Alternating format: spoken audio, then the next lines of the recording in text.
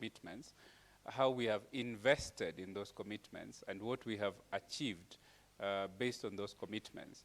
And it was a very deliberate audit, which brought together actors from government, from civil society, from academia, to do a very, very conscious and deliberate interrogation of those goals that we signed up to. And today we will see what kinds of progress have we made in those areas and what remains to be done.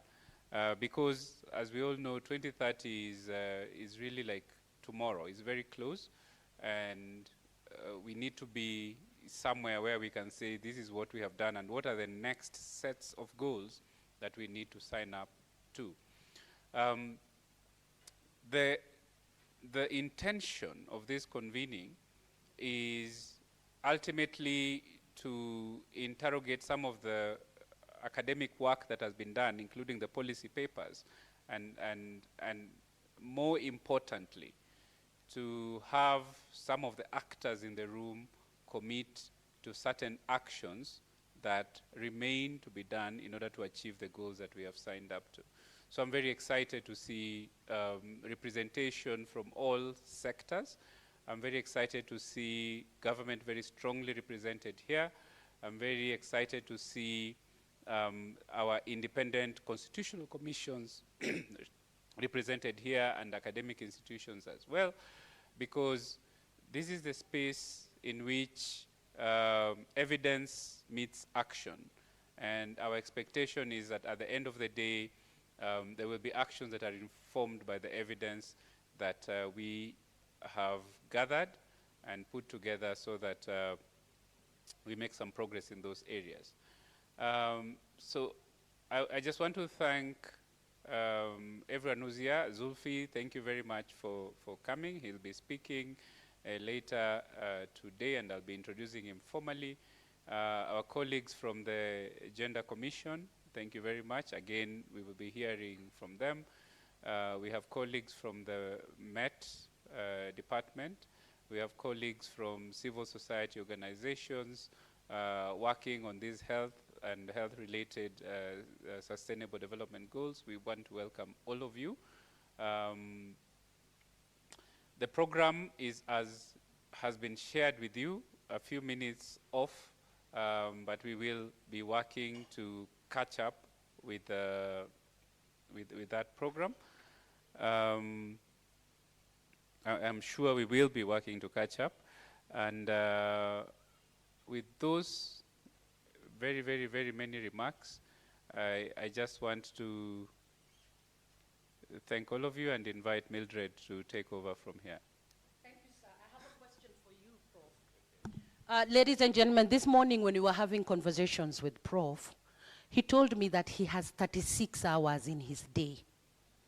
That's how he achieves what he has achieved. And I said, share with us very quickly. How do you have an extra 36, that's an extra 12 hours in your day, Prof? This is a trade secret, and if I told you, then I'll stop being as effective as I am. But I think the secret is, and it's a wonderful secret for me. The secret is in having effective and powerful teams working with you, and this is why you've seen Rosalita here. Yes. And now you can't see her. Now you see her, now you don't. She's over there. You've seen Rael. Yeah. Now you see her, now you don't. You've seen Anthony. He's here. So, teams. Effective teams. Effective teams. Yeah. They give you 36 hours in a day. Prof, do you think if all countries in Africa had effective governments, we would attain the SDGs in 5 years? We would surpass the SDGs in 2 years. Because the problem on this continent, as the Nigerian said, the problem is leadership. Yeah. We have pathetic leaders, we have idiots we put in leadership, we have people with problems that we put in leadership, and then they just mess up our countries. Right. I'm sorry to say this. Thank you, sir. Thank you very much. Another round of applause for Professor Lugoe, because when he says idiots, we know he means it. Thank you very much, Prof. Yes, yes, and you're all welcome. And with that, may I also welcome the partners in the room. We have a number of partners who work together with us in the Choice Project. We have the SDG Kenya Forum that incorporates more partners. We have the UN Women. We have government institutions. We have academia. We have special envoys on climate change. May I welcome Mr. George Owala, representing the SDG Kenya Forum, and from VSO. And what I know about George is that his mind is progressive and always itching to drive forward the agenda to conclusion. A big clap for George as he comes. Thank you, George. Thank you. Thank you very much, Mildred. I'm not sure if you're describing me, but that's subject for another day. So good morning, everyone. Good morning. It's a warm, nice morning. I mean, there's sunshine in Nairobi, so there must be something good with this city. Even if we have pathetic leaders, I think there's something good about the weather and the people. True or false? Fantastic. So I'm representing the SDGs Kenya Forum. My name is George Owala, and I'm a co-chair of the forum. We are a platform of more than 500 civil society organizations that are committed to holding the government to account on its commitments on sustainable development goals. We do this through citizen action because we believe that policies and actions should really transform the lives of the citizens of this country, and also beyond the borders of this country, we are involved in international processes and AU processes that are continental in nature. We have a deep interest in maybe three main things: inclusive citizen data. How can the voices of citizens really influence policy processes and change? We also are deeply invested in gender issues because we believe that women have a place, men have a place, but it's important to also address historical injustices that have maybe placed women and girls in the situations that they find themselves in. So how can sustainable development really address issues that affect women? And we are in collaboration with different partners like Gates Foundation and others to look at issues around gender. We are also very keen on local ownership, the whole spirit of leave no one behind. Where do we go from the SDGs? We have about 5 years to the end of the SDGs. So what next in a very interesting world that we live in today? The geopolitics, people are more interested in what's in it for them as a nation. That global existence is being threatened, where nations were keeping each other in check. Everyone wants to have it all, and security investment is being made at the expense of citizens and addressing issues of poverty. So we are challenging some of those things and looking at how do we have a model that works for Africa. Mildred was wondering, what do we do with Africa? In the morning, she was interrogating me and telling me, George, what can we do? And I think it's important to address those issues and questions. And then people-centered development. So that's something else that keeps us awake at night, wondering, okay, how do you really put people at the center of sustainable development? We believe strongly in partnerships, and that's why we are here participating with the Choice Project, looking at issues of gender, climate change. How do you become more inclusive and supportive? And lastly, I think we are very much interested in the issues of how do you get the voices of the citizens at the highest level. So recently we've been very much engaged on a framework looking at citizen data and how does that influence the UN processes, the government processes, and work with the statistics offices to ensure that the voices of citizens are included in government processes, in tracking SDGs, and ensuring that we are making progress. We have an interest in the 3 SDGs of focus and choice program, the health, gender, and also just having inclusive societies and climate action. So thank you very much. I do look forward to the engagement and the deliberations.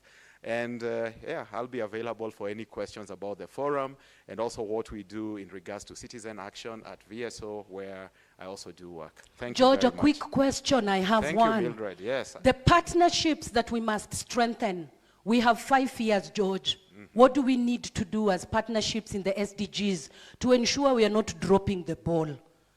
I ask the question to George because I know that partnerships are critical.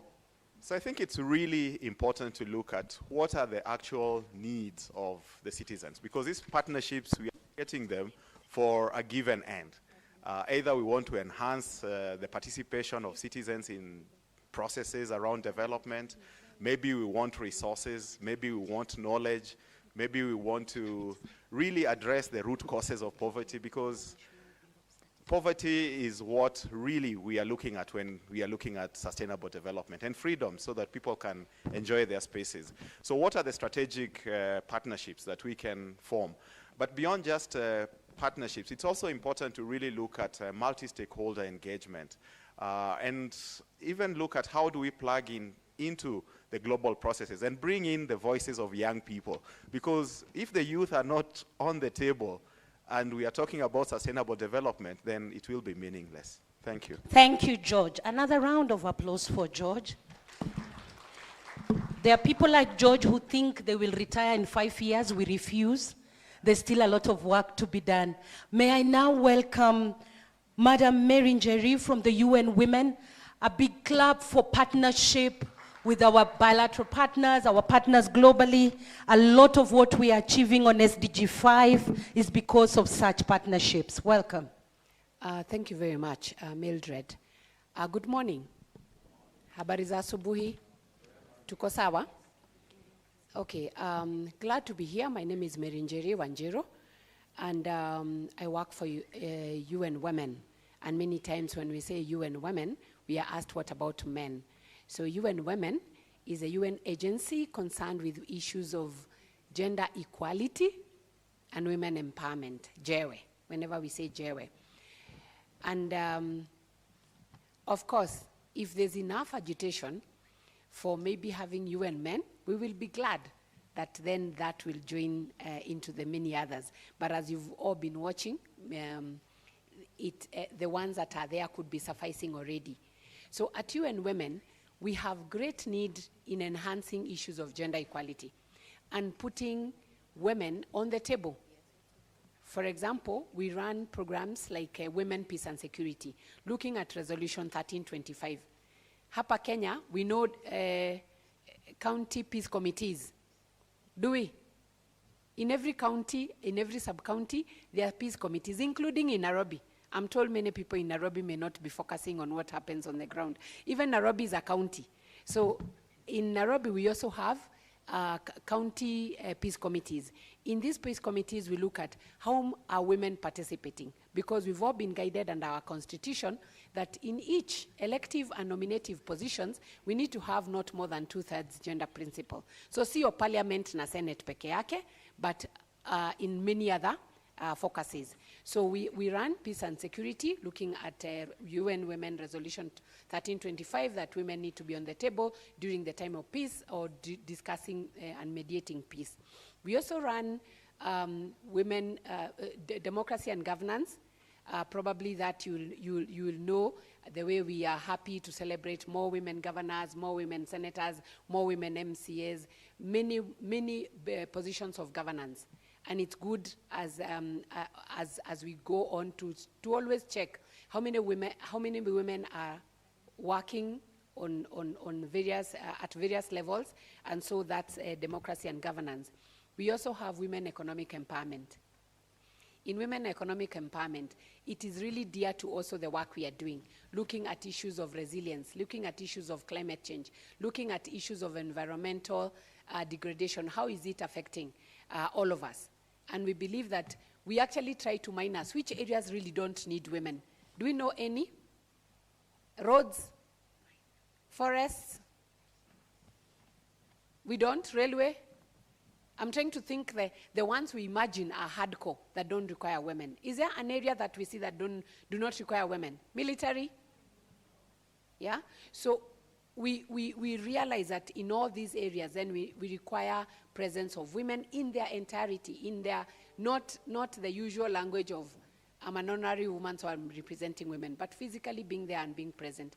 Also under this, we look at women and ICTs, women and young women becoming coders. Like we have, I was just telling some colleagues that we have African Girls Can Code program that picks a girl from each county and really educates them around coding so that they can competitively work with other women around the globe. It's an AU program. Then we have Ending Violence Against Women and Girls Unit, which then looks at what is, in all these things, what are the barriers? How are we ensuring that participation is not curbed? And we believe that when men are in the space, actually the country benefits. If you ask me at a personal level, there's so much benefit for men when when gender equality is realized. Because then we won't have a lot of maybe cultural burden on men, because then many women will also be able to effectively participate. We have a keen interest in this program, and we have been participating very faithfully. And I'll give 2 examples that I realized just this morning. When I was coming here, I used many routes, including one that crosses the river that forms from Nairobi Dam. And that river today was black, as always.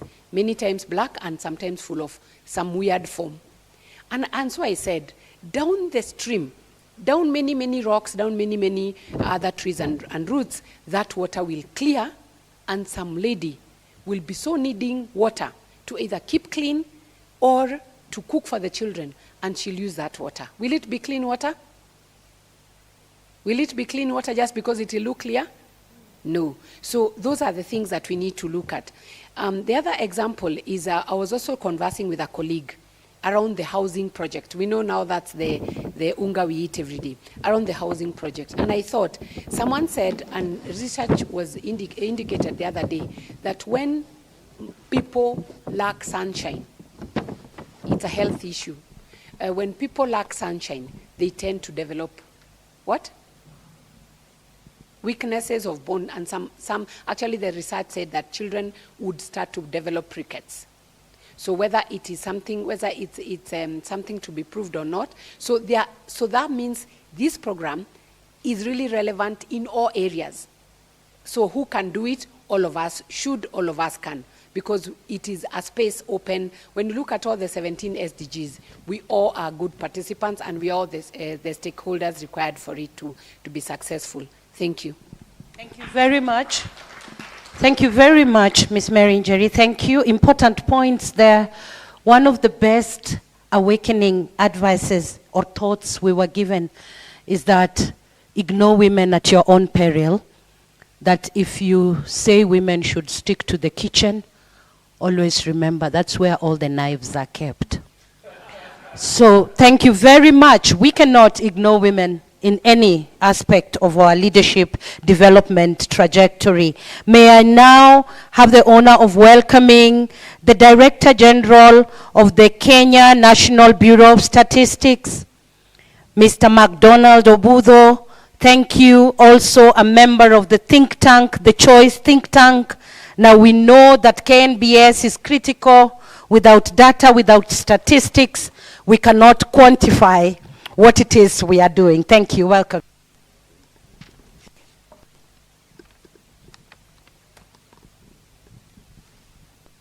Thank you so much for the chance.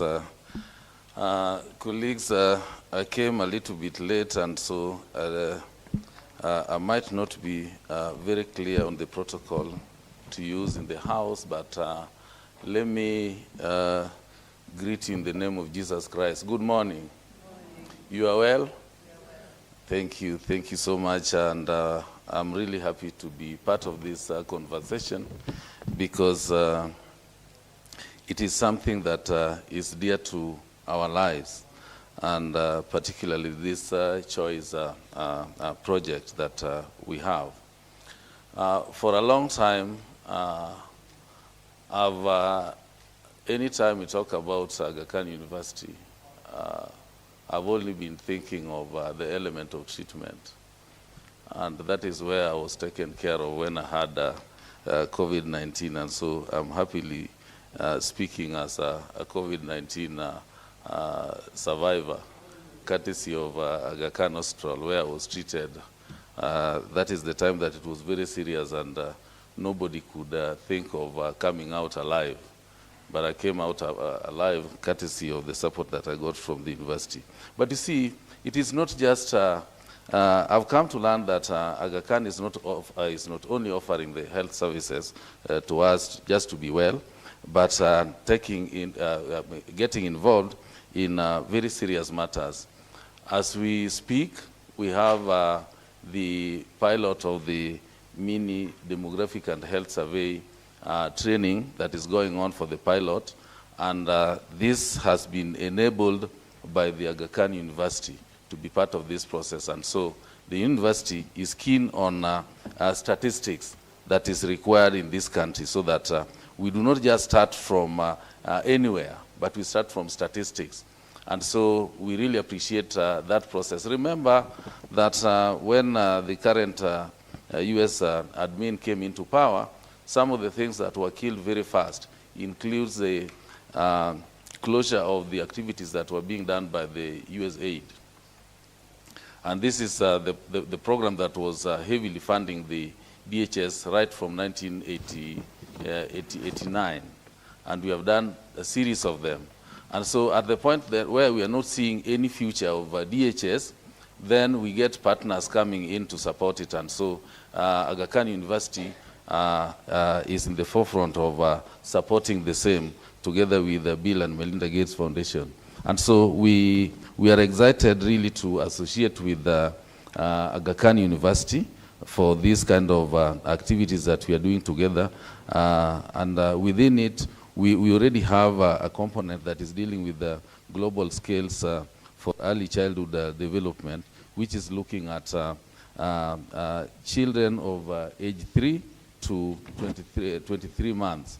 And so this is a new area that we are venturing into, courtesy of the university. And again, being involved in and being the initiator of the Choice project, really the institution will be mentioned over and over again. Now, from the Bureau of Statistics, I think this project is really in line with some of the activities that we are currently undertaking. Just in July this year, we launched the what we call the Kenya Strategy for Development of Statistics, the KSDS 2. We had the one that expired, and so we are on the second one, which is the transformative blueprint that is anchored on the modernization of statistics, innovation, inclusivity, and resilience. And so within it, we recognize that the data ecosystem is changing and changing very fast. We have many players coming in, and we need to deal with non-traditional sources of statistics. And that's how I was very happy to hear when I was coming in, George mentioning about the citizen data. This is something that we have already taken care of in the KSDS2, which was not there earlier. And so any new changes that are occurring, we really need to conform to them and ensure that they are up and running. This includes working very closely with the non-state actors, which of course that's where we have the civil society organizations. Part of them are here because I've noted that we also have the SDG Kenya Forum that we have also been working with very, very closely. And so we are looking at the areas that have not been common, and we need to bring them into focus so that we can gain what is required of us. We also take note that the academia is also generating data. But then how do we consume what is coming in from the case studies? We have come up with a criteria that we are using to look into, to look at the quality of statistics that is being generated by different players.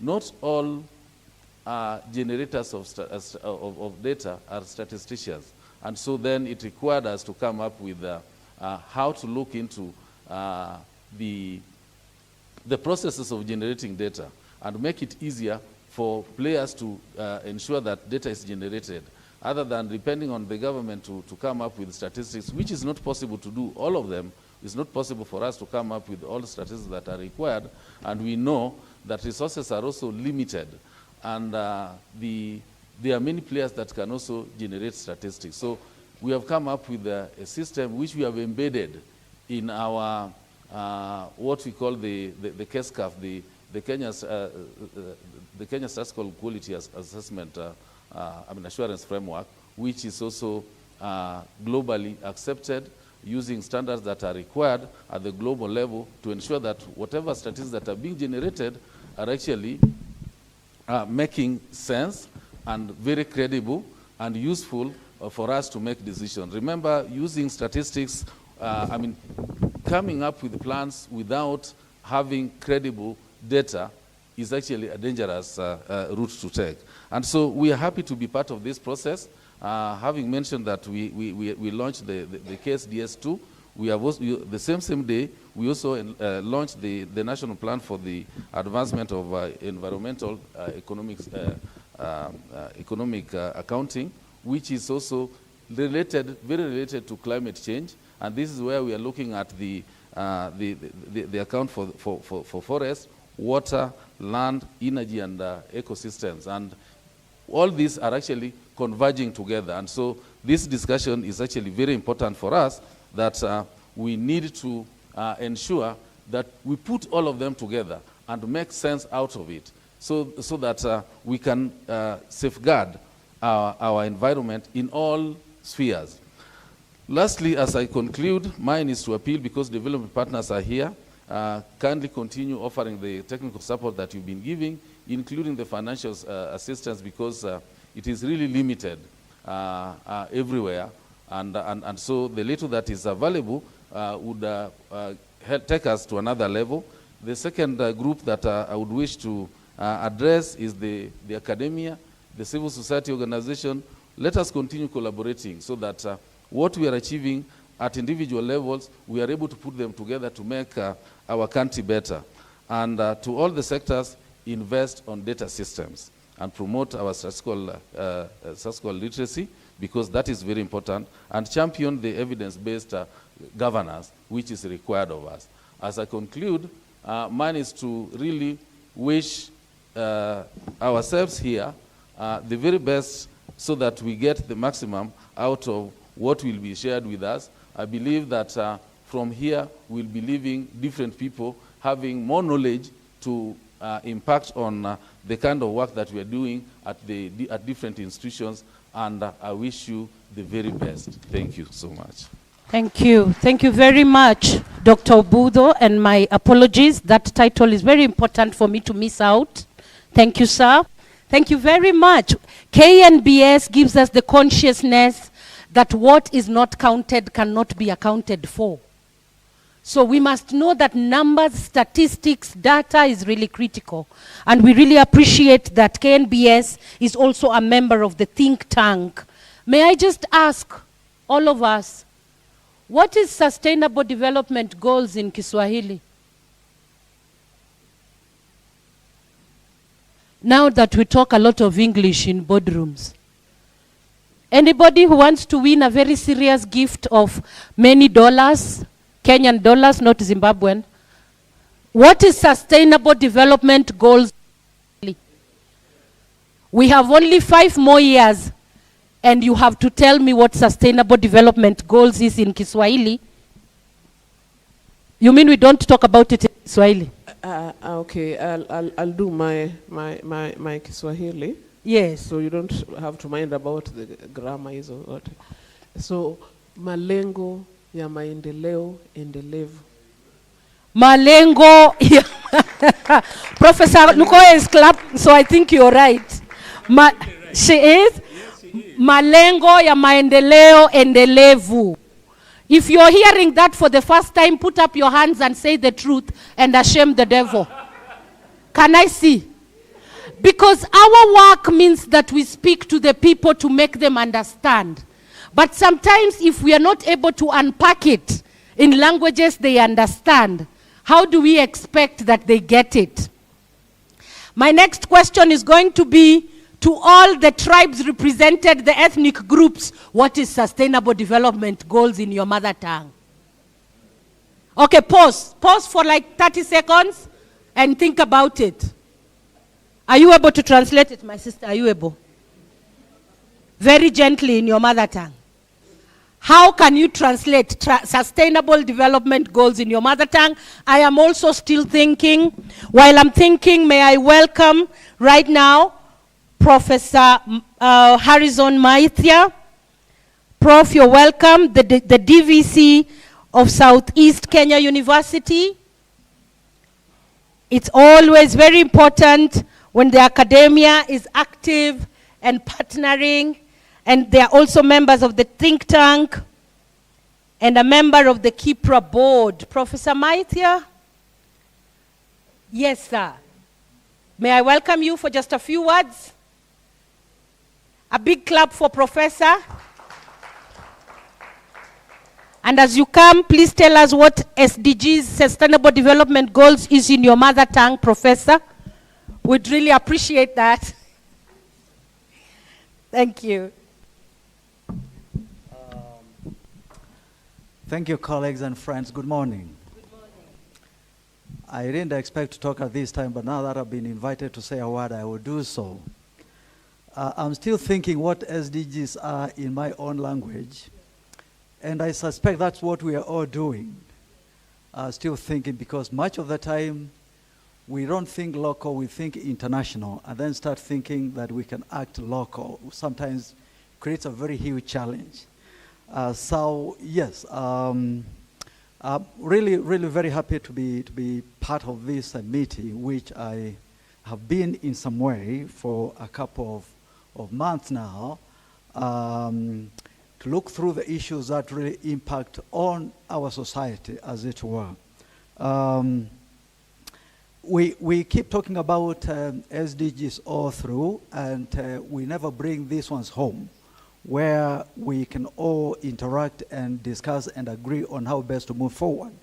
So really, this choice project, which has been running for quite a while now, has really opened our eyes in terms of the way we're looking at things, how we want to interact, and how we want to move forward with SDGs, and where we can pitch and make a difference as not just thinkers, but also policymakers, development partners, academics, and civil society.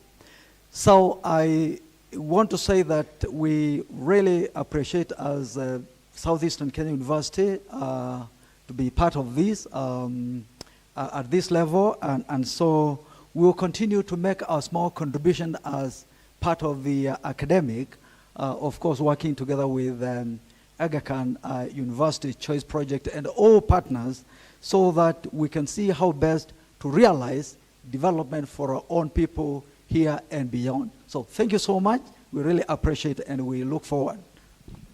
Thank you. Prof, you haven't told us about your mother tongue, and I want to learn, Prof. Okay, Sometimes we want to go to the village and explain to our people in a language they understand. And then we put a lot of English, and our people look at us and wonder, what are you saying? Right. My question is, anyone who understands their own mother tongue here what SDG is? Let me hear that.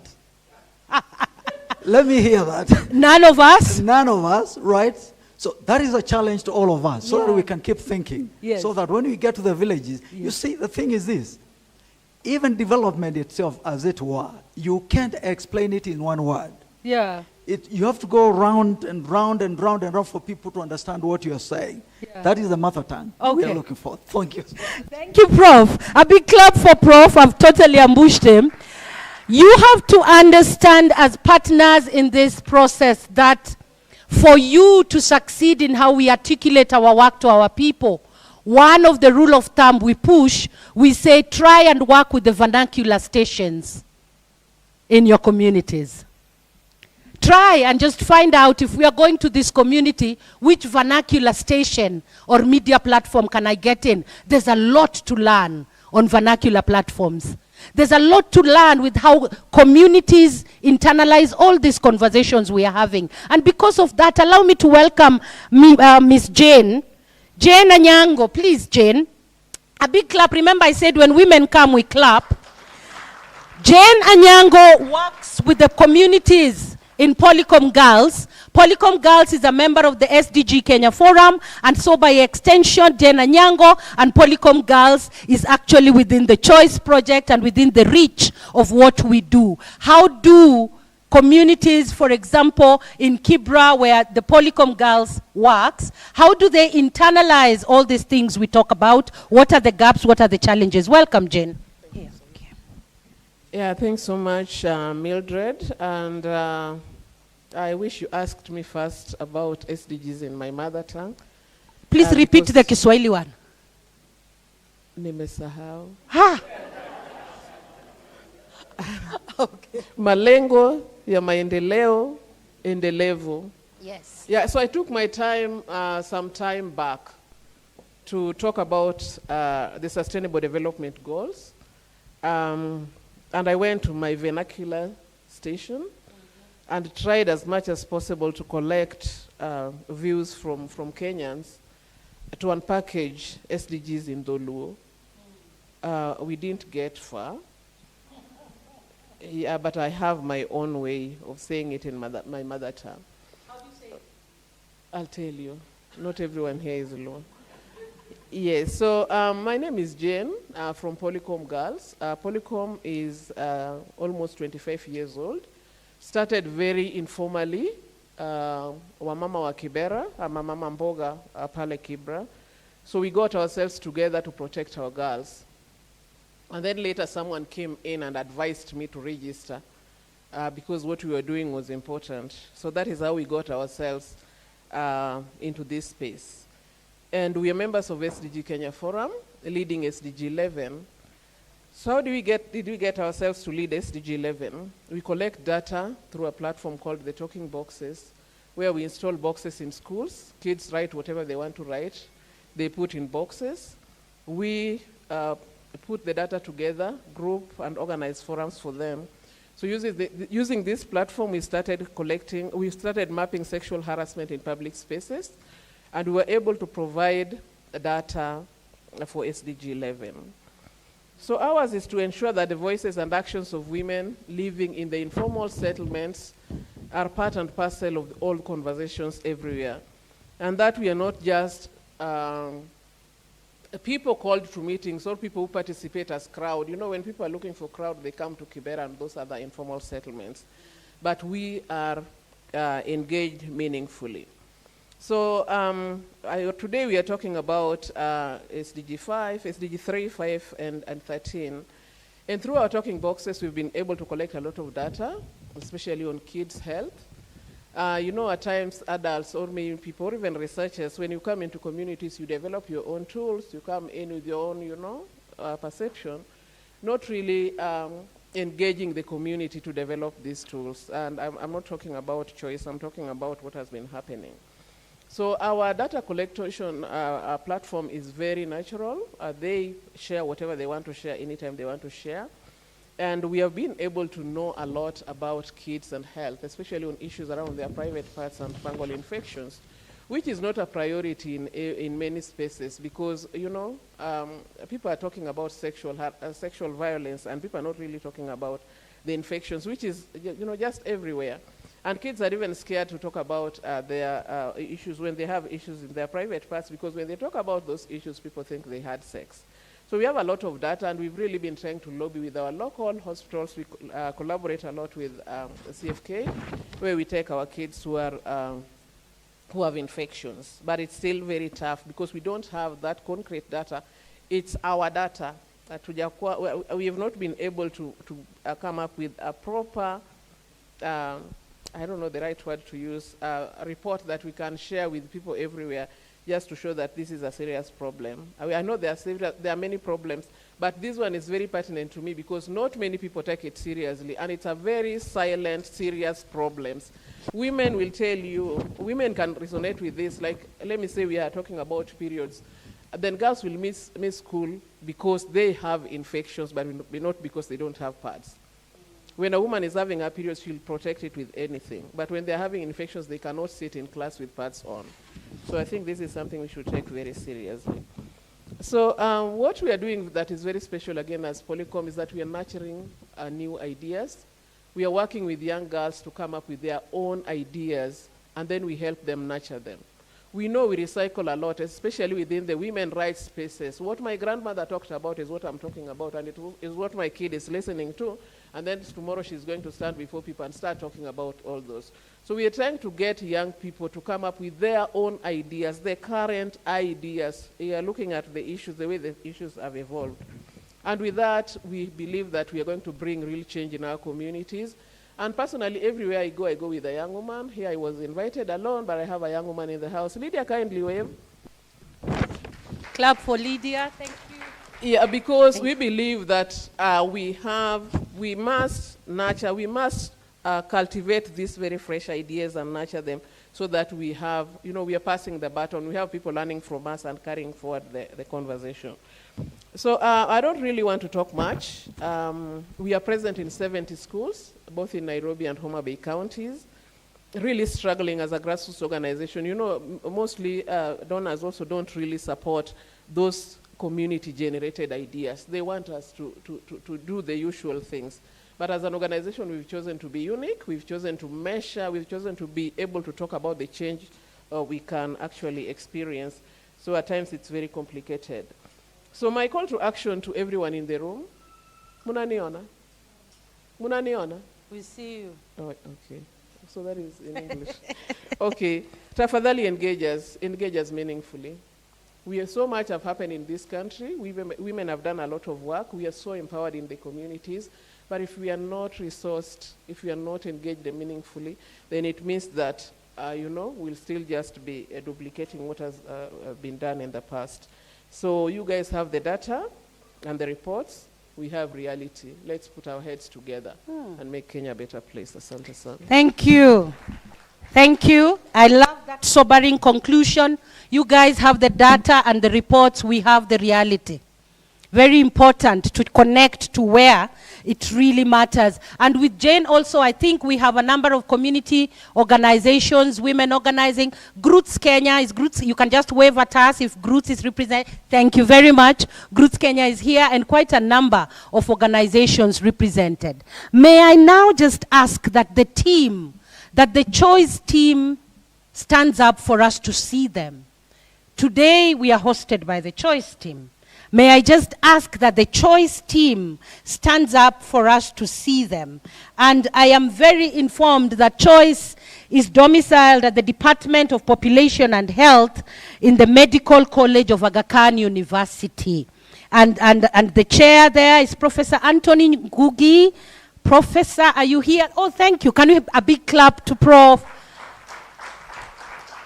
Prof, I really want your team, the entire team of choice to stand up. May we please see them? Please stand up. Please, can you start clapping for them as they stand? We are really appreciative of the fact that the team is putting together very critical work that is actually making today meaningful and purposeful. Thank you very much, Choice team. Thank you. Take your seats. And with that, may I welcome you back here again, Professor Lukoya Tuoli. Because the next speaker can only be actually introduced by yourself. I haven't won the cap of professor, so I'm not able to. Please welcome the next speaker. Thank you. Thank you, Mildred. Thank you very much. It's my honor and pleasure to introduce the next speaker, who is the brain behind this project globally, not only in Kenya. Dr. Zulfikar Bhutta is a Robert Harding Inaugural Chair in Global Child Health and Policy at the Hospital for Sick Children in Toronto, also called Sick Kids, and the co-director of the Sick Kids Center for Global Child Health. He's also the Distinguished University Professor and founding director of the Institute of Global Health and Development and the Center of Excellence in Women and Child Health at the Aga Khan University globally, which are very unique appointments. He also holds adjunct professorships at several leading universities globally, including the Schools of Public Health at Johns Hopkins in Baltimore, the George Washington University in DC, Boston University School of Public Health, University of Alberta, as well as the London School of Hygiene and Tropical Medicine. Professor Bhutta is a designated Distinguished National Professor of the Government of Pakistan and has chaired the Board of Governors of the National Institute of Health from 2021 to 2024. And also the National Health and Population Advisory Committee of the Federal Ministry of Health Sciences, Health Services, Regulation and Coordination. Dr. Bhutta was a member of the Independent Expert Review Group appointed by the UN Secretary General for monitoring global progress in maternal and child health Millennium Development Goals between 2011 and 2015. And he was also the co-chair of the Global Oversight Committee of the World Health Organization, Eastern Mediterranean region, and a technical member of the high-level UN Health and Health Rights Committee. So if you, he's trying to stop me, but no, it's important for us to say this because we are sitting in the presence of a global health leader who we have to acknowledge some of the achievements. He went to school in Peshawar in Pakistan, where he got his medical qualification and got his PhD from the Karolinska Institute in Sweden. He has received numerous awards over the years. Most recently, he was recognized by the Senate of Canada with his Canada 150 medal for contributions to global child health. Okay. He was admitted to the National Academy of Medicine of the USA and elected as a fellow of the Royal Society in the UK as well. I'm going to talk about the latest award where Dr. Bhutta just this year received the Virchow Award. So for those who do not know, and those who are in global health, this award is awarded to people who are on the next level of getting the Nobel Prize for Medicine and Physiology.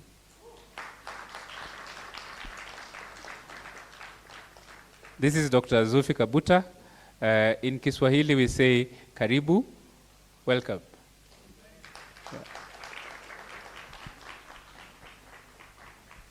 Thank you, Lukoy, for that generous and embarrassing introduction. There are no Nobels in global health. That's one of our biggest global challenges, because even people who eradicated smallpox, people who were near close to eradication of polio will never get a Nobel, because the Nobel was for some reason just pegged to discovery science and not necessarily global benefits in public health. I was going to say a couple of things before I start. One is that Lukoyet, my dear friend, talked about the importance of global collective civic society movements and his secret sauce for success at AKU. But behind every great team is a leader, Lukoy. And that secret sauce has to be acknowledged, that it is your personality and your ability to motivate people and to galvanize them into collective action that I think should be recognized, and is one of the reasons why we entrusted this important project in Kenya to you, because it required a national leader. So ladies and gentlemen, I'm a little bit of a dinosaur in this space. So let's get the slides up, and I'm going to try and give you a bit of a background as to how we conceptualized this project some years ago. And as we conceptualized this, what was the historical context in terms of why should we look at the Sustainable Development Goals a little differently from the Millennium Development Goals? Now, I look around the room and there are a number of young people, young leaders in the hall, and I think it's important to step back and see how the genesis of the SDGs took place and what was the role of civic society in Sustainable Development Goals, which was not there previously. So I want you to look at this particular image from the year 2000. And this is an exceptional image of what the world and global leadership looked like 25 years ago, almost to date. Now, I was relatively younger, not all that young. I was 45 years old at that time, and I was part of this process as a member of 2 committees. But we never got to the podium where all of these global leaders assembled in New York to sign a global declaration for development, which led to the Millennium Development Goals, specifically coined. This is the Millennium Summit. And it's an exceptional photograph because it tells you what the world was at that time. So you see in this particular image, people from China, Putin, the President of the United States, UK, France, all standing shoulder to shoulder. You see Yasser Arafat up there standing quite close to Ehud Barak from Israel. You see the leaders of Pakistan and India standing quite close to each other. And they all united despite all differences that existed at that time around a common mission of making the world a better place for its citizens, and particularly the most vulnerable citizens. And that's how the MDGs were coined. And these Millennium Goals, 8, had health as a cornerstone, and the health of the most vulnerable, particularly women and children. So many of us who remember the MDGs remember them for the Millennium Goal 4 of reducing child mortality by 2/3 and Goal 5 of reducing maternal mortality by 3/4. And it had behind it also a very important goal of eradicating global hunger and poverty, Goal 1, and a few others around education and maybe a few other aspects of health. But the cornerstone of the MDGs were these goals for women and children. Now, we didn't get everything right, and the reason I'm showing you this is that when I was flying to New York to attend these committee meetings, we had zero idea as to what were the goals and what were the targets and what was the data behind many of those, because there was very little information, very little statistics. In fact, even the numbers around global child deaths, maternal deaths, were guesstimates, because these were the early stages of global health, and the demographic and health surveys, sadly, recently stopped, were only just in place for a decade or so. So there wasn't a lot of information. So when we were asked to say, how much should we reduce child mortality by? There were all kinds of figures to say, 1/4, 1/3, 70%, and a figure, approximate figure of 2/3 was coined because it was thought that this is what we might be able to get over time. Now, history tells you that these global collectives and this effort in the MDG period was extraordinarily successful because the world, despite its differences, aligned. And if you look at progress, in the period between 2000 and 2015, looking at whatever the base figures were for 1990, taking the world's population increase into account, the world actually achieved Millennium Goal 4 of reducing child mortality. So this just tells you the power of collective action. But did we get everything right? No. There were many things, many blind spots in the MDG period, and some of those blind spots related to the lack of information. So equity, the principle of equity, the principle of equitable progress, reaching the unreached, the marginalized, did not exist. The term equity does not come even once in the Millennium Declaration. It was something that we coined later and actually put our efforts behind.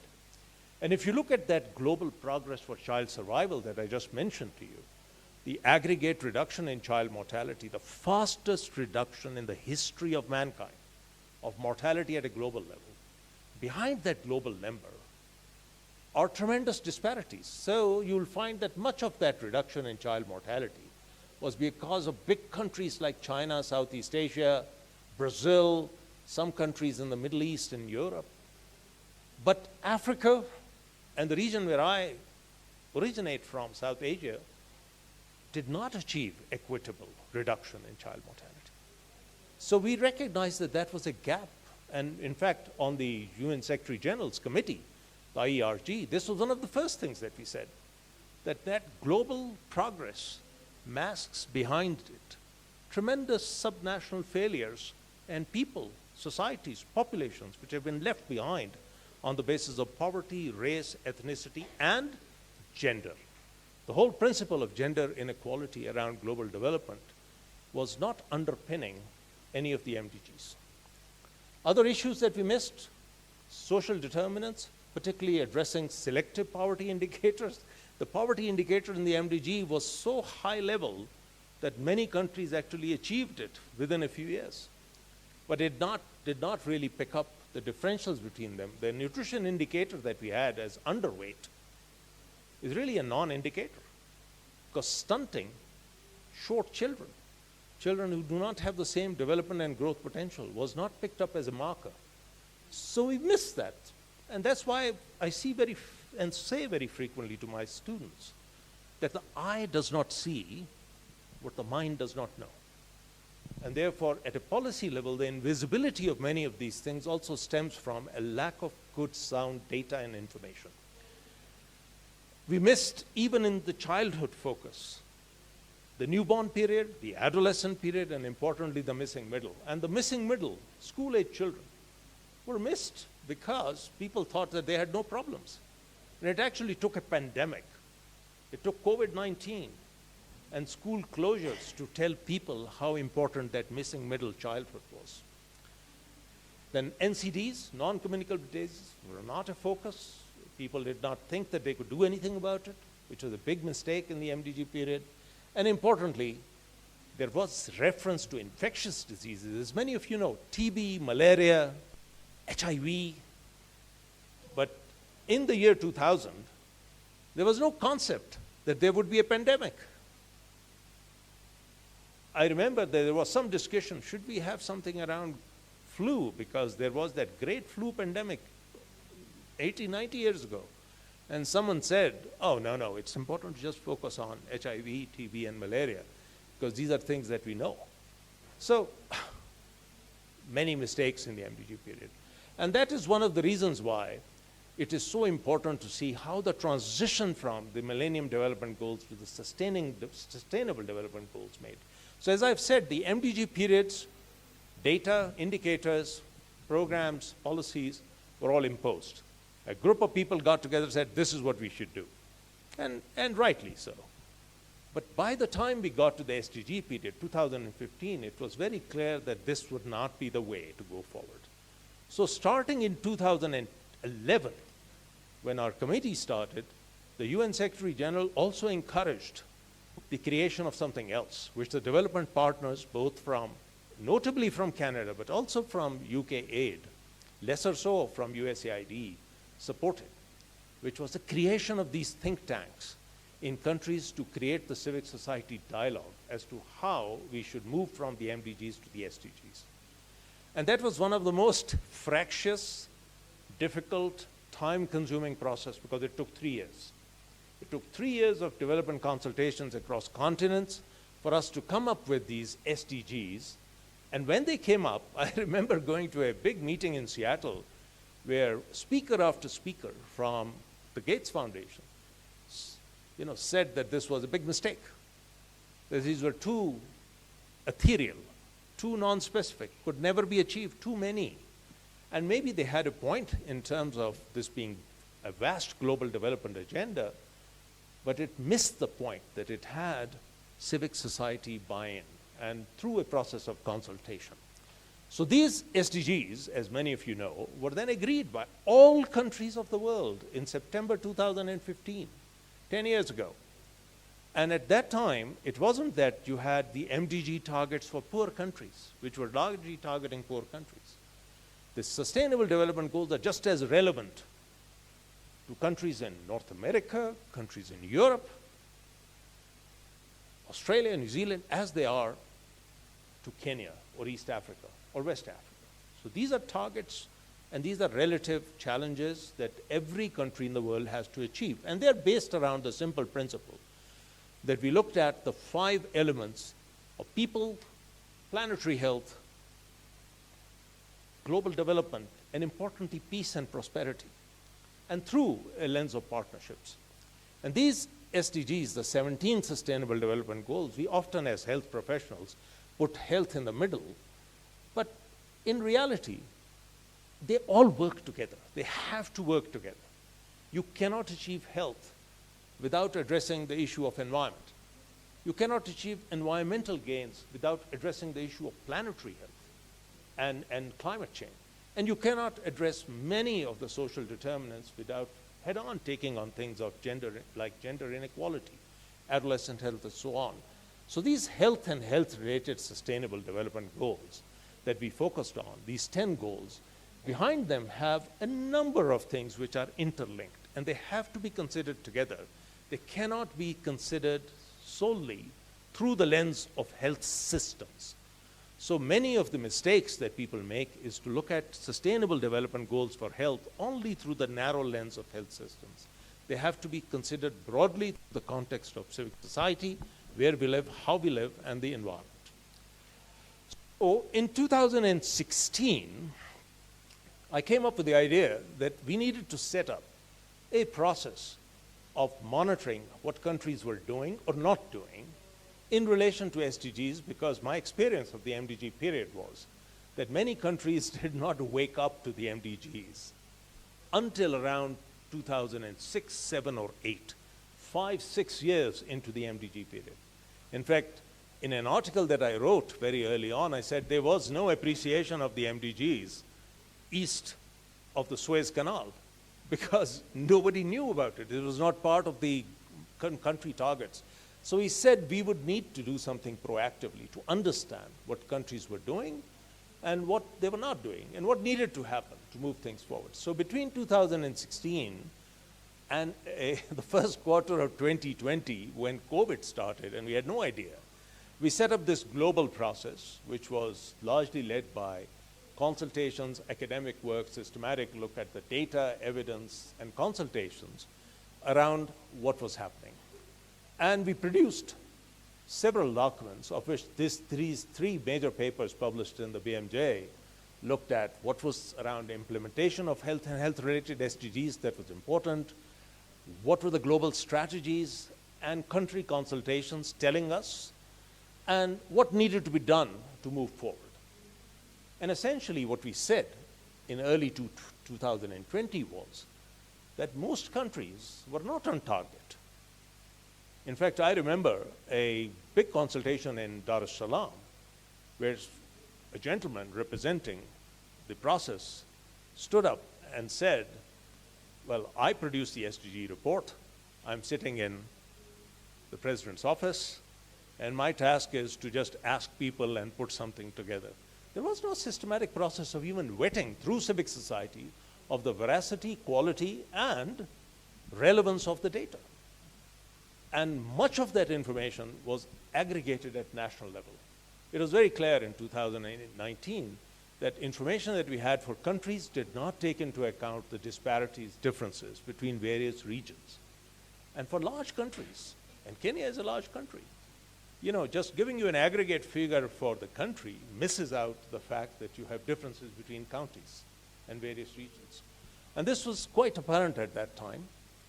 And it was very clear to us that for coordination and action at that level, governments were important players, but governments were just one piece in an equation where civic society, academia, non-governmental organizations all had to play a role.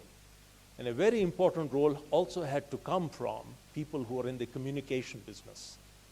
Not just communication, but also importantly, health journalism. People who could hold the feet of politicians to the fire. So that's when we began the process of thinking about what should we be doing actually in country. So before I talk about that, very quickly, we are in 2025, 10 years into the Sustainable Development Goals, and just 5 years away from the end of the SDGs, or the next stage of the end SDGs. So let's look at what the world looks like. And since I started with maternal child health, I thought I would tell you, at least from the lens of maternal child health, how much progress has been made since we transitioned from the MDGs to the SDGs. So, first of all, our Sustainable Development Goal 4 report from the SDG Forum, etc., at global level, the SDSN will come out, I believe, in about 10 days' time. And it will make the same observations that last year's report made, that many of the SDGs are severely off target, which means that we have to do something in terms of moving forward, not just in the remaining 5 years, but beyond. We just published our report from Maternal Child Health as a countdown report to talk about really where the state of maternal child health is. First of all, there has been progress in reducing child mortality across low-income and low-middle-income countries, but the progress, as you can see, is both unequal and uneven for a range of indicators that we now have data for. We didn't have this data in the MDG period. If you look at the rate of overall progress, progress has slowed considerably in the SDG period. Compared to the MDG period, the SDG progress across the board for mortality, for stillbirths, for children 15 to 19 generally is much lower. But this is the good news. The fact that we have had an equity focus in the last 10 years, many countries that have made progress have reduced inequalities. So the importance of data information and trying to reach the unreached. So that's good news that you can make a difference in difficult areas. And you can see this across socioeconomic gradients as well as people living in rural populations. In many areas, progress has been unsatisfactory. I mentioned child stunting, which is now an SDG indicator, was not as part of the MDG period. I mean, child stunting still remains a major challenge because it requires investments that will yield results over 20, 30 years, and many governments don't have that stamina or staying power. We've just published our results from exemplars of stunting reduction, and that tells you how change can take time, and sometimes investments that go beyond the political time frame of every government. So stunting is a challenge. And then you see differences in coverage at various time points. But by and large, in the Sustainable Development Goal period, you will find that coverage rates for many key interventions have gone up. The arrows are all pointing upwards. So that's good news. But there are inequities, and this needs to remain a target.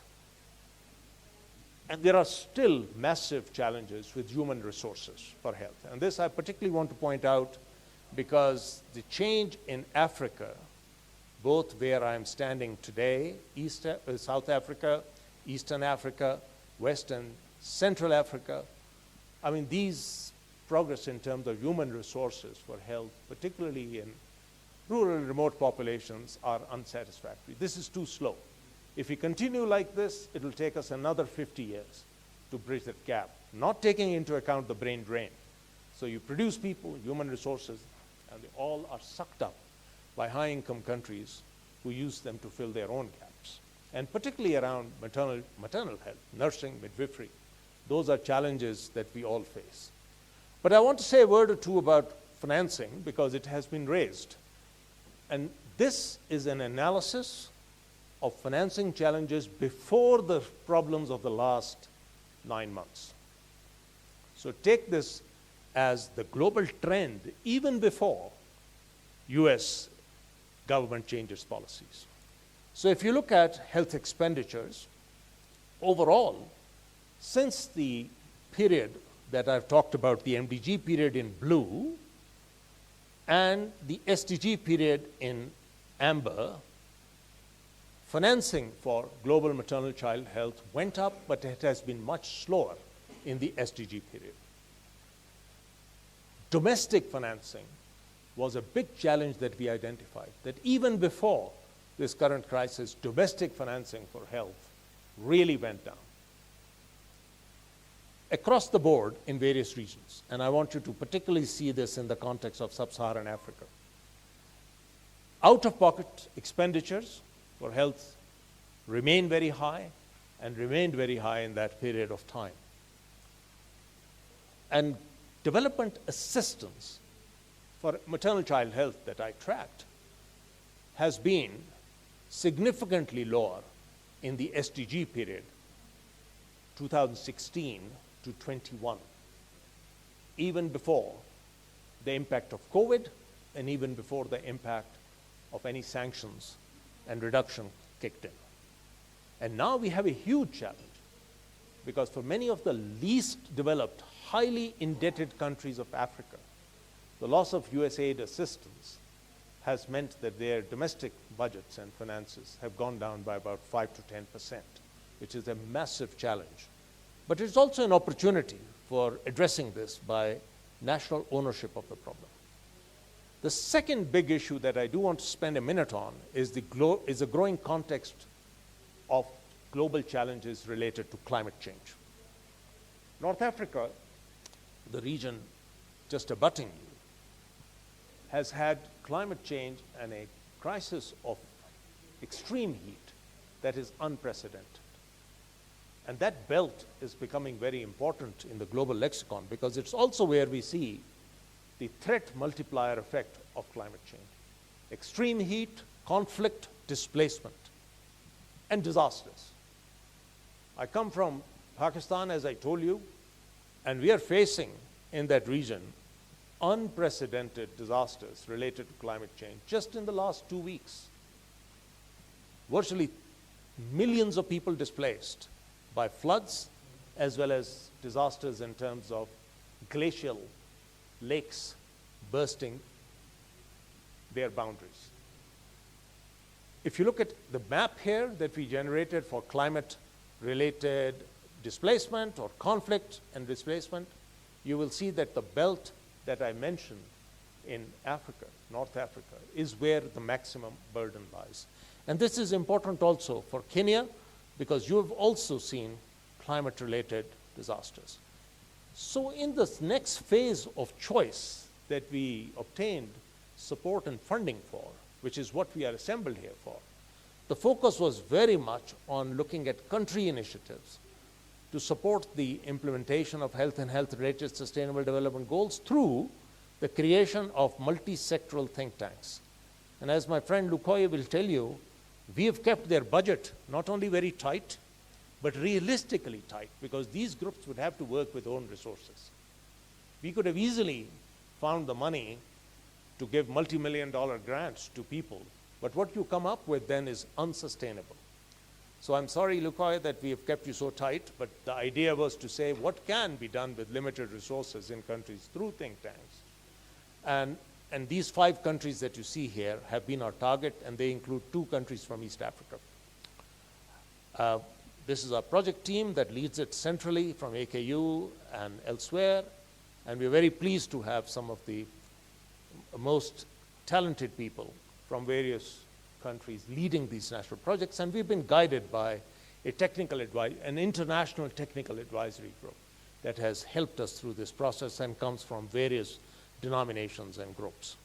And the project activities have looked at a range of things that I will not go through, because you will hear about that from Kenya, starting off with systematic reviews, but also looking at climate change and mental health in great detail through in-depth country case studies. And these think tanks were encouraged to develop local solutions, innovations, and questions that have already been asked around how do you produce data which is independent, verifiable, and also can hold the feet of government agencies to the fire when there are disparate data.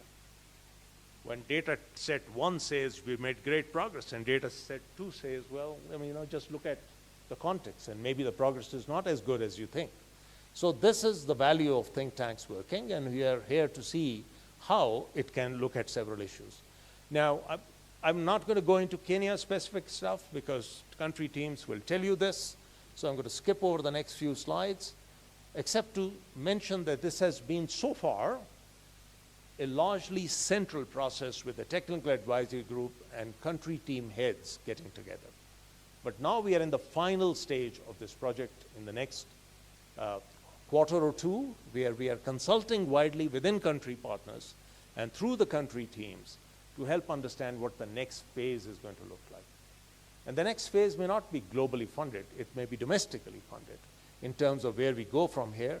So I'm very keen that the consortium learns from you, gets your advice, gets your take on whether or not this work is valuable, and how should we, not just in the next 5 years, but beyond, look at how sustainable development goals can be improved, implemented, and become part of your national development agenda. Thank you very much for your attention. Thank you. Professor Zulfi, may I just ask that you please come forward and we clap properly? May I ask that we clap properly? And may I request that you allow just 2 questions, because as you're talking, I had questions. And my first question is, Prof, are you optimistic about the next 5 years, having that experience from the millennial development up to now? Are you optimistic that it is attainable? And I will give only 2 chances for questions to Professor Zulfi. It's not every day you meet Professor Zulfi. So are you optimistic about the next 5 years? That's a fantastic question. And can I answer that by saying, I call myself a dinosaur because I've been part of this journey from virtually the very beginning. And I wouldn't be standing here today if I wasn't optimistic. So the world did achieve a major, major global target in the MDG period. And although the world is no longer what I showed you from that Leaders Summit in 2000, but I have great faith in the strength of our common humanity and our common aspiration to make this world a better world for our children. I'm a pediatrician. I work with children. I'm a pediatrician who also works with maternal health extensively. And I'm very confident that if we are able to build a collective around this common mission of addressing not just health issues, but the social determinants of health, which are the underpinnings of the Sustainable Development Goals, we will make this world a better place. But when I say we, it is not just the global elite we who work at the level of UN system or high-level panels or other groups. It is basically this we. It is the national level ownership of this agenda. Kenya, like my own country of origin, Pakistan, can only achieve progress if it became your agenda, if it became the agenda of people like yourself, it became the agenda of every parent out here, is to make this world a better place for their children. Thank you. May I give the chance to just 2 questions? 1 question, going 1, going 2. Don't blame me. Yes, yes, George. I knew there had to be something. Yeah. Yeah, thank you very much, Prof.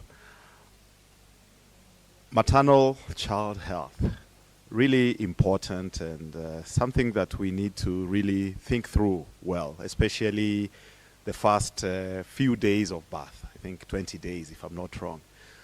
So what can really be done at the very local level? Because you said that the change won't come from people who are at the elitist levels up there. So are there some really great examples about those transformational changes? Because I know in some spheres of health, ORS transformed matters around children. So is there a silver bullet, something akin to ORS? Thank you. So that's a very perceptive question. It's an important question. It's a question that will take me 3 hours to answer if I wanted to answer it in depth. But I'll give you a snapshot. So I'll be back here in March when we have a big global maternal child health summit here in Nairobi to talk about, amongst other things, one of the most difficult parts of child health, which is how do you reduce newborn deaths? Half of all under 5 child mortality is in the first 4 weeks of life. It's actually in the first week of life, the first 72 hours after birth. And we've been working on how can we make that better. But although we had worked with models and other things in the past, in the last few years, we've actually worked with country-level examples, real-life studies of how countries have achieved it.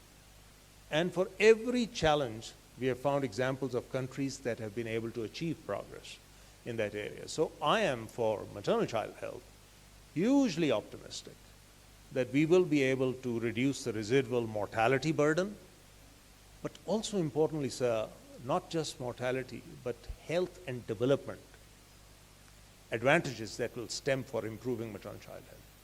Stunting, which is one of the major areas I work in, is not necessarily something that leads to premature mortality. it leads to premature senescence. It leads to huge developmental deficits. And the interface of climate change and undernutrition, as Dukoye would know, is now a big driver of life expectancy, but also quality of life over time. So we are now turning our attention to human capital. So for Kenya, just like you and I as parents, we are not only interested in our children living to be adults.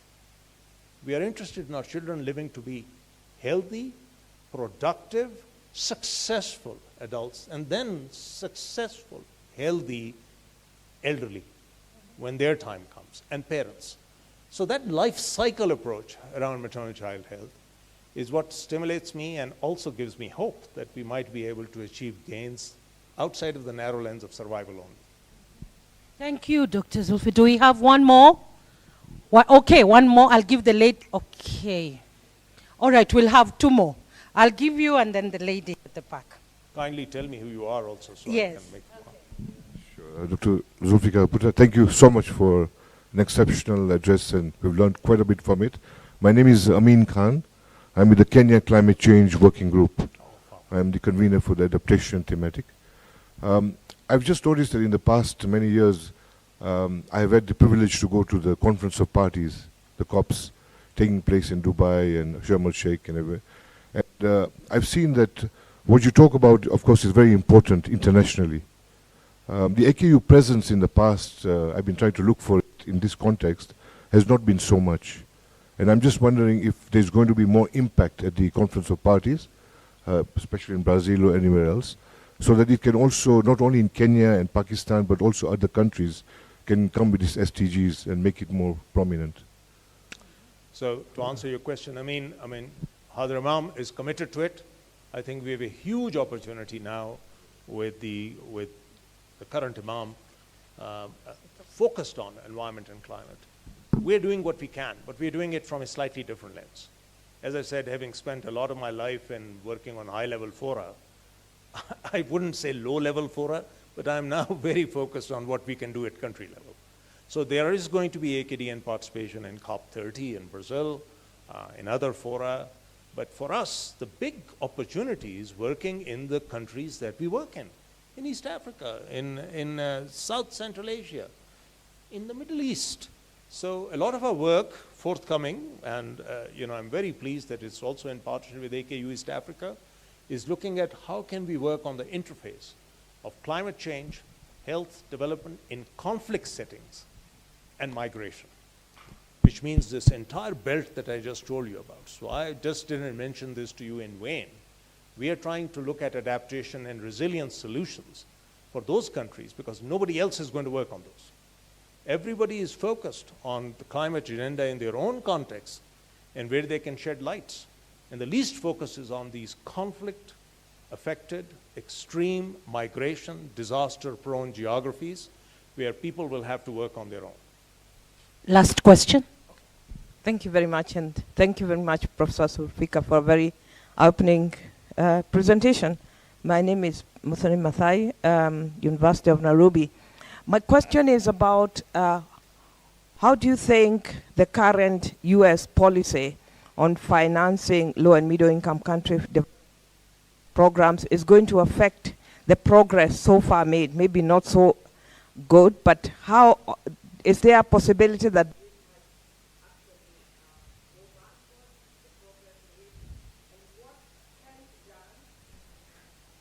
in your opinion, to save the situation, if that is a possibility? Thank you. You're from the University of Nairobi, ma'am? Yes. Which department? Department of Psychiatry. Fabulous. Okay. So, I'm going to say this openly. The Chinese word for crisis is actually a two-letter word. If you look at this, it's got two Chinese letters. They say, how does crisis have two letters? Because they're very smart. They're a millennial, society, so they think wisely. The Chinese word for crisis has two components. One is danger, the first part. The second one is opportunity.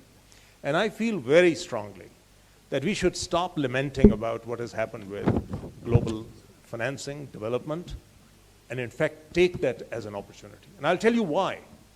Countries hit hard by global aid depreciation and at times stoppage are countries that should have been able to put their own money behind their agenda decades ago. Why should USAID fund South Africa, which has the potential to support its own HIV and AIDS program from indigenous resources for decades? That's where a lot of the PEPFAR money went.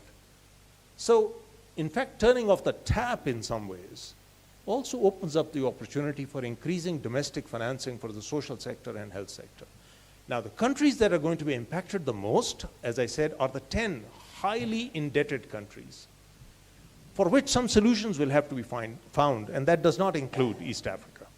They are the small countries where their debt to GDP ratio is very high, and they have not worked very hard in terms of reducing that debt burden over time. The countries that will be impacted the most are where the humanitarian action is needed, in some places. But my own reading of all of this is that there will be a shock, as people have seen right now, but it is just like the post-MDG period, a slow and steady reduction in development assistance, which has allowed countries to adapt and to put their own resources behind health and development. So Pakistan, for example, has less than 3% of its projects impacted by USAID closure. And none of those are mainstream. So we weaned ourselves off that a long time ago. India shrugged its shoulders and said, okay, we pass on.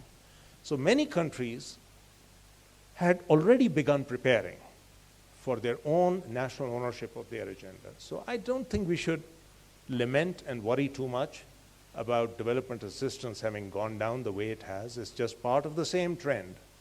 And as I said, it creates an opportunity for greater domestic financing for your own needs. After all, there are your own people, for politicians in countries to increase their health budget or social sector's budget from currently 1 to 2% of GDPs to 5 to 10% of GDPs, to invest more in education is what their raison d'etre is. This is what they are there for. And I don't think we should worry too much about development assistance no longer focusing on low and middle-income countries. If this was not going to happen now, it would have happened in 10 years' time anyway. Our projection for where the aid was going told us this would have happened by 2030 anyway. So if it's happened in 2025, take on the challenge and move on and develop response strategies rather than, as I said, worry about why has this happened and can we change the mindset in Washington, D.C. It doesn't matter. Wow. Thank you. Thank you. Another round of applause, please, for Dr. Zulfi. Professor Zulfi, thank you. You make me feel like I want to say, I won't give up if you don't give up. It is what everybody needs to tell each other, that we can't give up, even though the trajectory might be challenging. And with that, may I now welcome again Professor Lukoye. Professor Zulfi has taken us through history, and the wealth and the wisdom that flowed from there means that when you have gone through lived realities of how the process began and where we are at, it means then that those ones who are managing country projects, like the Choice Kenya project, should give us the hope to keep moving. Professor, I am welcoming you on one condition, that you give us more hope. So, with the project as we move. Yeah. Thank you, Mildred. And thank you very much, Zulfi, for foregrounding the work that we have done.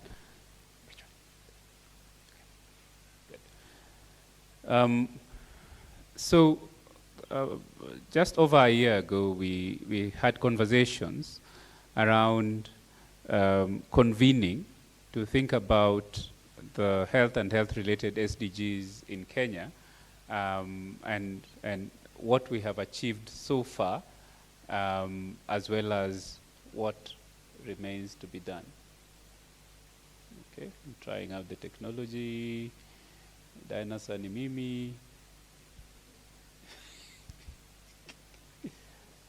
Oh, there we go. Good. Thank you. So, sisi kama dinosaur. At that time, we convened a few people that we work with and asked ourselves, how can we bring together a collective that tracks and reports on what we have achieved as far as these commitments are concerned. And these are some of the people who we brought together in the beginning.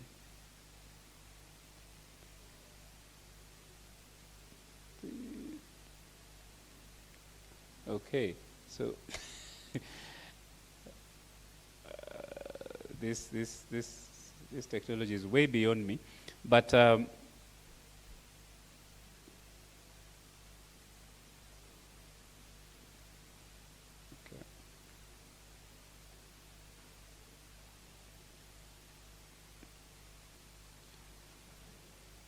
okay, just move to the next slide. Thank you. So it's useful for me to probably indicate, because we've been talking about choice. And somebody might be asking, what does choice stand for?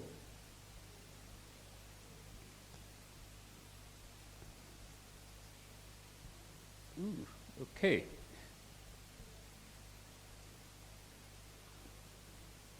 Good. Ooh, we even finished the presentation already. All right, that's where I wanted to be. That's where I'll stop it. So the idea around choice was to create a consortium looking at an intersection of things which affect our well-being, beginning with climate change, which we all appreciate is a big deal. And Zulfi has talked about thinking in Washington, D.C., and thinking around the rest of the world.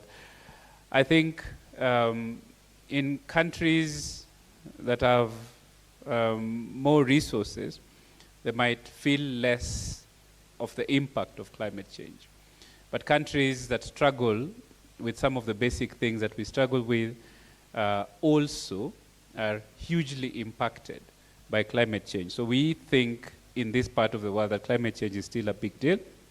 Inequality is a big deal. We see it in Nairobi, we see it in this country. And then bringing together climate change, inequality, and health, and other complex challenges that influence human health. So we looked at the health and health-related sustainable development goals, which we have gone through. The importance of this is that we asked ourselves, we have 5 years to go to 2030, where we hoped that these goals would have been met. And we identified areas where our progress in these goals has been quite inconsistent. However, we had to acknowledge that over the past 5-10 years, there has been significant improvement in some of the indicators related to the health and health-related SDGs. And so we thought this is the best time. It's a good time to galvanize attention on what we are doing towards achieving these SDGs.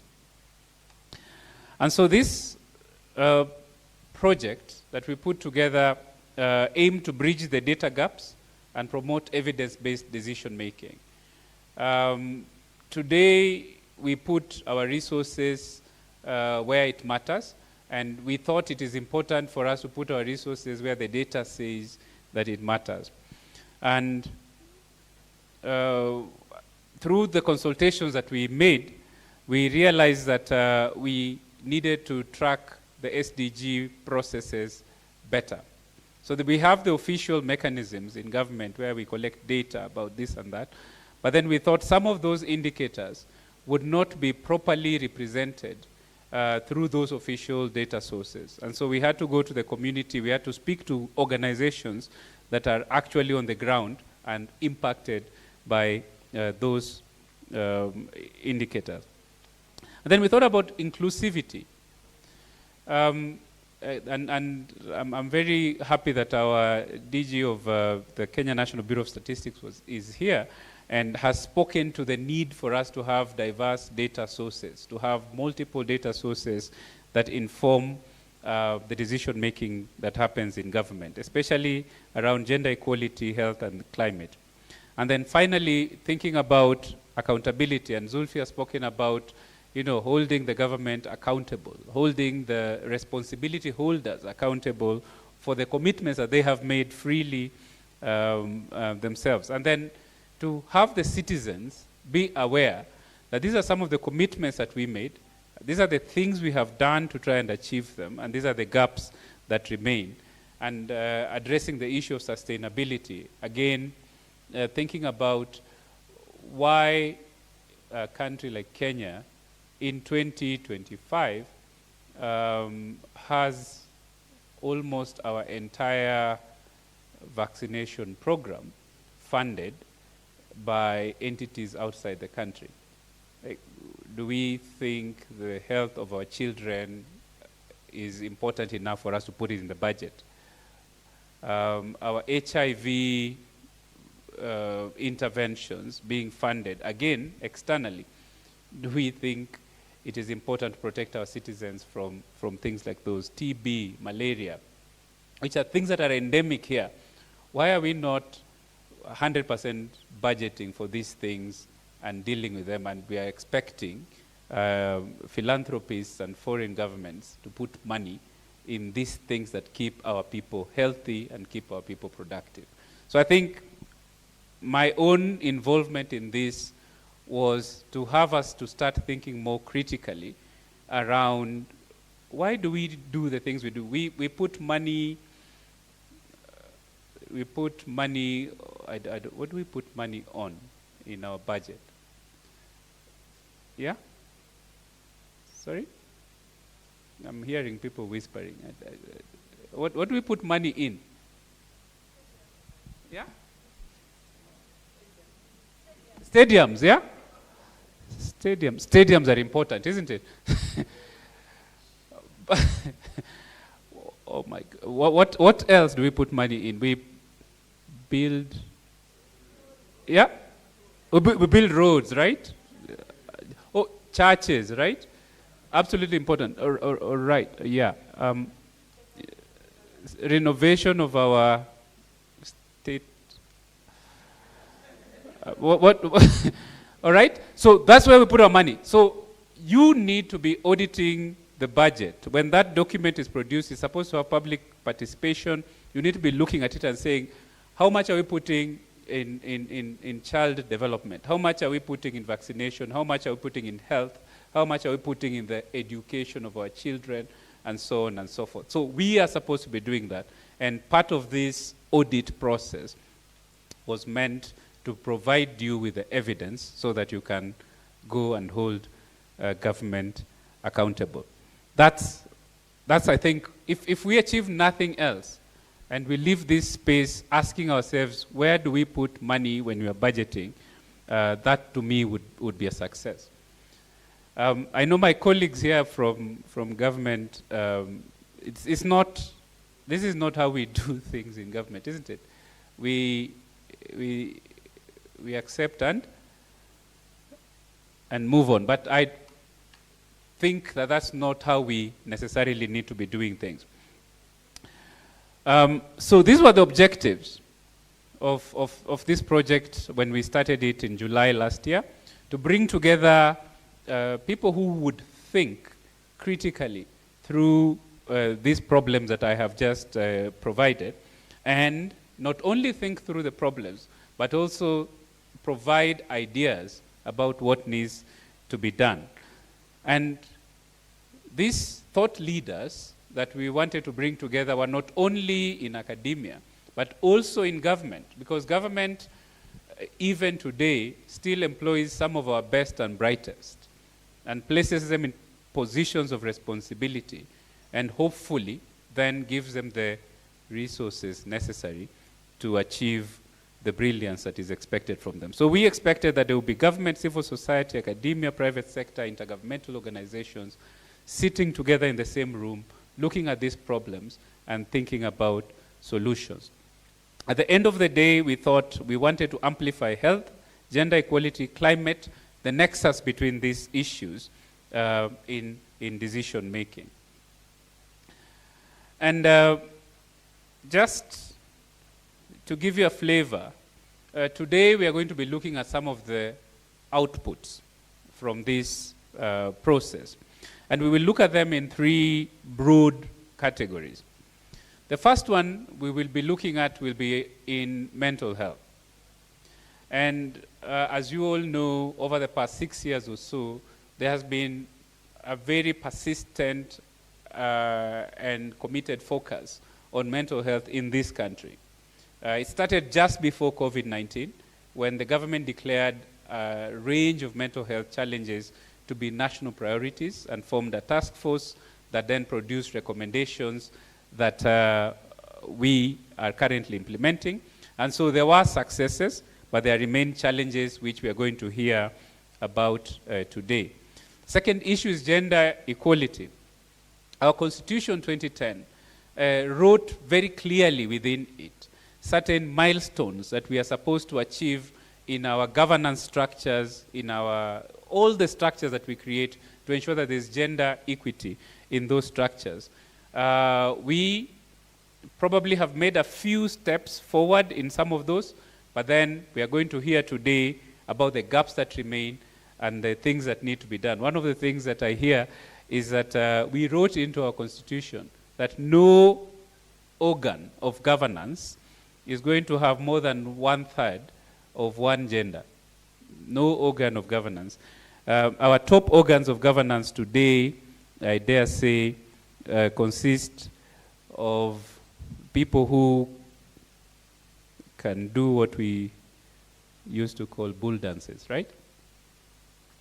We are still majority male in parliament, in the cabinet, in most of the organs of state. We are still majority male, and we are going to hear today about what is being done about that. And the final thing that we are going to talk about is climate change and its impacts and what we have done. Kenya has taken a lead on this continent in tackling some of the challenges related to climate change, and we're going to hear about that today. And then we're going to hear about some of the recommendations, and I think some of the cross-cutting issues that cut across all those areas. I'll just mention 5 of those, and one is data tracking and monitoring. And we have identified weaknesses and challenges in how we collect data and how we analyze that data and how we use that data in decision making. And the second thing is looking at technology, innovative solutions and technology, especially in climate change mitigation, mental health service delivery, and so on. So we are going to look at that as well. The third thing is institutional capacity and coordination. So a lot of the things we have been doing, despite what we say, has been siloed. So the Met does its thing, but the Met, I don't know, we have our colleagues from the Met here, isn't it? The Meteorological Department, yeah? Over there. I don't know how often you speak with health. Like, you know, when you are forecasting that there's going to be flooding in Marsabit, I don't know how often the health department sits with you and thinks about, oh my goodness, there might be cholera coming, there might be this, and that, right? Not as often as we should. Yeah. So those are some of the things that we are going to try and spotlight. And the fourth thing is integrated and intersectoral approaches, which builds up on that, recognizing that all these sectors. So it looks strange that we are talking about gender, we are talking about climate change, and we are talking about health. And the truth is that all those are related. And finally, thinking about the future. We have had a think tank that has engaged on this work for the past 1 year. What does the future look like? So these are some of the things that we engaged in over the past year. You will recognize some of the faces here. I like always highlighting Florence, who's sitting here, because she was one of the foundational partners, so one of the people whom we have worked very closely with. And thinking ahead and thinking about the future, we are looking at sustainability, as Zulfi said. We are looking at beyond 2025. Are we able to sustain this think tank process? Zulfi has said the resources that we got were very, very limited to keep this process going. But are we in Kenya able to continue holding the responsibility holders accountable? Are we able to continue strengthening the multi-sectoral partnerships at national and regional levels?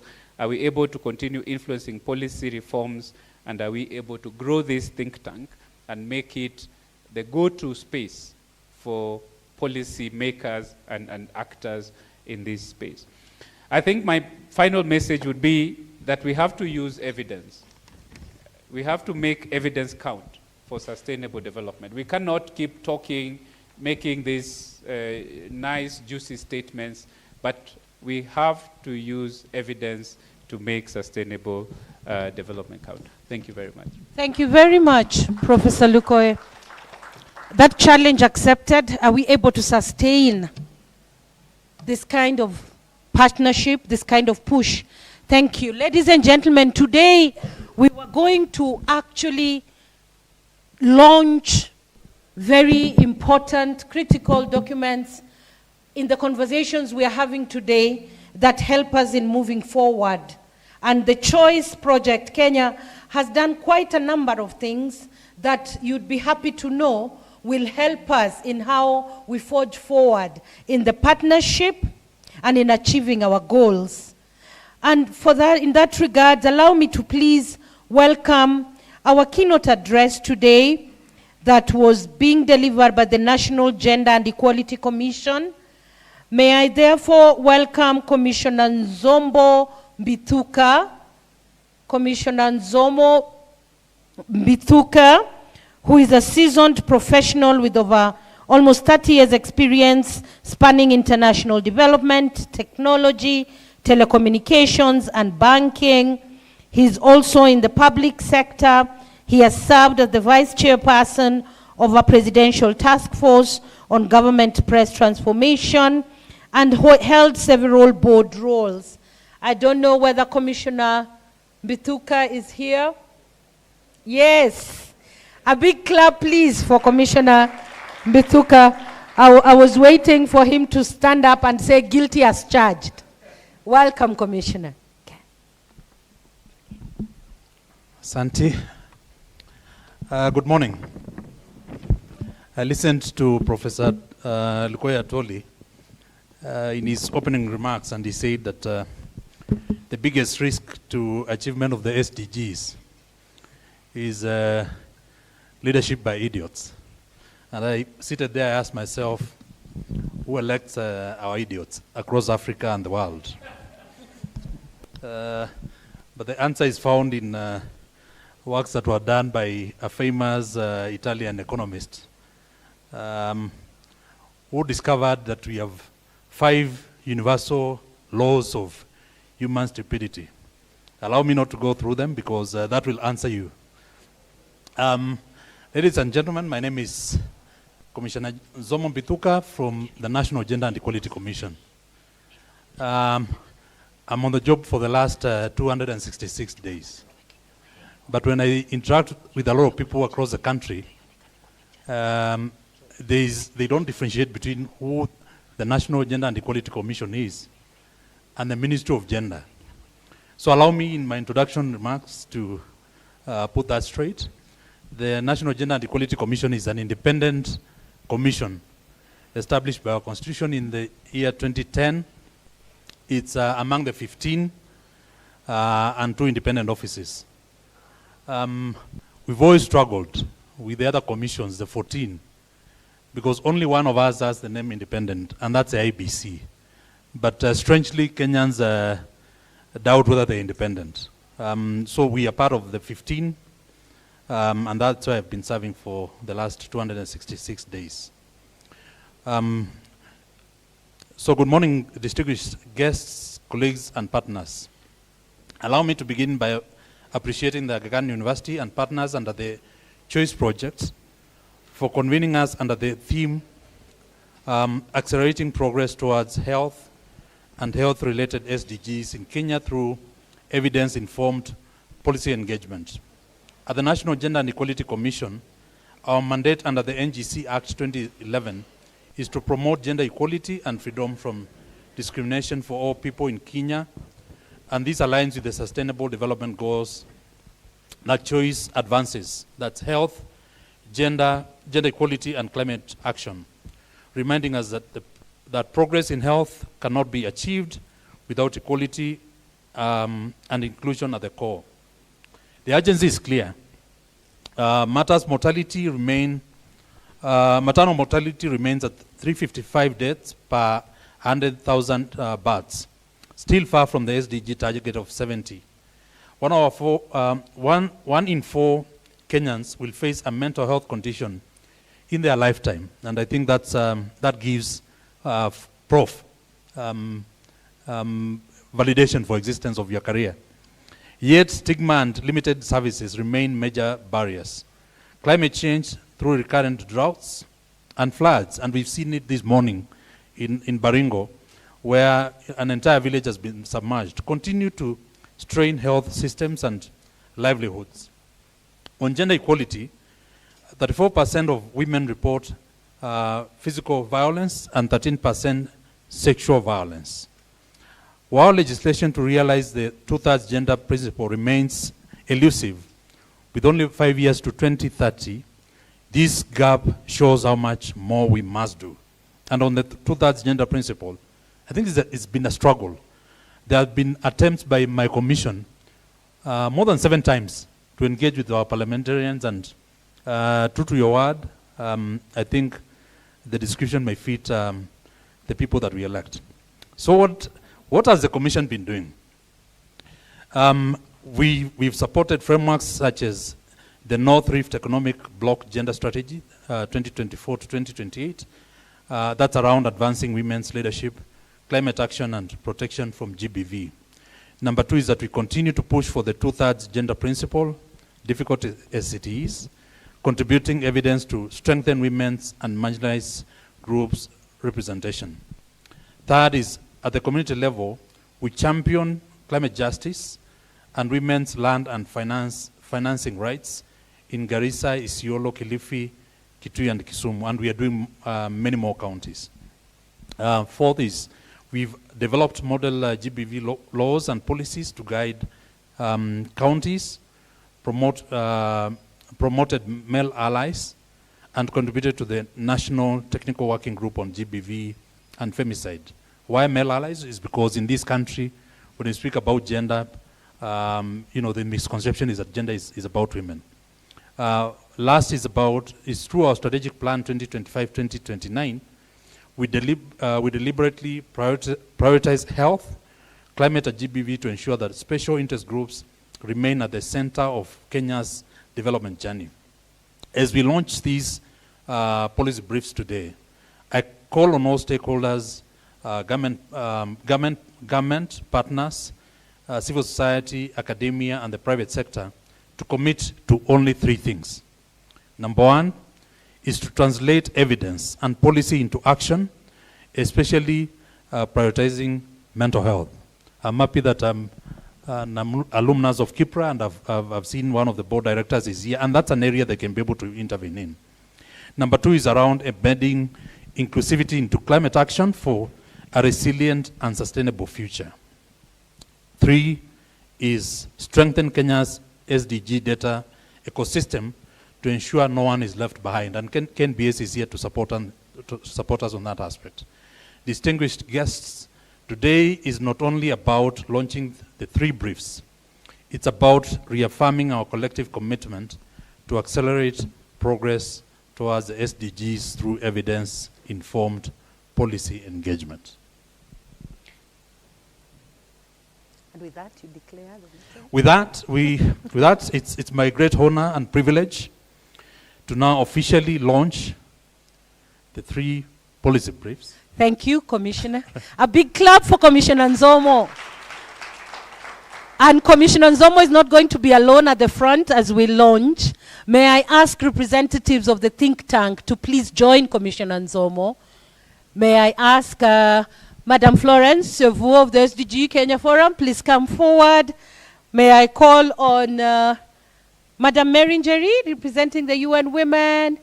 Of course, Professor Zulfi, Professor Ngugi, please come forward. All the members of the think tank, we don't want anybody to be left outside or to be left behind. Yes, members of the think tank, please come forward. The highlight of this gathering really is the 3 policy briefs that have been prepared by the Choice Project Kenya, and of which you will have them shortly. Thank you. We don't want any think tank member. Please look at each other and just see who is not here. Because this photo has to have everybody. Yes, all the think tank members. I'm looking out for Ambassador Ali. Is Ambassador Ali present, please? We were looking out for you in the morning, the Special Envoy for Climate Change, the Executive Office of the President. Not here yet. Yes. So this thing, the power of being a moderator is that I can also take a picture with the think tank. Thank you very much. Yes, Professor Harrison. Yes, please. You're in the think tank. Yes.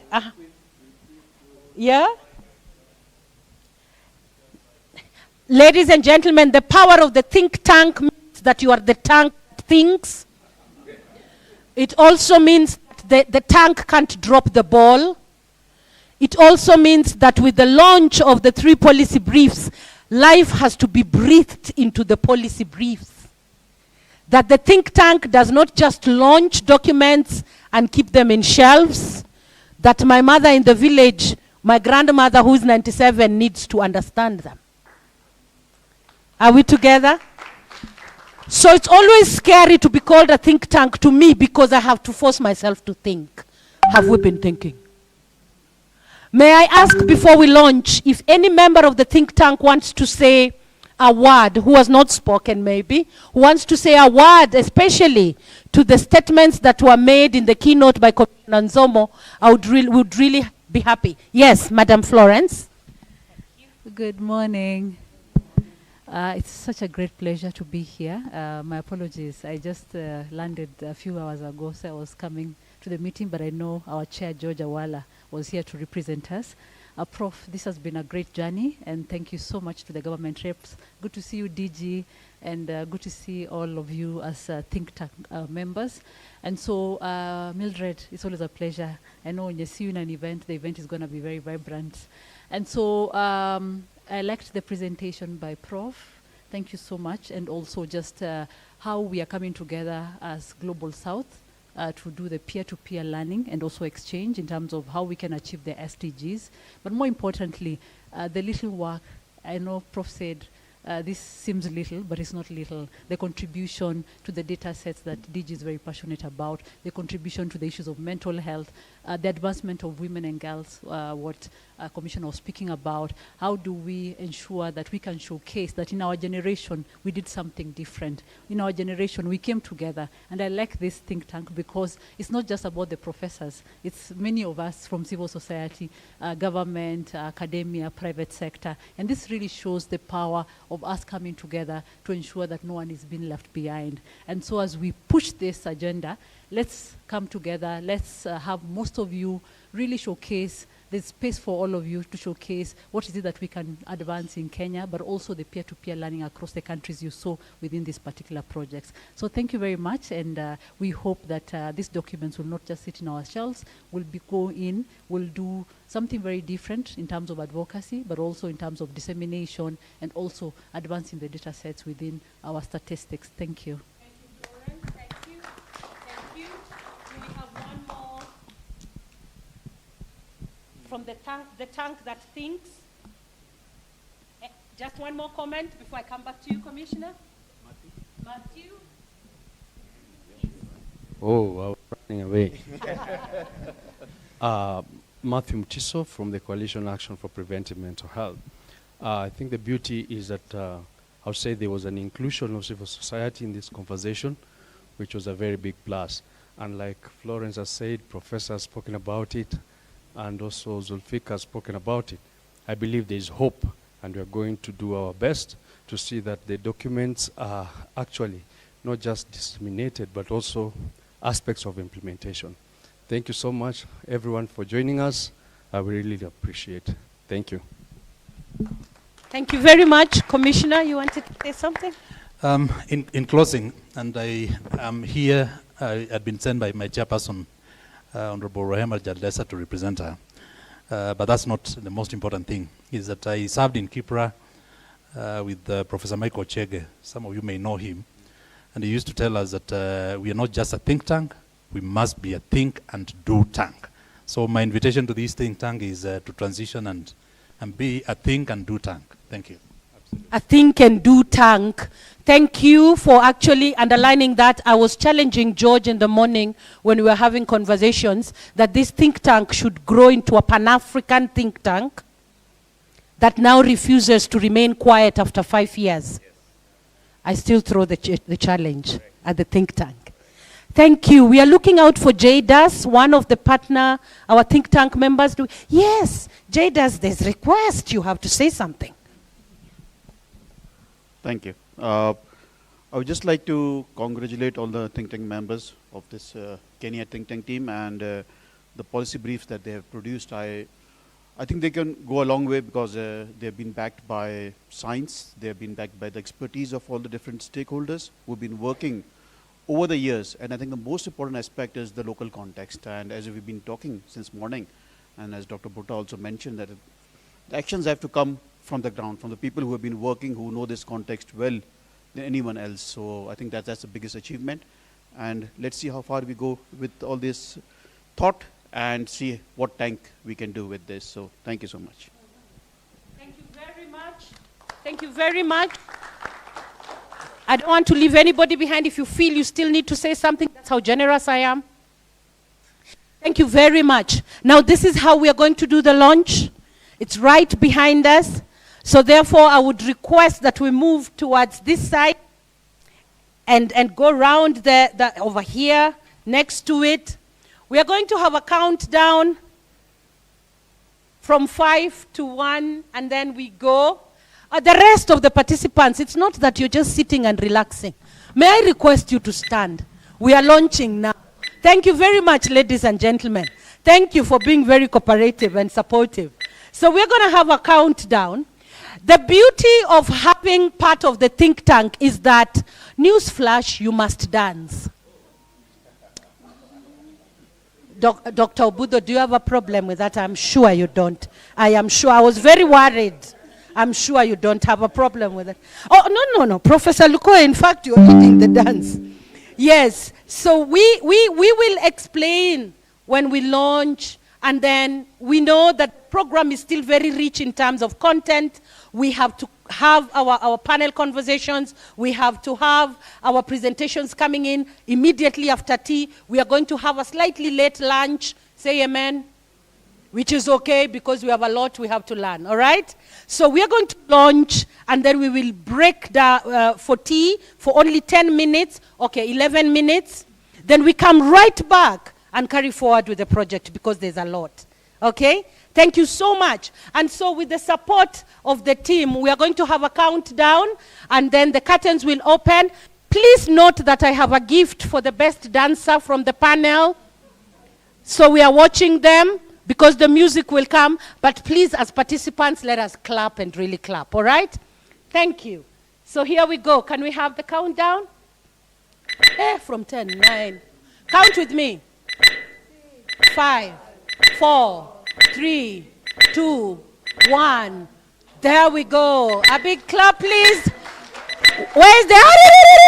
Hey, women. Wonderful. Wonderful. The emperor, the conqueror, the champion, the lion is here. The advances,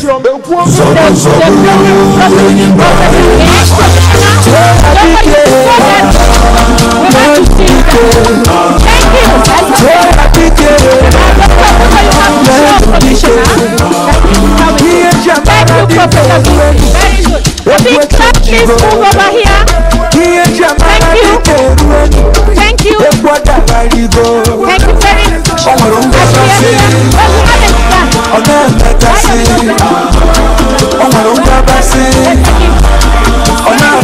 Yes, as you dance, I want to give the microphone to you so that you can just explain a big clap again, participants, please. It's very good. It's encouraging. I want to see your hands up. Thank you very much, ladies and gentlemen. May I just put the microphone here so that she can explain to us step by step what the policy briefs are. Okay, thank you so much, team. It's really exciting day today. So I'm going to start with the first policy brief. Oops, this thing is running. Just give you the microphone? Oh, and for the sake of the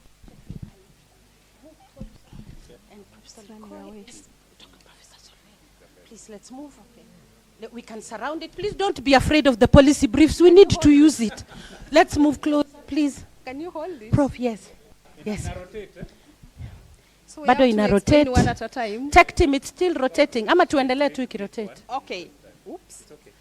So the first one is on mental health for all, basically advancing Kenya's progress towards SDG 3 and beyond. So in this policy brief, we've looked at the situational analysis in the country. What are the existing policies? What are gaps? And what are the basic recommendations for action? And yeah, so we are going to distribute the policy briefs to your table so that you can have a detailed look at it.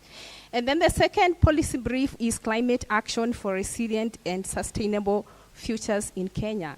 And as you heard Professor Butha said, climate change is one of the main bottlenecks to the progress of sustainable development goals. So we had to look at, in the Kenyan context, how far are we with climate action in SDG progress, and what are the key bottlenecks that are existing in the country, and what are the key way forward as a country that we should do. Despite we are left with 5 years, we can do something.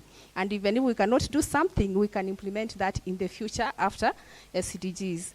So we have key recommendations inside, which are going to be presented after tea, and we expect during the panel discussions to give us the really best actionable way forward towards the climate. And then next we have sustainable development goals data in Kenya. This is a policy brief that addresses gaps, tracking, monitoring, and utilization of SDG indicators in the country. And as we all know, as our moderator was saying here, there is no action without data. So why is it that in the country we really don't have data, really live data? Like sometimes we receive stale data, which is not on time. So without on-time data, we cannot really be able, it cannot inform action, or it cannot inform any policy, because sometimes we look at stale data from the demographic health survey, which is almost 5 years old. So we have more other bottlenecks in the data area in the country, which you are going to go through, and kindly, that's why we called you here, people multiples from different expertise. We have data experts, we have people from the gender, we have people from mental health, and during the discussions we expect to reach information on the best way forward. We really have to be very well prepared for the next agenda after SDG, so that these challenges we are facing now should not be extended to the next one. We start in a force, okay? Thank you so much, and that is all about it. Thank you, thank you. Can we all say, well done, Choice Kenya? Well done, Choice Kenya.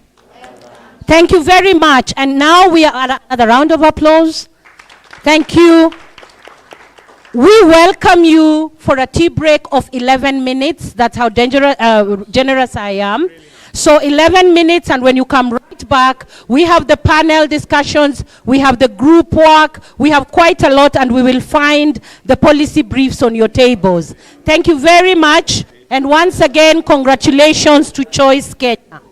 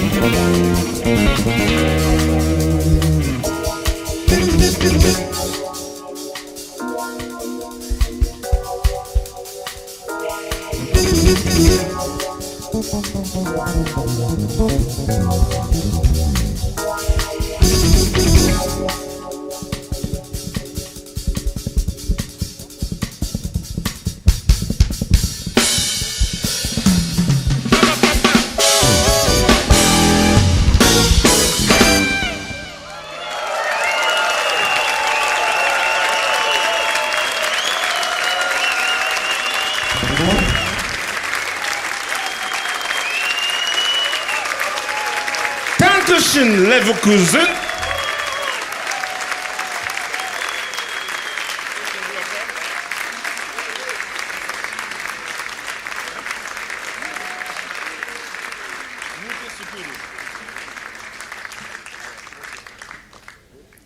We're now going to play a nice little bolero, a very quiet song. And this one is called Mute Sukudu, which means in your language, so smart.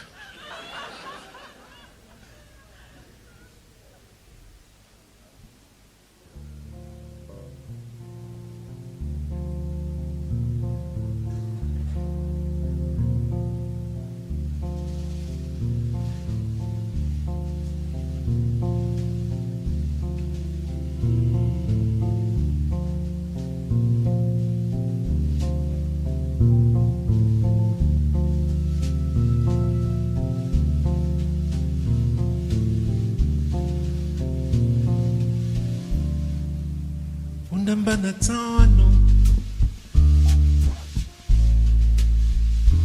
Mutesu kudu nole Na sita na bene nole Mwende mbao kaleti Punamba na tano Mutesu kudu nole Na sita na bene moto Mwende mbao kaleti Na timbi no kukana beleo Monde no veri no batuege Jelori eke endelu Wasingende ni kabwe Lunga mole de nika Na timbi no kukana beleo Monde no veri no batuege Jelori eke endelu Wasinyende ni kabwe Lunga mo lende nika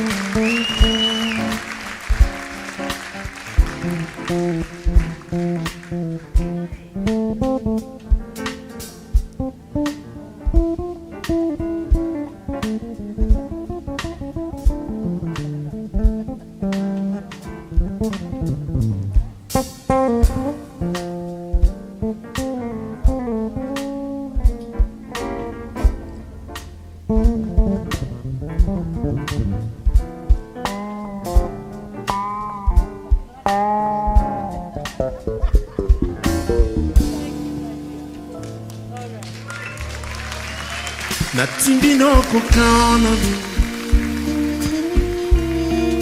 Monde no veni no betui Wasenyene ni kabwe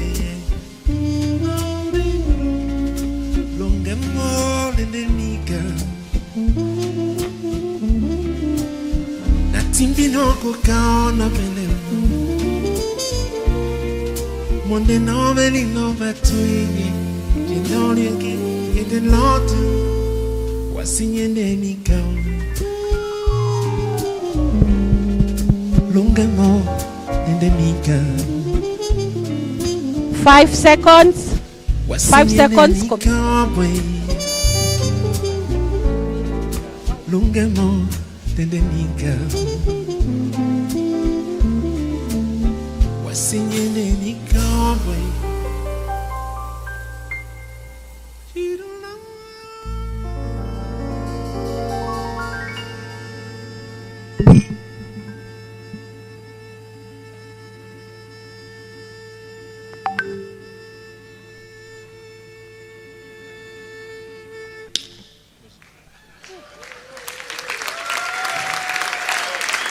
Longemon Lendenika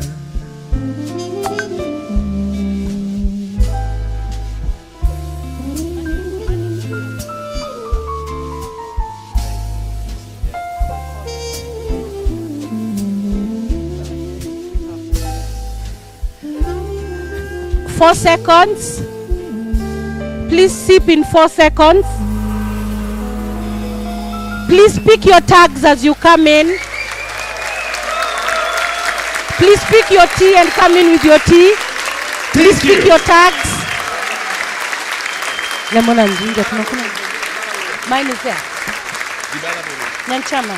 Okay. So now, Name is I feel like dancing now for Please real. pick your tags and come Are in, you guys please. ready to dance? Only 2 seconds remaining. I can't hear you. Are you ready to dance? So everybody, those who are sitting down, everybody up. We're gonna dance now till 4 in the morning. Okay? Let's go. Yes. Thank you. Ready? Thank you, my dear.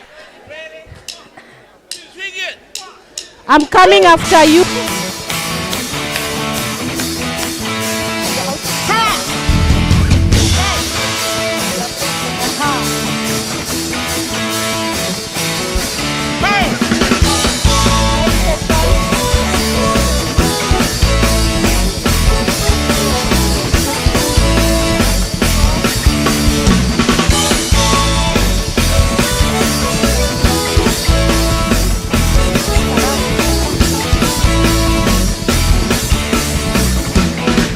Saki wenji nona wiye samatna winba wani ya wangi oni chapam de milona emurange ya mana wano bimana wenge oni wana baby oni pull out timba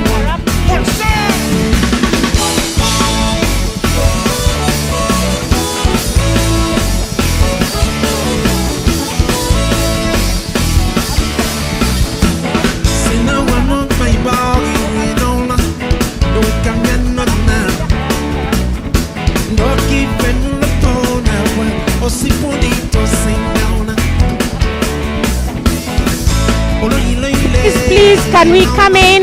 Your tags so we can continue. Thank you, Prof. Your tag is here. They need you to pick your tag.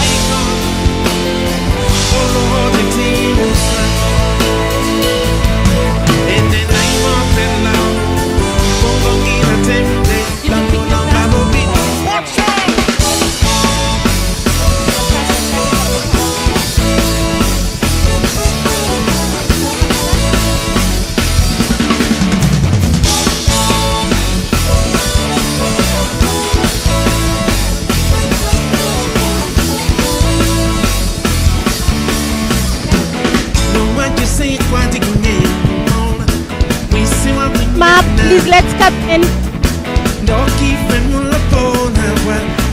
Please let us come in.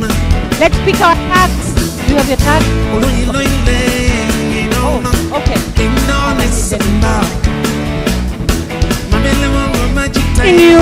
Even the ones hiding.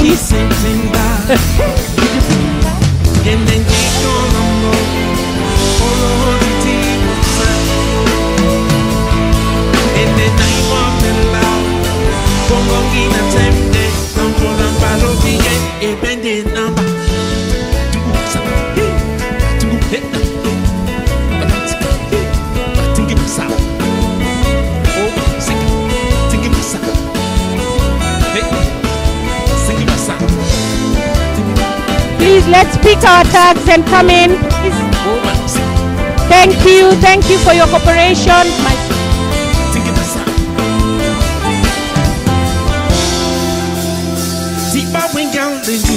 Thank you very much for cooperating.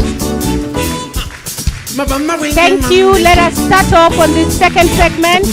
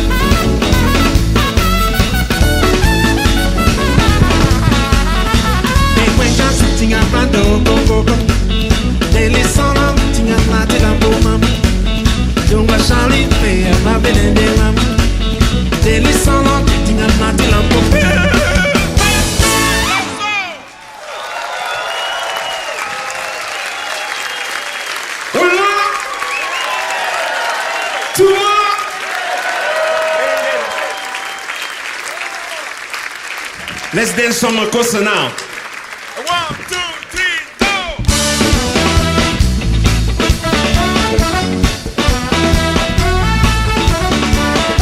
What's up?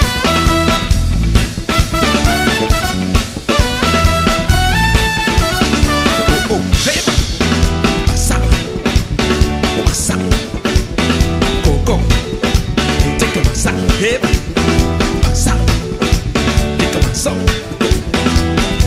Thank you very much and welcome back to the second session. Thank you. Thank you very much. There are many of you who went beyond the 11 minutes. I took note. Thank you very much. May I acknowledge the presence of the Director of Mental Health, Dr. Mercy Karanja. Thank you very much. A big clap for Dr. Mercy Karanja. Thank you for joining us. Thank you for being here. This next segment that we have is a segment of expert presentations that are really important, brought forward by key choice partners and choice think tank members. It is important really that we harvest from the expertise that is in this room, that is in this project, so that we are able to tighten our way forward. And so with that, I want to acknowledge or welcome presentations by number 1, SDGs and data, Ms. Kay Bett. I don't know whether Ms. Bett is here. Thank you very much. And we have a presentation by Climate Change and Actions, Dr. J. Das. We have a presentation on mental health from Dr. L. Ongeri, and on gender equality from Dr. Jane Mwangi. Now, Ms. Kay, Ms. Karen, please could you clap for Ms. Karen as she stands here to start her presentation. You're welcome to quickly take us through what you have on your presentation. I'll get you a better mic.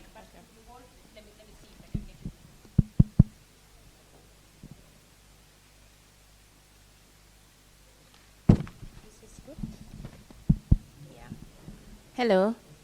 Yeah, that's Hello. Can you hear me? Do you want her to talk louder in the microphone? Do you want me to speak louder? Okay. My name is Karen Betts from the Global Partnership for Sustainable Development Data. I'll say a little bit about the Global Partnership before getting into my presentation. The Global Partnership is a network of over 700 organizations in Kenya and outside Kenya that was established to champion data for the Sustainable Development Goals. As was mentioned earlier, before our break, the SDGs is taking a more whole of society approach. So it's not just government responsible for measuring or monitoring the SDGs, but it's everyone. So the Global Partnership was established as a network for bringing together both government and non-government. This policy brief was an interesting one because when we met, I think a couple of months ago as the think tank, we were going through the data opportunities and challenges when it comes to measuring the SDGs. And it was during that moment that we decided to have a policy brief on data for the Sustainable Development Goals. So this is in addition to the other three topic areas. So I'll touch on the discussions we had as a think tank and some of the findings that we were able to get to back up our discussion. And as mentioned, you know, the data is really a cross-cutting issue, and you'll see this in the policy briefs as well. It's not just focusing on one sector or topic, but it's looking at different, how data is sort of cross-cutting, helping us to achieve and measure the SDGs. So it's even going beyond the health and health-related SDGs to, you know, achieving all the goals. And I think Goal 17 is really encouraging us on partnerships for the goals. And as I was mentioning, the SDGs really brought to fore the importance of looking at whole of society. So it's not just the responsibility of government to monitor or achieve, measure the SDGs, but it's really each and everyone's responsibility. And there's, of course, the evolving role of the National Statistical Office to not just be the custodian, but also the steward when it comes to monitoring the goals. One of the discussions we had, and this is from the SDG indicator framework, is that, you know, Kenya, of course, does not report on all the 251 indicators of the goals, but reports on 168, which is about 68% of the global SDG indicator framework. So the exercise we went through in our think tank meeting was looking at, you know, which are the goals or which are the indicators that is Kenya not reporting on, and do we have some of this data in our institutions or in the work that we do, which could actually help to close those gaps. And this is just a flavor of the indicators. I know this needs to be 251. I think it's 251, yeah? Leah? Yeah, I think it's 251 is the global indicators. And this just shows, and I apologize, it's not very clear. It just shows how Kenya is reporting on the different goals and the indicators. So you can find that in some goals, we are not reporting on all of them. So you can see the percentage in terms of reporting. Something like goal 6, we're reporting 100% as well as goal 7. But goal 14, we're reporting 50%. Goal 2, 57%. And goal 12, 46%. So that gives you a flavor of how well we're doing in terms of reporting. The next slide is where we went through just the 3 goals that we're looking at in the choice work. Looking at goal 3, which is the health and well-being, Kenya is reporting 11 indicators out of a global 28 indicators. Is not reporting 11 out of the 28. So that's about half, slightly more than half. And we had a discussion actually looking at, we're looking at the indicators for mental health. So the 2 indicators that measure mental health is suicide rates and alcohol consumption. Kenya reports on suicide rate, but on alcohol consumption, we could not, you know, we don't report because there's no aggregate data at the national level.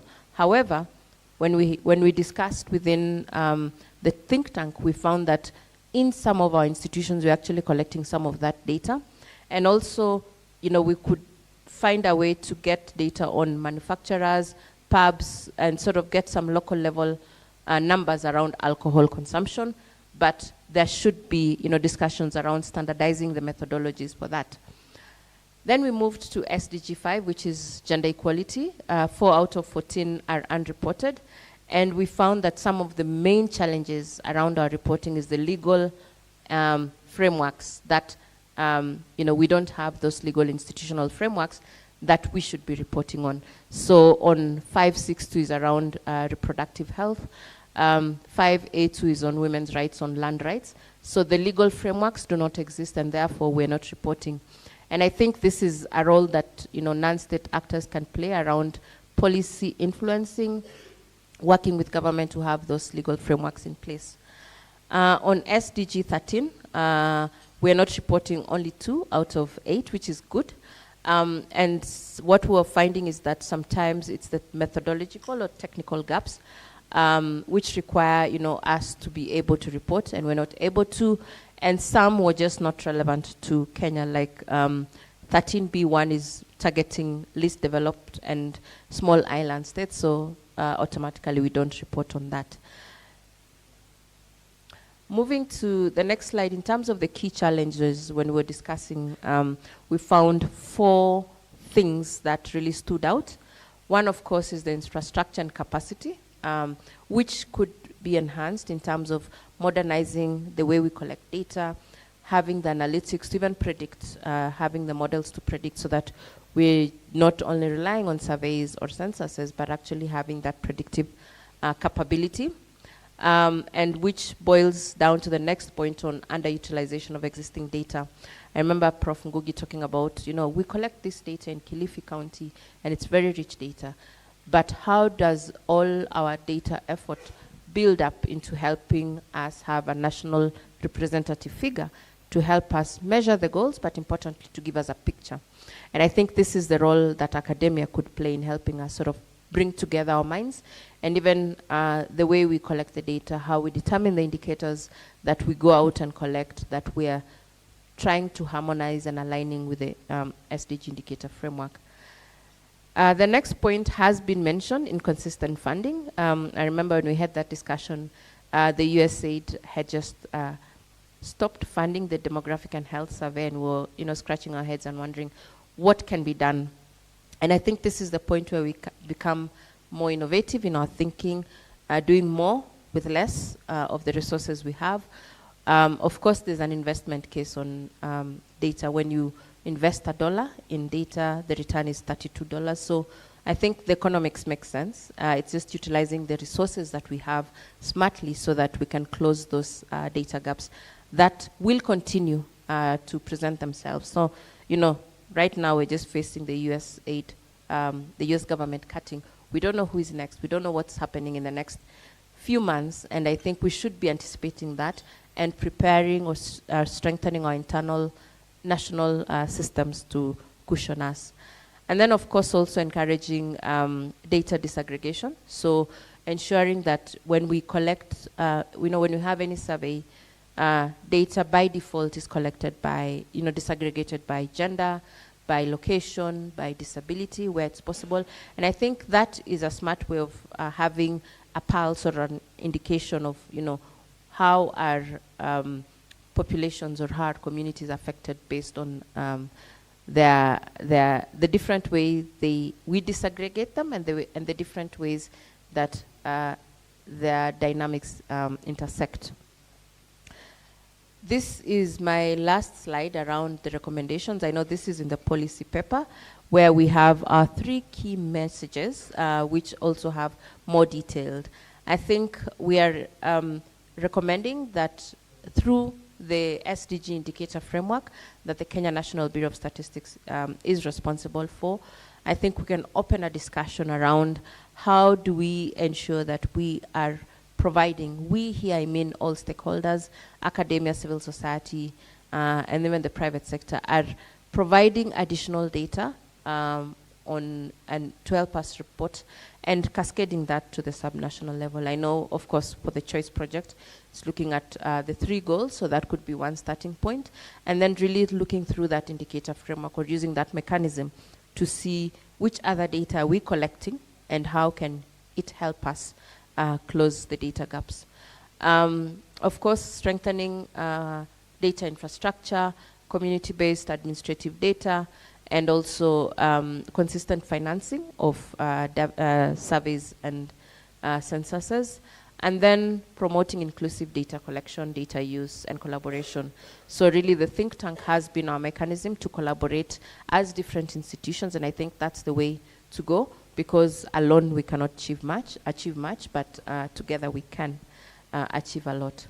I just want to acknowledge all the think tank members who were with us during those full day, half day meetings at the university, and who helped us produce this policy brief. Of course, again, thanks to the Kenya National Bureau of Statistics as our custodian, as our steward, and the institution responsible for data for the SDGs, and the core team from the Choice Project for the drafts of the policy briefs and bringing in our contributions. That's all from me. Thank you so much. Thank you, Ms. Karen. Thank you.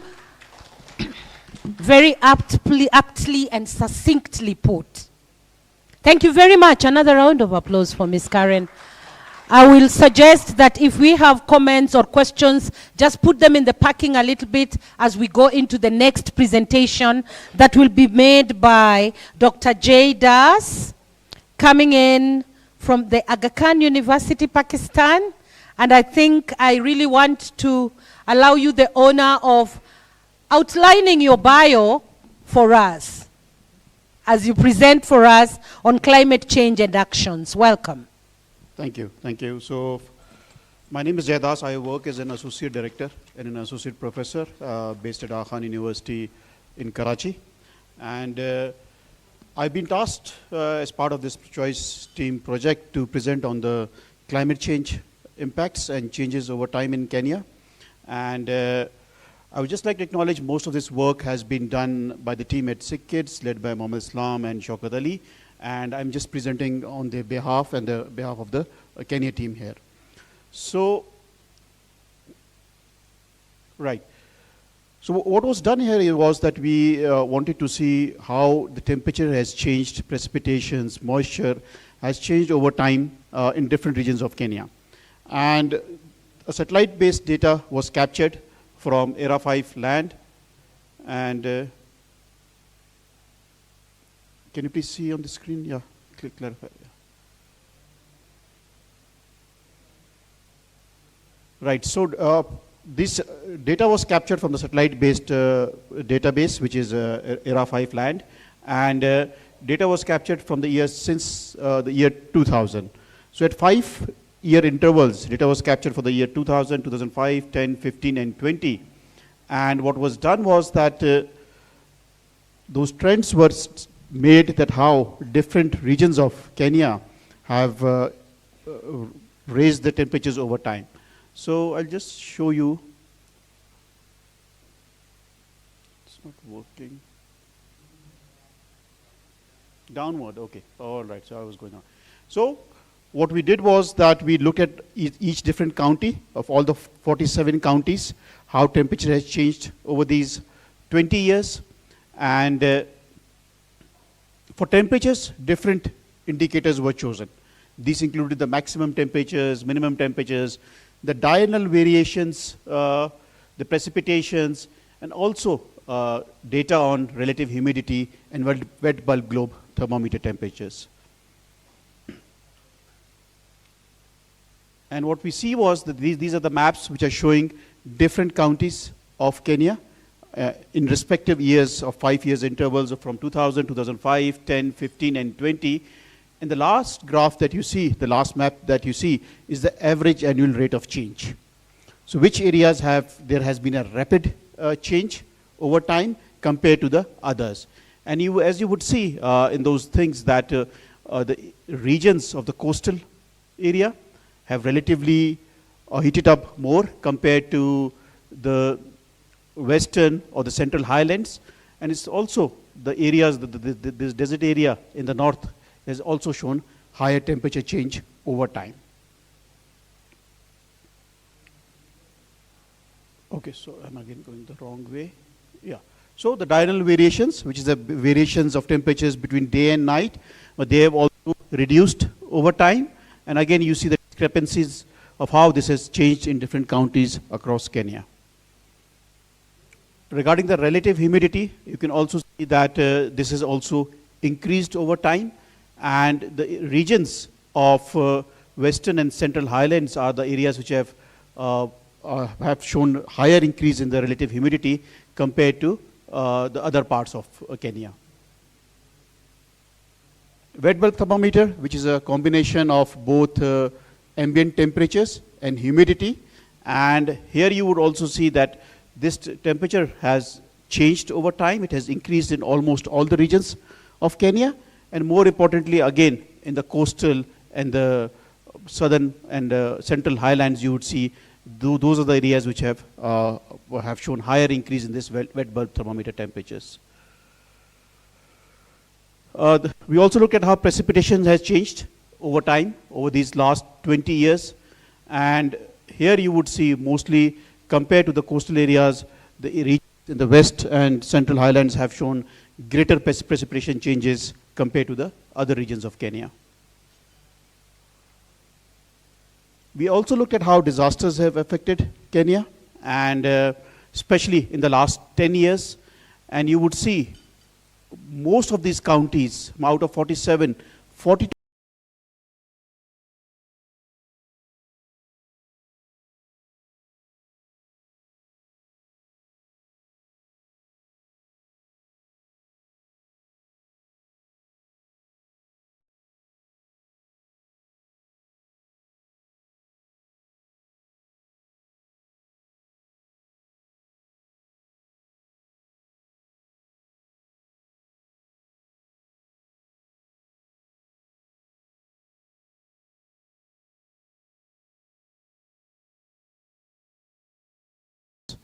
And more importantly, you would see that drought, the 2022 drought, which was a severe drought in recent years in memory in Kenya. That was a major responsible. Otherwise, floods have been the major factor for these displacements. And there have been a serial rise over the years in these displacements. We also looked at various child health indicators. This data was captured from national level surveys to look at how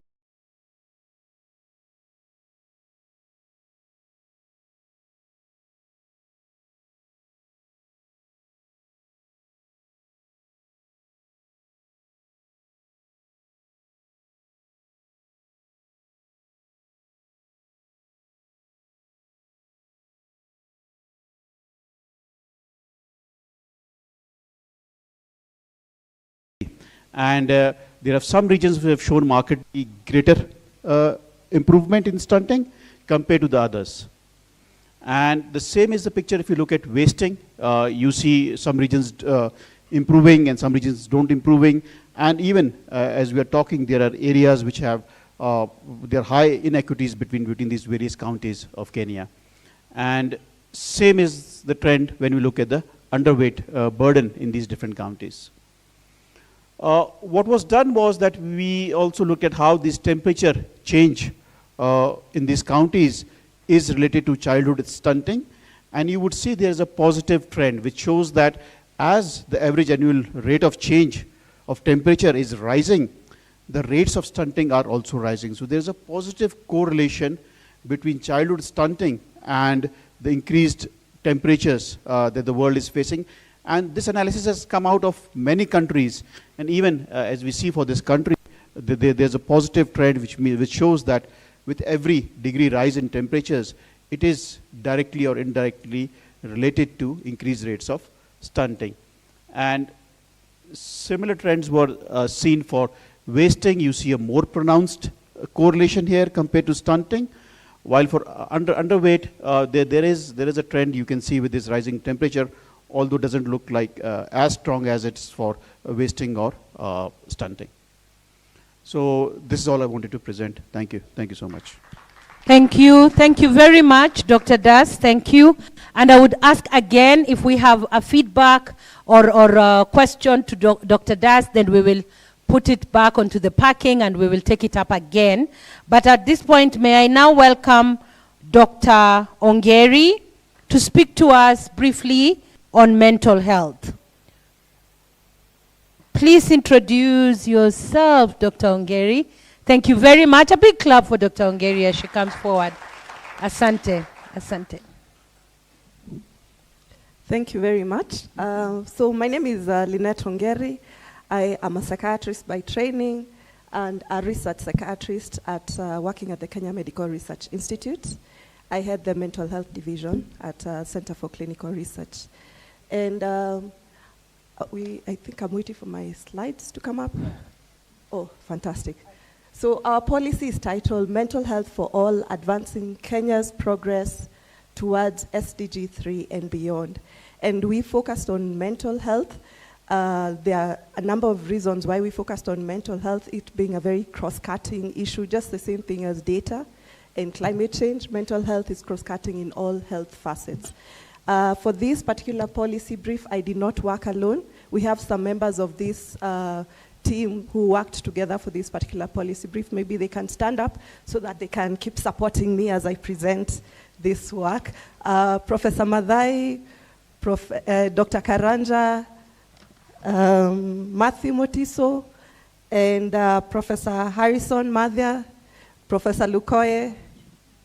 Yes, thank you so much. We had more members, but thank you so much for the teams who have made it over here. So this is working together with that particular team, and I'll just give a brief of what we found as a team. So just in an introduction as to why focus on mental health. Well, the main issue, and it's been said before, that mental and neurological disorders affect approximately 1 in 4, meaning in one's lifetime, and 1 in 4 people would be affected by a mental and neurological disorder. And in Kenya, we went through a lot of research evidence. We found that the prevalence of mental health conditions range between 10 and 20%. So if we are assuming a population of 15 million people, 5 to 10 million people are having a mental health condition. So it's something of a high burden, high prevalence, and of course something that is important to focus on. Now the other aspect is mental health is a crucial component on SDG 3, which talks about good health and well-being. We've said it here before that there's no health without mental health. So it's very important that that is something that is considered, and that's why that is why it was one of our areas of focus and a core objective of the Choice project. So mental health is just one of these core pillars, the others being gender equality and climate change. And we assess the strengths, the weaknesses, the gaps, and the opportunities that exist in desk reviews, in conversations, in policies, and research that exists. So to our key findings, I want to just highlight 5 key findings that we got through, and a number of them have already been mentioned in some of the speeches here, so we'll go through them a bit faster. So we've talked about the prevalence of mental health condition, which is coupled with severe underfunding. I guess that is something also the data team also found out. But the mental health services receive less than 0.01% of the national budget, of the national health budget. So despite the fact that mental illnesses contribute to about 13% of disease burden, when you compare that with 0.01% of the health budget, then really there's a huge mismatch and a huge gap. The other thing is the aspect of, the second key finding is the persistent stigma and limited accessibility to care. These two aspects are actually interrelated. Not having access and the stigma itself impedes on help-seeking practices from people who need the care. They're not able to seek care. And also those dehumanizing attitudes towards mental illness make people hesitate in seeking care. And this was found particularly in the rural areas where we also lack infrastructure and we lack enough trained personnel who can be able to take care of the people who need these services. The other key finding is inadequate data, surveillance, and limited SDG indicators for mental health. The aspect of data has been brought up that it's very hard to target interventions or prioritize resources if we really don't have data that exists. So our surveillance systems as of now doesn't seem to be collecting that kind of live data or in-time kind of data that we can use to be able to report. And at this particular time, we are working so hard with the Ministry of Health, together in partnership with Aga Khan, to push for a national baseline survey, together with the KNBS team, to push for the national baseline survey. At least we know this is where we are starting from, and these are the resources we need to push towards. So that's it was a big gap that we found. The other aspect is around emerging tech-related mental health issues. So tech is one of those double-edged swords. It can be very useful for interventions, for reaching people, especially the youth. But on the other hand, it's also one of the things that is bringing out a lot of concerns when it comes to exposure to cyberbullying, online harassment, unrealistic social comparisons, as well as behavioral addictions. People being, and especially the youth, being very addicted to these social media platforms. So one key issue here is there's such a rapid digital shift which is outpacing mental health literacy. People are not really aware of what the risk of these particular social media platforms are, what the risk of this digitization of having these phones on them all the time is. And we are not keeping up with the regulatory frameworks are not keeping up with that very fast-paced digital shift that is going on in our country. The other aspect, as we say, gender, climate is so interrelated with health. And what we found when we're looking at mental health, most policies tend to overlook gender in mental health planning. And it's come out again and again that there are specific risks for specific genders. And it's important to look at this health risk whenever we are doing mental health planning. What are some of the risks that are maybe for women, for young girls, for men, for boys? We have to be very specific about that, and that's lacking in a lot of our policy documents. And even our research doesn't seem to be very focused around looking at determinants from the lens of gender. Then in terms of our recommendation, we put in, here I'll highlight 4 recommendations. The first one was to prioritize and increase investments in mental health.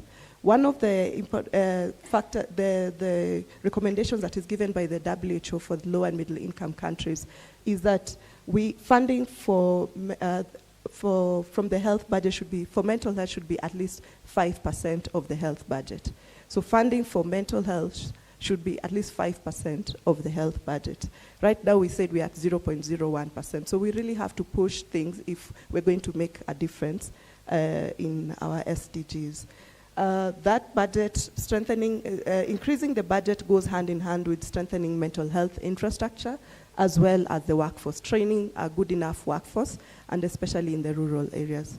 Then the other aspect that is still linked to this is policymakers, they need to really enact these budgetary reallocations and structured financing for these particular aspects. So at the end of the day, practitioners will benefit because they can offer quality services. That's one of the things. If the service is not of quality, then there's a problem of stigma again. So quality services is extremely key, which goes hand in hand with increasing investments in mental health. Communities also it will reduce stigma, but it will make the care more affordable and improve the quality that they're getting. The other aspect was third is the to prioritize and increase, it's the intensifying awareness campaigns and improve mental health literacy to break stigma. That is one of the things that we thought, in fact, working with maybe an intersectoral approach, working with communities, working with CSOs, we can be able to have more nationwide mental health literacy and anti-stigma campaigns.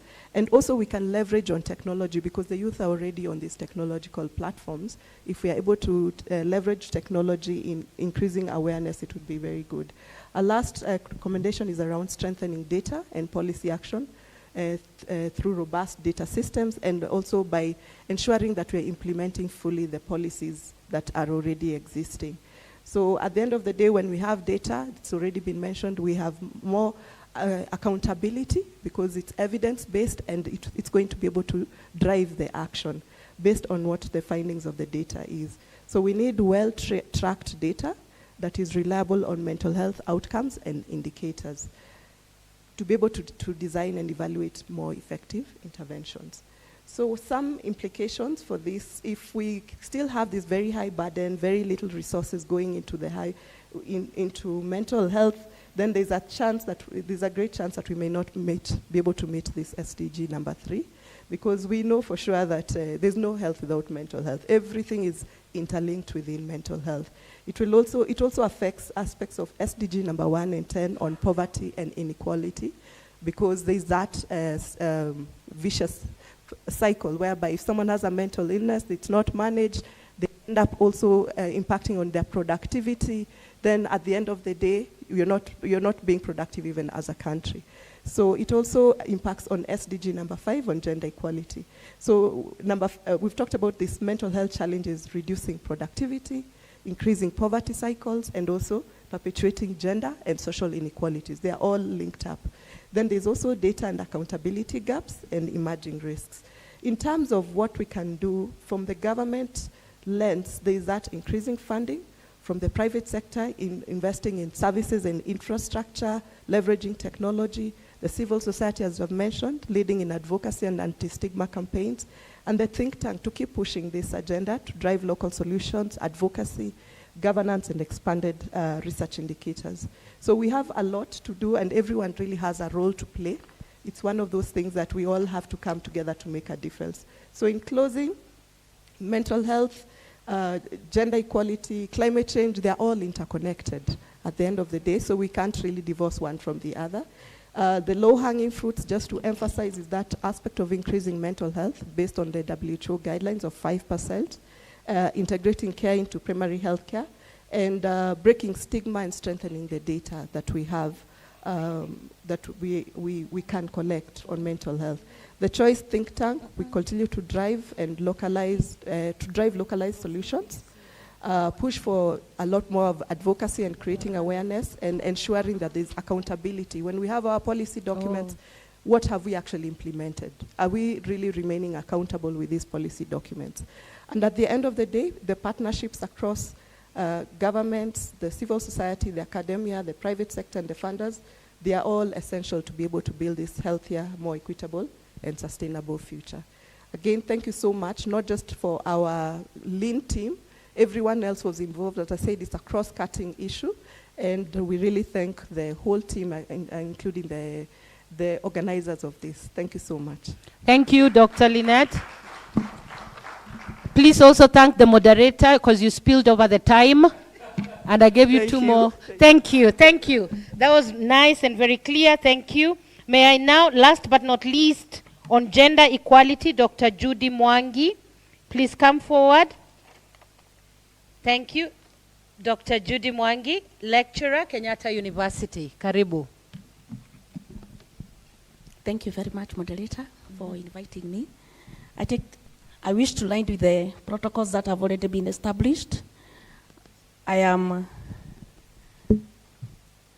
maybe you have the slides. I am Judy Mwangi, a lecturer from Kenyatta University in the Department of Sociology, Gender and Development Studies. My areas of specialization is gender studies.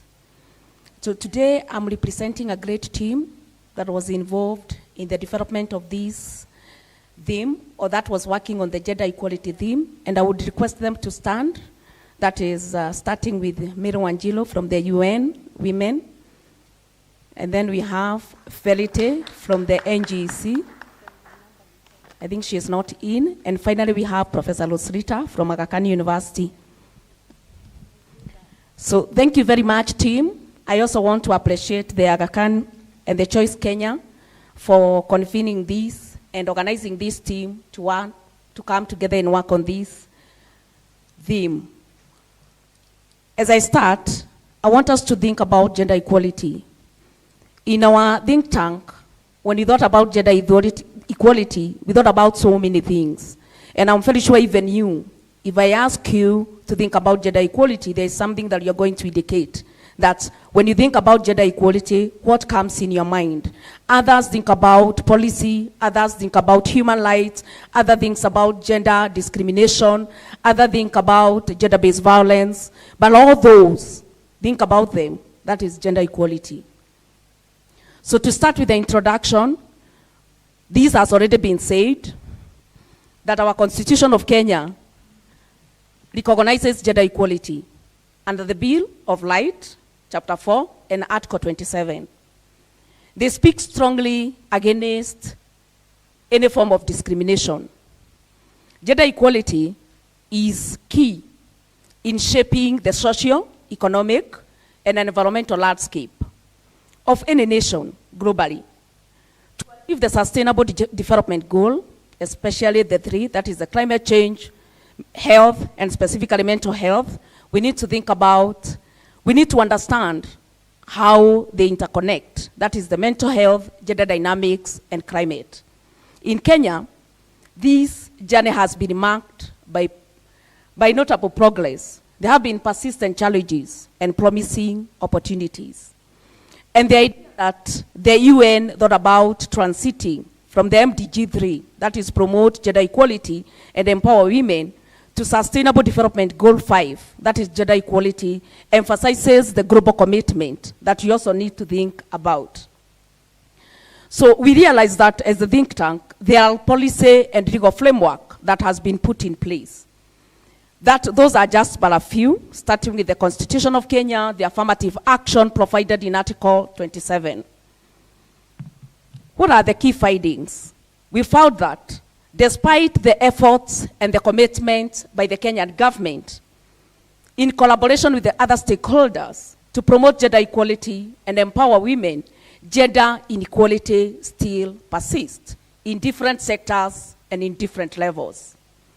We also noted that the physical violence amongst women is mostly prevalent per county.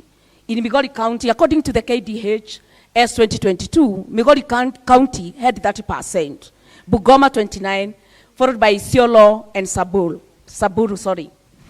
Based on marital status, the sexual violence is high among the ever-married women at 15% than among the never-married women at 8%.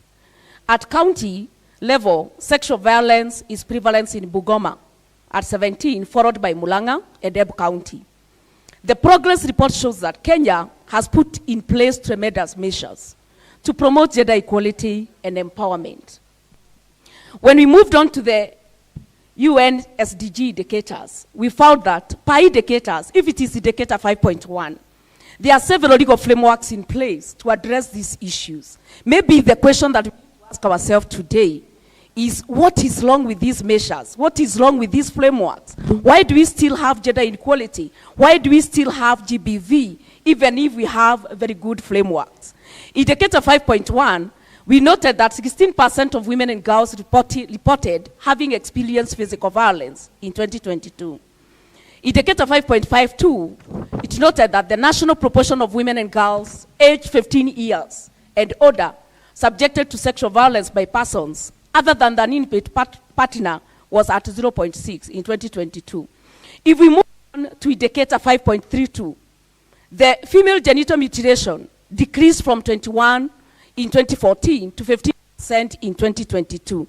Is it the time to celebrate? We need to ask ourselves, are we comfortable with those percentages? We move on to indicator 5.41, that spend approximately 4 to 5 hours per day on unpaid domestic and care work, while men spend about 1 hour. The photo there shows us a woman who has carried a child, and at the same time, they are fetching water. Is that the kind of life that we want our women to live? So I move on to the gap analysis. The think tank felt that there is a need to review and update existing policies and laws. There is a need to address inequalities in the health systems, where we know majority of the nurses especially, they are women. And we ask ourselves, which positions are they occupying in this profession? Are they occupying positions of leadership? And then we ask ourselves, there is lack of comprehensive sexuality education legislation to protect our children from sexual abuse. The policy gaps in adolescent contraception access, these are the things that we need to ask ourselves. Another thing that we need to ask ourselves is our menstrual health management. What does it address? Does it just want to maintain children in school, girls in school, or does it need to go further and ensure that it alleviates inequalities? Persistent stigma and discrimination of sexual and gender minority individuals. Persistent inequalities in maternal, newborn child health, based on demographics, and specifically, among many other, education and place of residence. We need to think on how we are going to engage men as our allies in promoting gender equality. And then finally, the government to work towards the achievement of the 2/3 gender rule through many recommendations that we are going to make today, in addition to what we made, including electoral reforms, quotas and affirmative action, political party compliance, constitutional amendments, public awareness, and education. What are the challenges? The challenges that we thought about and we deliberated on them is unpaid care work, which is predominantly performed by women. And in most cases, in almost all cases, it often goes unrecognized and undervalued. We also have disparities in education and healthcare that continue to affect women and girls, particularly in marginalized communities. Despite progress, women continue to be underrepresented in political leadership roles, locally and globally.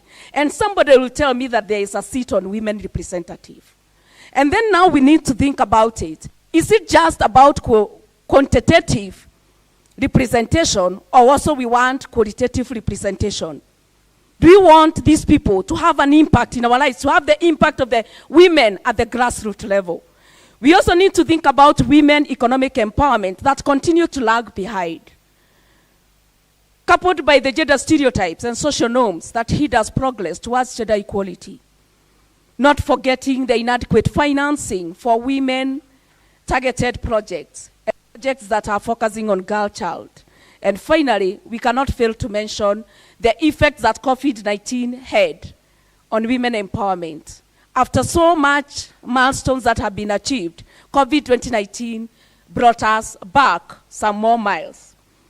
As I come to conclusion, as I conclude, I want to highlight the 4 recommendations that the think tank made. These recommendations are in the documents that you are having. I'll just mention them. Sorry. That the recommendations by the think tank is that, number 1, we should address gender-based violence and harmful cultural practices through better enforcement of the existing policies, laws, and increased funding for support services. Number 2, strengthen gender equality through policies. We also focus on education and empowerment through continuous grassroots efforts. We go where women are. And finally, enhance women leadership and empower them so that they can be able to occupy decision-making positions and organs. I wish to submit. Thank you. Thank you. Thank you very much, Dr. Mwangi, and you are just within the time frame. Please clap for Dr. Mwangi again. That was a very comprehensive presentation, and comprehensive from all the presenters. Thank you very much. I know there are many questions that we want to ask, and I know that time is pushing us towards breaking briefly for lunch. But our last segment, before you bring in the questions, will be you in your specific groups, where you will address a number of those questions. Now, this is what we are doing for the next 25 minutes. We are breaking into 4 groups, only 4 groups. Now, these 4 groups have group leaders. B, Group C, Group D. Group A on mental health.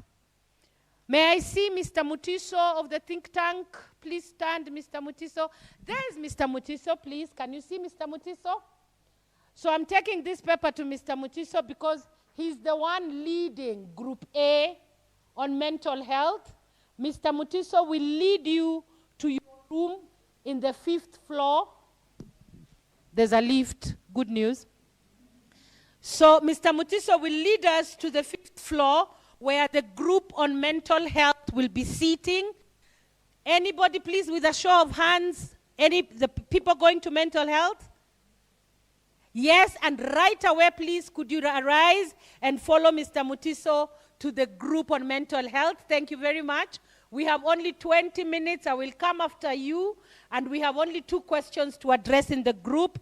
Group B on climate change. Group B on climate change. Dr. Jai Das. Dr. Das is here managing for us. Group B of climate change. How many of us are going to climate change? Yes, please could you follow Dr. Das to the 5th floor also. We have yet another breakaway room. Let us quickly just move because our time is limited, but we have to make it work. Group C on gender equality, Dr. Judy Mwangi. Dr. Mwangi, where are we? How many of us following on gender equality? Dr. Mwangi is right here. Again, at the 5th floor, we have a breakaway room. Let us try and move. Let us try and move because time is not on our side, but we have to put our minds together. And then the last one, last but not least, on data. Miss Leah? Leah, where are we? On data. Here is Miss Leah.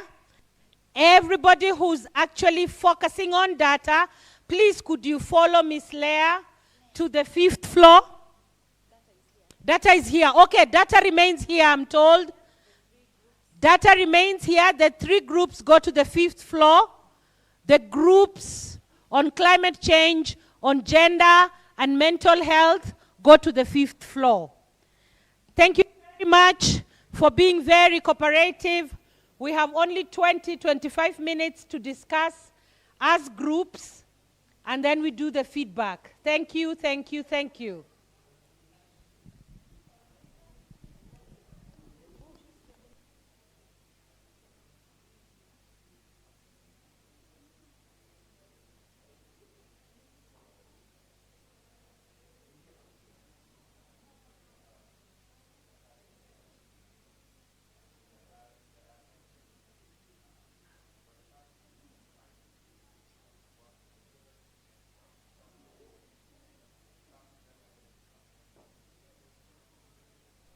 Let us try and join our groups. Data, get working. We have 25 minutes only. Thank you.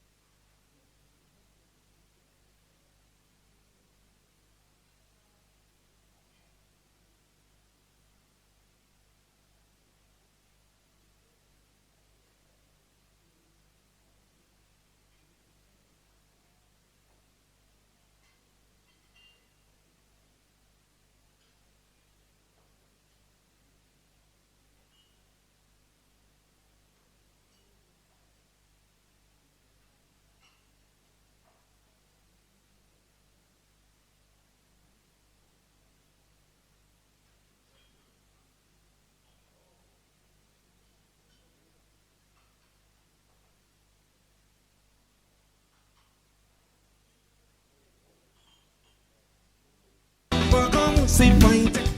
Oh, eh, oh. Em cima você não ganha.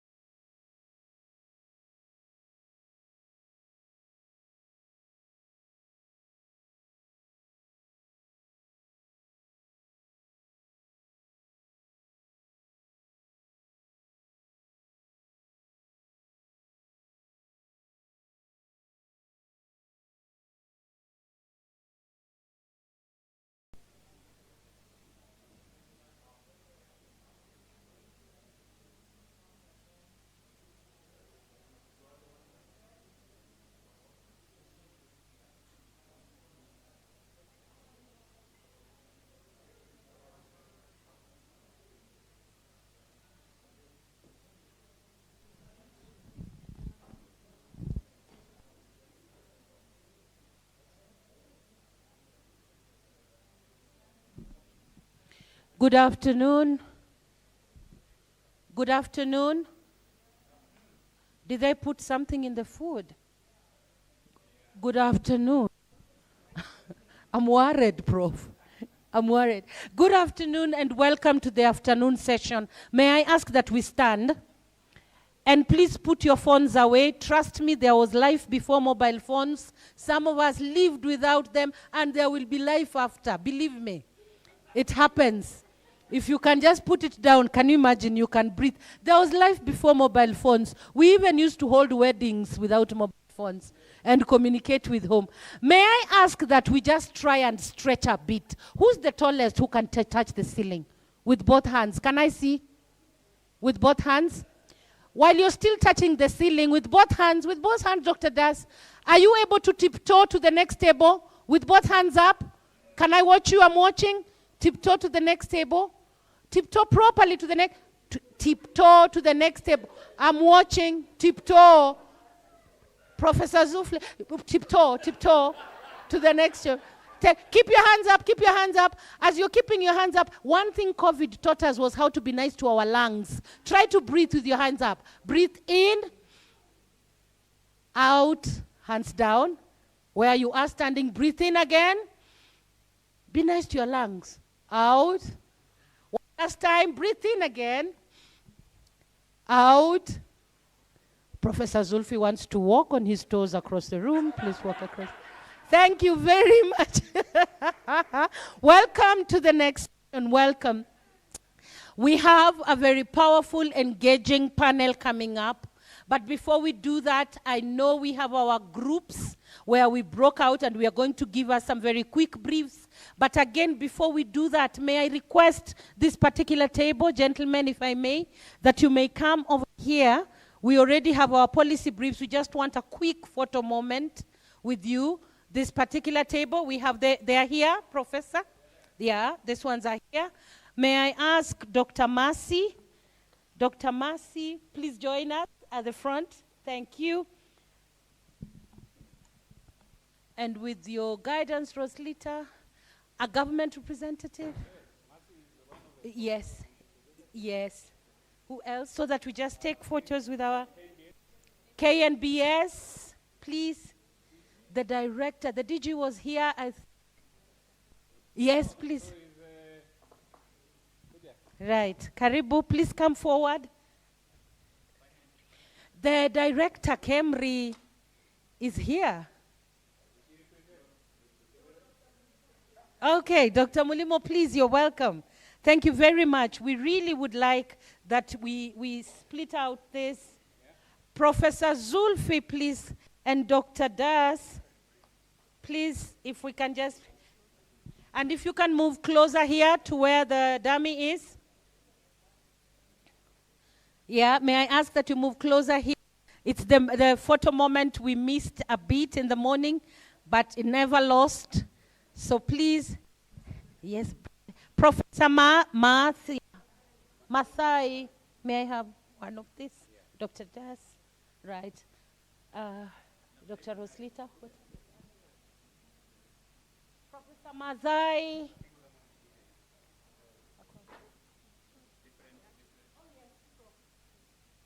Okay, we have one. You have 3 copies, sir. I think. He will get the others to go. Okay. Yes. Yes. May I ask that we move this side so that we can surround this?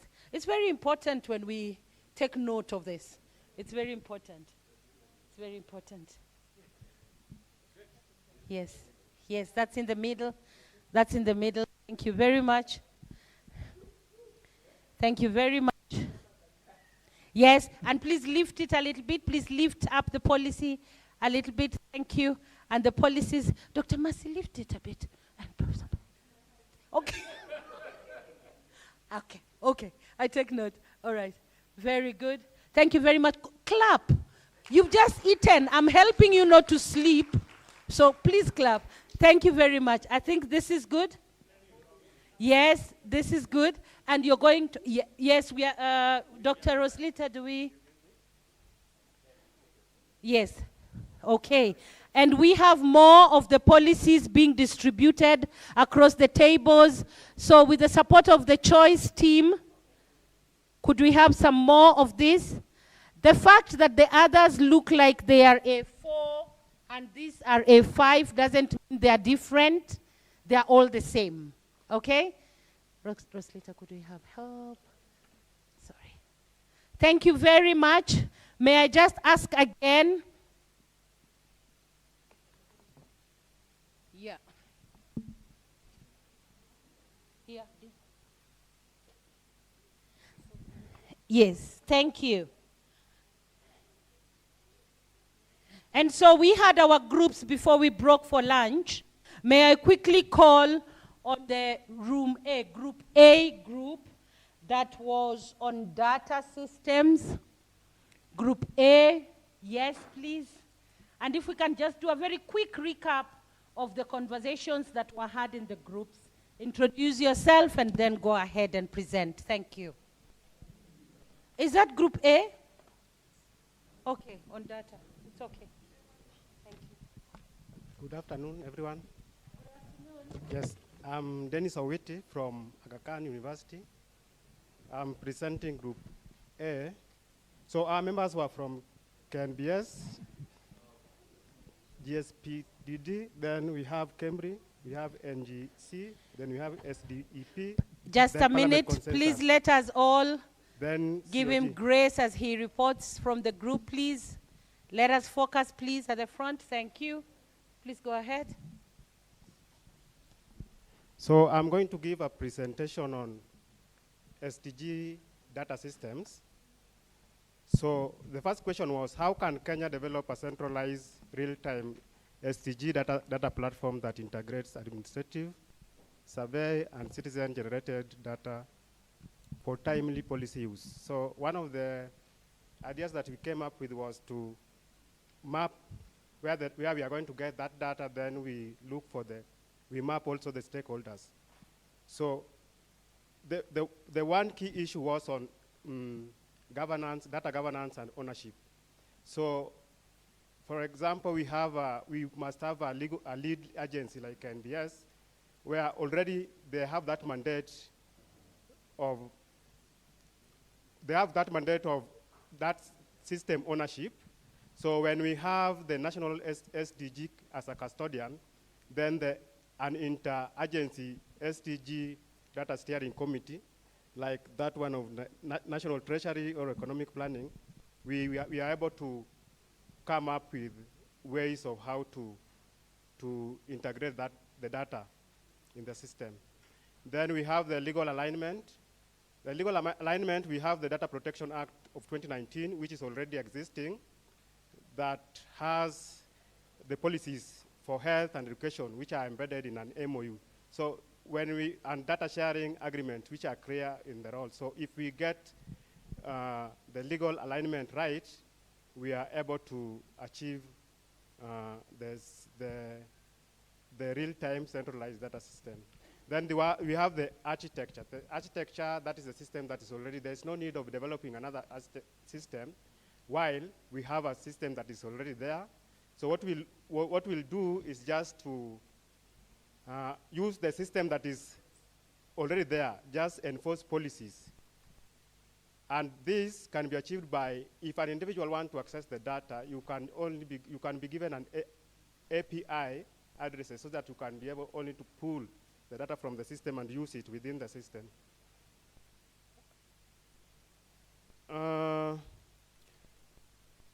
Again, in the data architecture, we have the data lake, where we have the raw ingest, the raw data in our governance of cloud.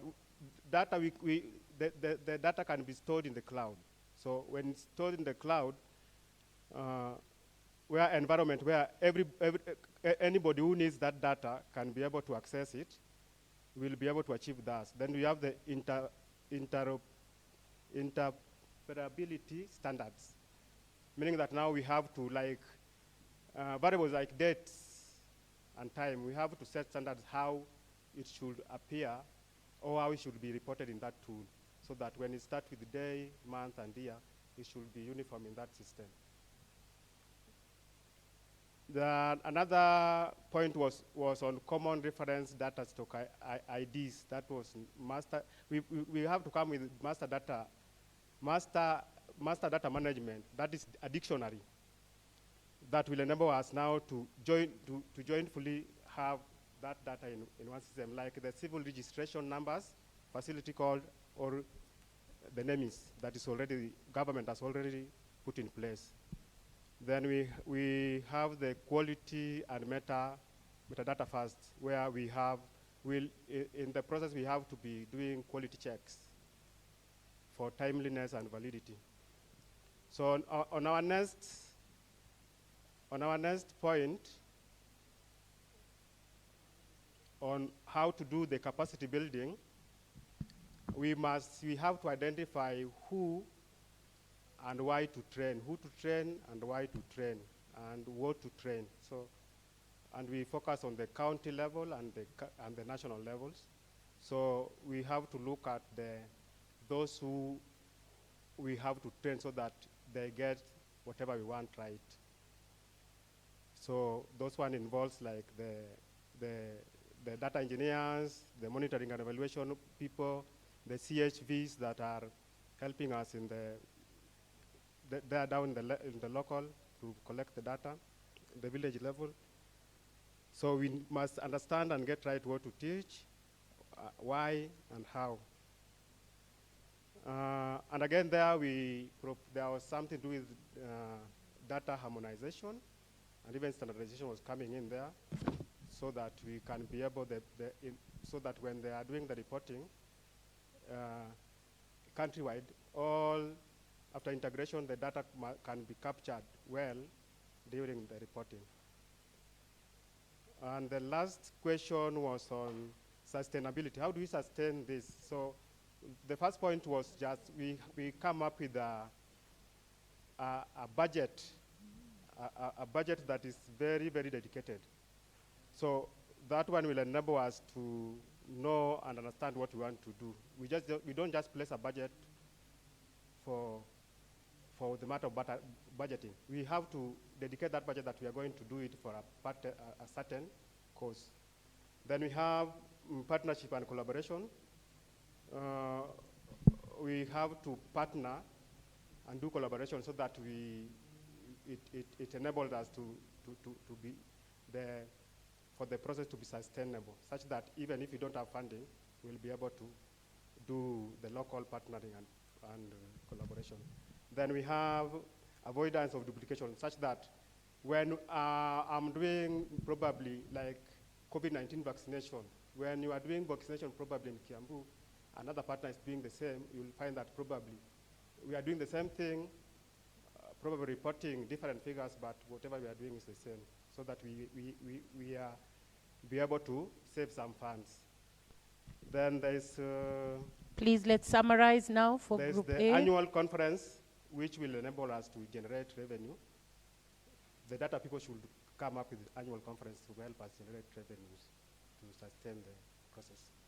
That's what I have for myself. Thank you, and a clap really for Group A. That's a lot within a short time. Please, let's try and summarize as we are giving our presentations of the group. The next one is Group B on gender and equity gaps. Gender and equity gaps. Who do we have from Group B? Thank you.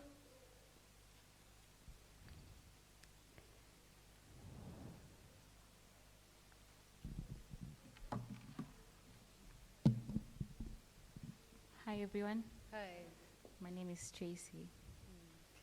So Group B, we also had 3 questions. So the first one was, how can Kenya strengthen gender disaggregated data systems to better track progress on gender equality and equity in health, education, and climate action?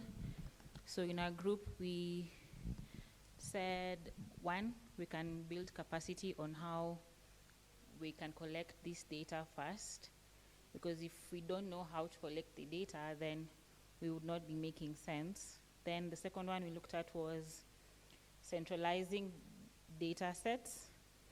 For example, we have one centralized place where we can access data. For example, if we need data on GBV, we have one centralized place where we can access all this data. Then we also looked at working with other institutions that handle data collection. This could be the Ministry of Health, Ministry of Education. We could look at the chiefs, the paralegals who work at the grassroots level. Then the other one we looked at was the government committed itself to 12 commitments, and one of them was to combat GBV and FGM. So we would be wanting the government to fund that, fund the GBV management and information system, and to operationalize it. So how do we strengthen the same? We can ensure that, one, the SDG indicators are fully implemented. Two, we can look at having a one-stop shop in different counties. In our group, we discussed that one of the counties that is having a one-stop shop is Makueni. Then the third one was to target a specific agency to specifically get data from that agency. Then we also looked at all level 3s and 4 hospitals to have a GBV RC response center, and to also strengthen the gender sector working group at the county level, and to review the gender sector statistics plan by KNBS. The second question was, what policy and programmatic interventions are the most effective in addressing structural barriers to gender equality in health and development sectors? So we looked at, one, we need to have an intervention on how to handle postpartum complication that leads to hemorrhage.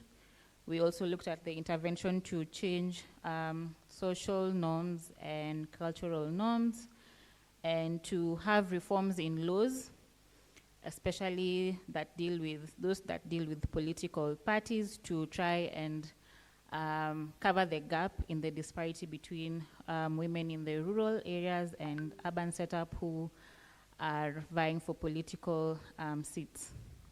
The other one was civic education, to have more women take part in the political space.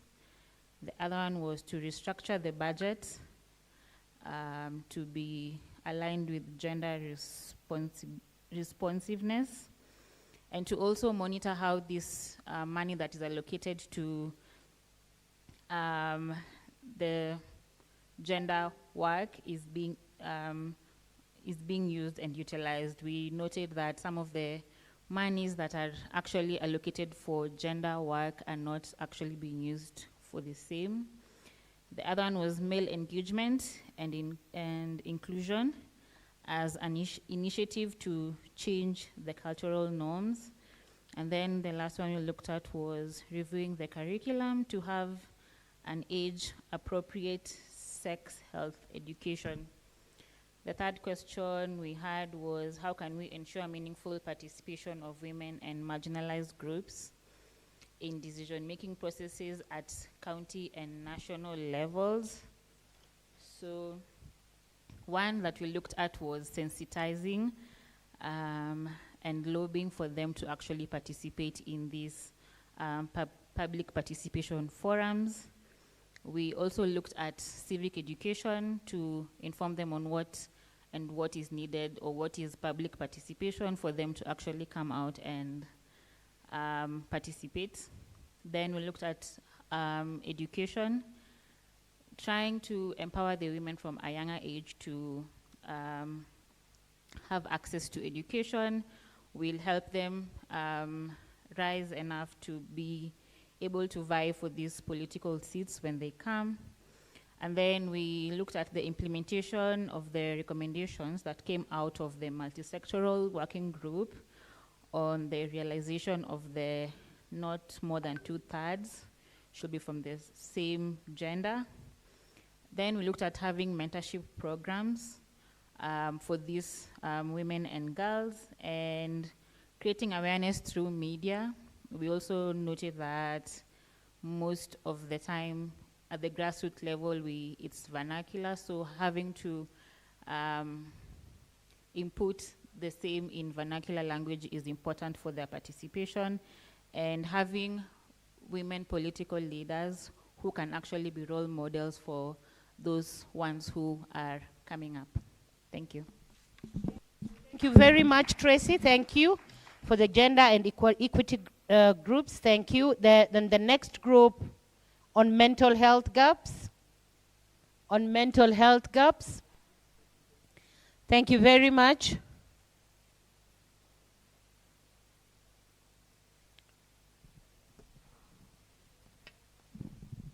Good afternoon. My name is Matthew Mtiso. I'm going to give a report of what we discussed, the mental health group. We had about 7 of us: Lydia from Polycom, Sylvia, George from SDG Forum, Paul from the county government, Dr. Mercy, Minister of Health, Dr. Lynette, Kemri, Professor Madai, UON, and myself. We managed to tackle only 2 questions. The first one: what steps are needed to integrate mental health services into primary care and community systems to improve accessibility? And the first point that we came out with was that we need to eradicate stigma. And stigma falls in different contexts. There is systemic stigma, social stigma, and then the internalized stigma. The other point is that we need to capacity build or capacity development for community health workers and non-specialized health workforce on issues of diagnosis, referral, and management of mental health issues. We also saw that we need to have an enhanced literacy and advocacy for mental health, especially in the communities and their needs. And community is different: schools, workplaces, CBOs, and so on. We also saw that we needed to have outpatient mental health services. And this in line with the clinical guidelines that have already been established by the Ministry of Health. They need to be not just policy at policy level, but also be entrenched in the primary care level and be used on a daily basis. The other issue that we saw is standardization of care packages across counties. More often you find that one county implements something different, another one also implements something different. What is being implemented in Makueni perhaps is different from what is done in Nairobi. And we also needed, so that we need to introduce basic standardized screening for mental health across different levels of care. The other one was prevention and promotion to be funded and sustained. For example, we see a lot of information out there on other health issues like dental, HIV, and so on. So if you can have something similar for mental health that can also create individual urgency would be important. We also saw that we need a multi-sectoral approach, especially engaging the private sector or the corporates. And for example, we mentioned an organization like Safaricom. If they were to talk about mental health, it will get the publicity that it needs, and so on. Question number 2, what strategies can reduce stigma? And again, stigma falls in those 3 levels that I mentioned: systemic, social, and individual or internalized. Again, we saw that we need a multi-sectoral approach on issues, especially social determinants of mental health. For example, education approaches, housing approach, transport approach, and so on. We also need, again, public-private partnerships.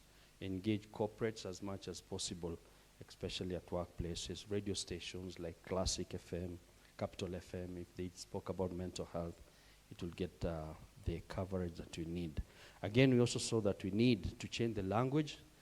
The language is a bit stigmatizing, especially when in the context, basic context of maybe if you talk about mental health, people get to feel a bit shiverish or stigmatized. but indeed everybody has a mental health. The question is whether you have a mental illness or not. Such kind of words that are stigmatizing and terminologies and so on. We need to have mental health champions, and mental health champions who know or understand some basic education about mental health so that they can run with it as well. And then finally, we need to engage local gatekeepers. By this, I mean people who are trusted by communities, for example, religious leaders. Thank you so much. Thank you. Thank you very much. Very well put. Thank you very much. And now for the last group on climate change and action. Climate change and action. Thank you.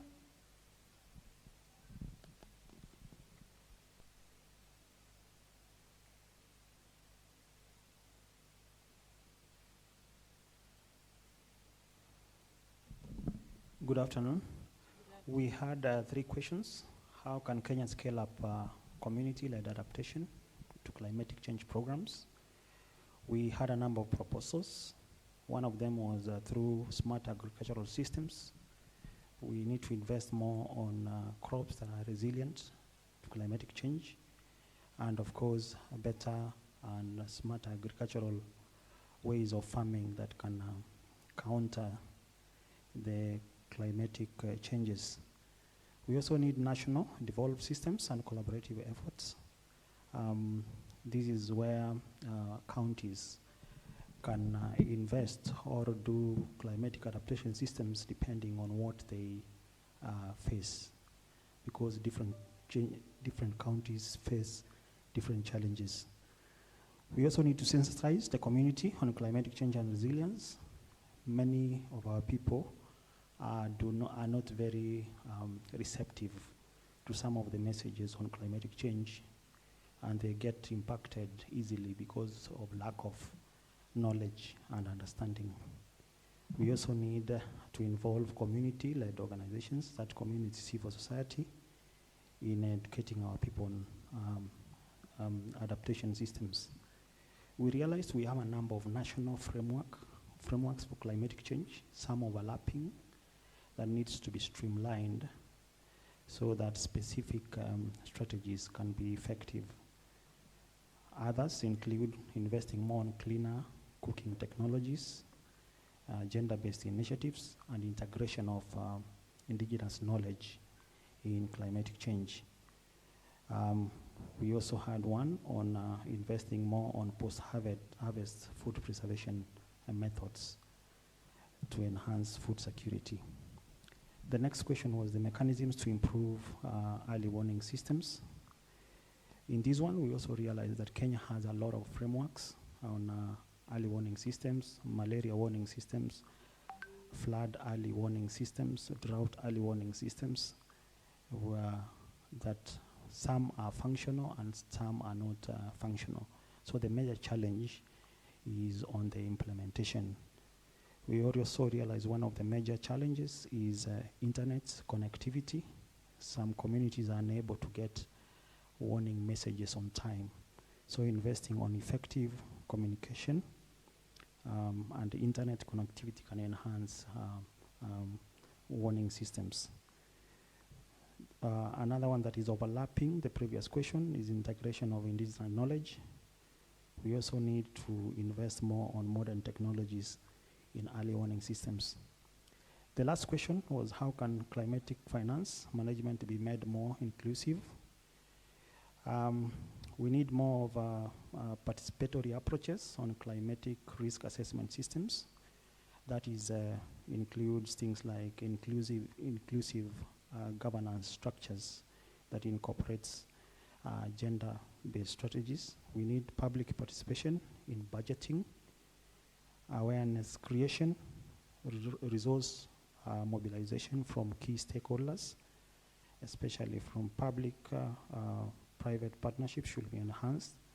And we also need to ensure decentralization of climatic financing so that we have intentional allocation of resources that are meant to curb climatic shocks. Thank you very much. Thank you very much. Please let us clap for all the 4 groups. The conversations were very well presented and the points very well captured. Thank you very much. At this time, I would like to usher in the session that brings in the panel. But just before that, I would like to just open the floor very briefly to 2 comments or feedback from what we have picked in the group discussions. Only 2, as Professor Zulfi prepares for his panel. Do we have a burning response or thought? Thank you very much. While you still continue to internalize, we are in luck, Professor Zulfi. That means we have more time with our panel. Please welcome to the front. And as Professor Zulfi comes, may I call upon the panelists one by one to come forward. We had Ambassador Ali Mohammed, the special envoy, I think, represented. Okay. All right. Okay, so calling Ms. Florence Sevuo, please come forward. Coalition for SDGs Kenya Forum. Ms. Leah Wambugu, the Manager, National Statistical Systems and National SDG Focal Point, Kenya National Bureau of Statistics. Professor Muthoni Mathai, please come forward. The Associate Professor, Department of Psychiatry, University of Nairobi.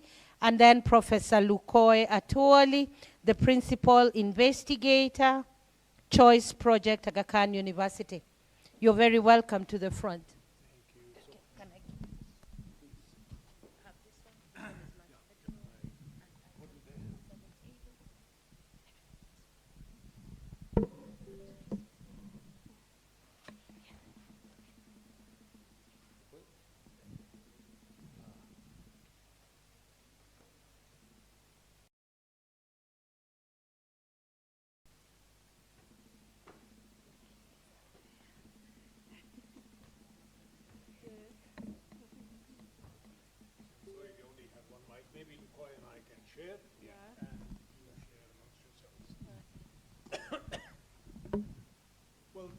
Thank you very much, ladies and gentlemen, for a wonderful and very thought-provoking morning, and thank you to the groups which did so much work just before the lunch break. So I'm very, very honored, pleased that we have such an illustrious panel. We've had some change since the morning, given that some people had to leave. But this panel will focus on the practical aspects. How do we take this thing forward? What are the areas that we have covered? What are the areas that we have not covered? And the format, just in terms of housekeeping as to how this will happen, is I'll have a series of questions and nuances of those questions to each one of you. And after we have done the first round, we'll move to the next topic. And after 4 topics, which I hope will be enough for the period that has been allocated, we'll open to the floor for a Q&A. And that Q&A will probably be guided by our really worthy, fantastic moderator. Okay? So that's how we will go. So the first question that I have is really around information systems, data systems. You know, as I said this morning, without deep and reliable knowledge of how progress is, you're dependent upon hearsay. So the question is, what practical strategies can strengthen multi-sector collaboration, government, academia, development partners, to enhance SDG monitoring and reporting, and provide an additional verification or sensitivity, specificity analysis format for what is typically reported at a national or subnational level. So let me start with Ms. Leah and ask you, how can official statistics better integrate with non-state data sources? Or if they don't integrate fully, how can they align in some way that they paint a more holistic picture? Yeah, thank you so much. And I think what I can say we can integrate the data from non-state actors with official data by building on the already established coordination mechanism.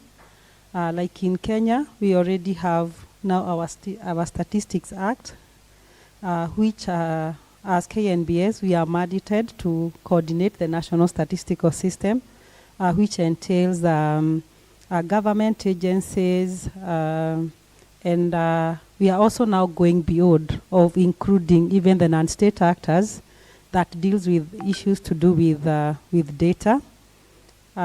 We've already have the newly launched Kenya Statistical Development Strategy, where we plan for the statistical activities for a span of 5 years. And some of us who are here, the non-state actors and private sector, can attest that the process was very inclusive. We involved them in coming up with that strategy.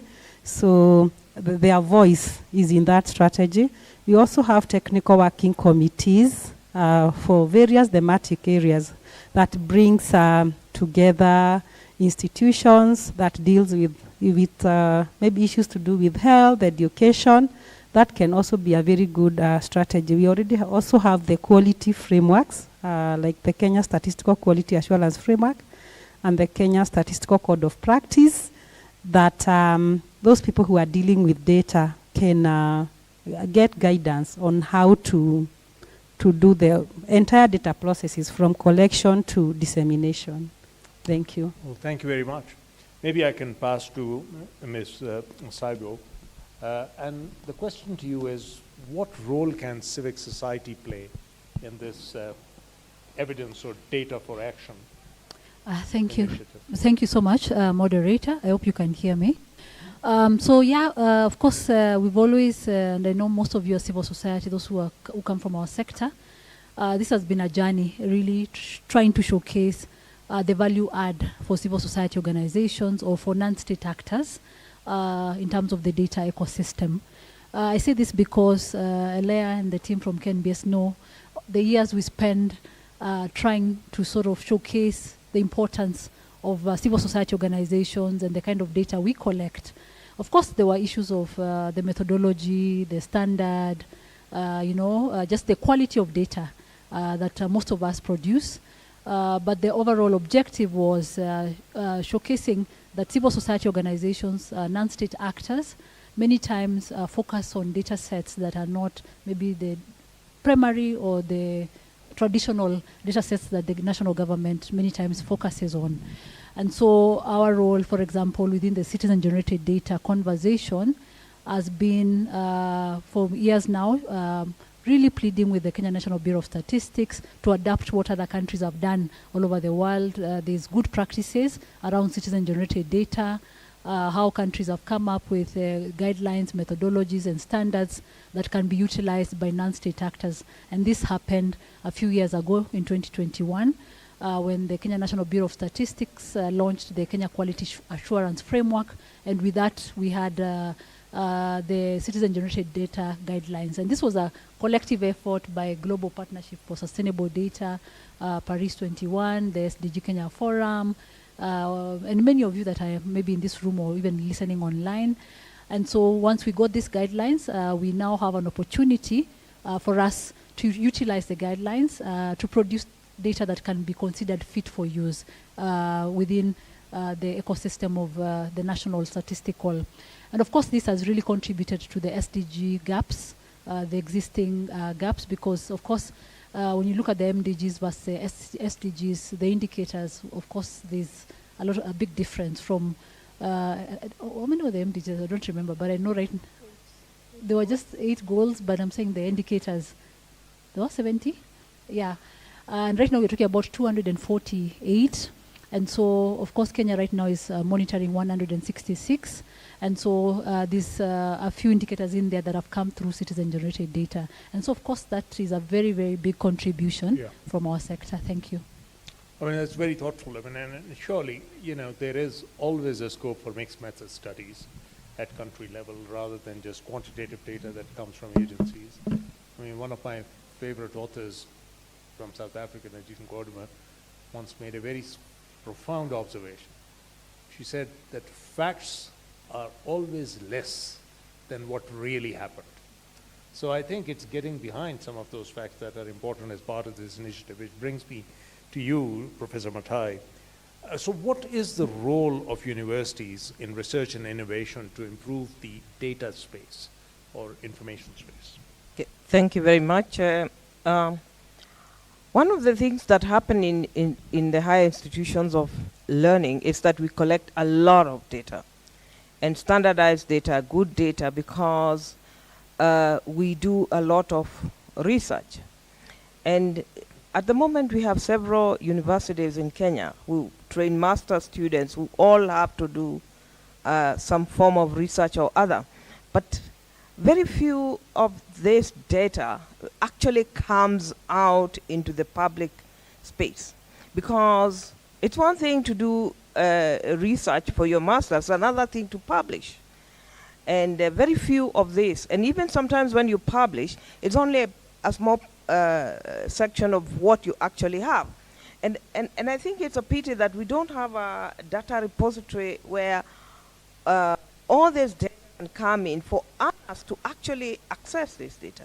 It remains bound in books, or, for example, okay, even I think currently the University of Nairobi has a repository for dissertations, but that is not data. This is the whole dissertation which you upload. And so I think this is there's very rich and very good data out there which could be put together, and it would be completely multidisciplinary. So I think this is one area where we really could have something like that. Well, very few people realize that at a global level, all of this so-called standardized information, like the UN IGMI, the countdown reports, even the WHO's own programs, global burden of disease data, this comes out of universities. It doesn't come out of any entity that exists somewhere. And the entities also collate a lot of information that comes from universities, but eventually it has the stamp of approval and authority from academics, from academic research bodies. So Lukoye, that brings me to you to say, this requires to a large extent the coordination between various stakeholders in Kenya, in the government, non-government, academic, non-academic, statistical departments. How do you see this happening? Yeah, thank you. I think the first thing that we have to all agree on is no matter which sector you're acting in, data is at the core of it. And good data facilitates good decision making no matter what sector you are in. And I think more and more over time we are learning that if you have an entire data set, then you can make decisions across domains. So in the past we would be talking about health data, and then we'll be talking about climate data, we'll be talking about gender data and so on separately as if they exist in different domains.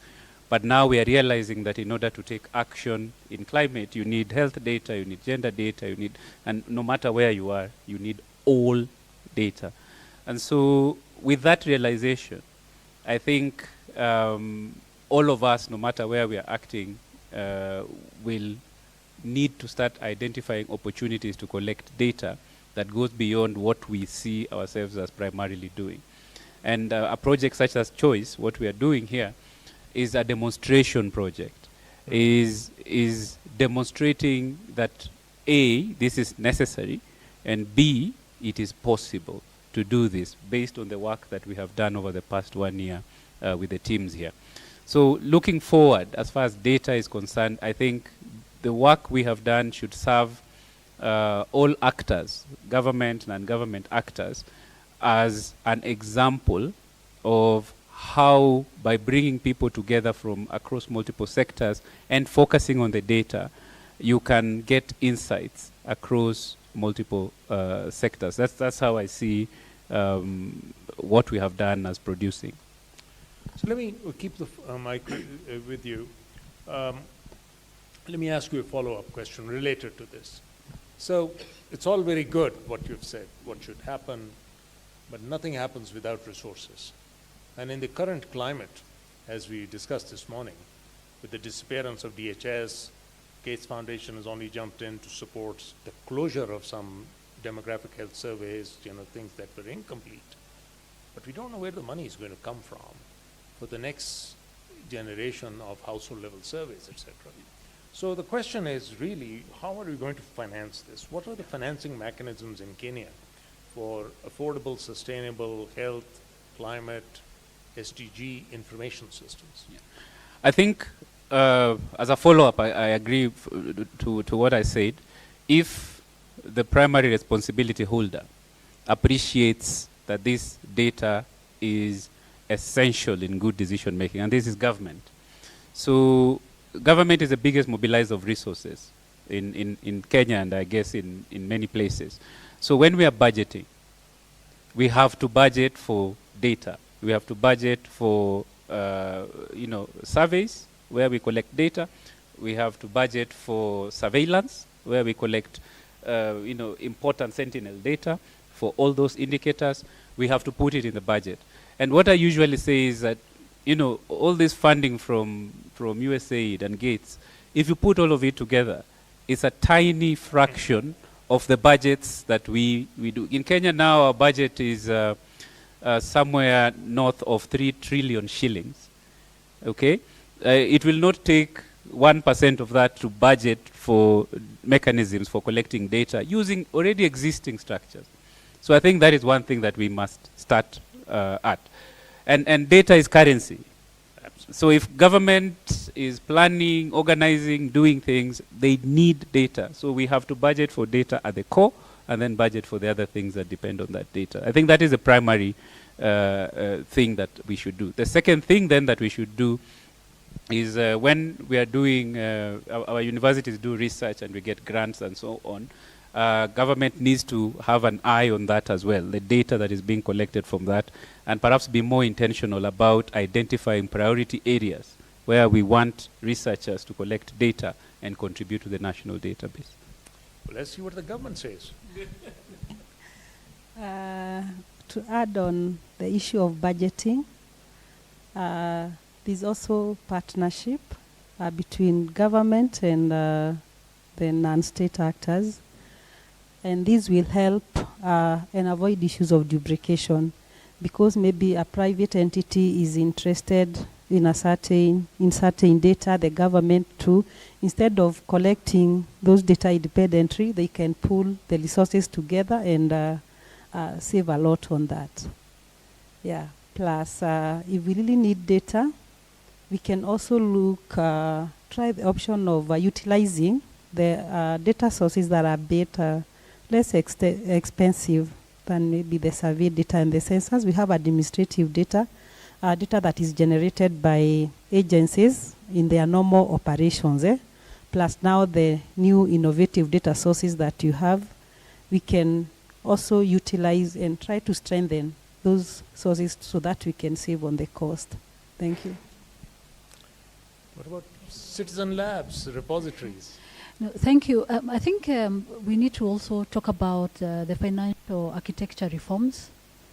I think the crisis we're in right now is because of the historical challenges that have already existed in terms of our financial architecture reforms, where, for example, a lot of the global south, the issue of it's not an equal partnership in terms of resource allocations and so forth. And I think that's the elephant in the room, that many times we from the global south, we're not talking about it, we're not addressing this particular challenge. The lending fees, for example, for global north versus global south, how many times our governments, the things they settle for, the negotiation skills that go with that, the neocolonialism that goes with all that.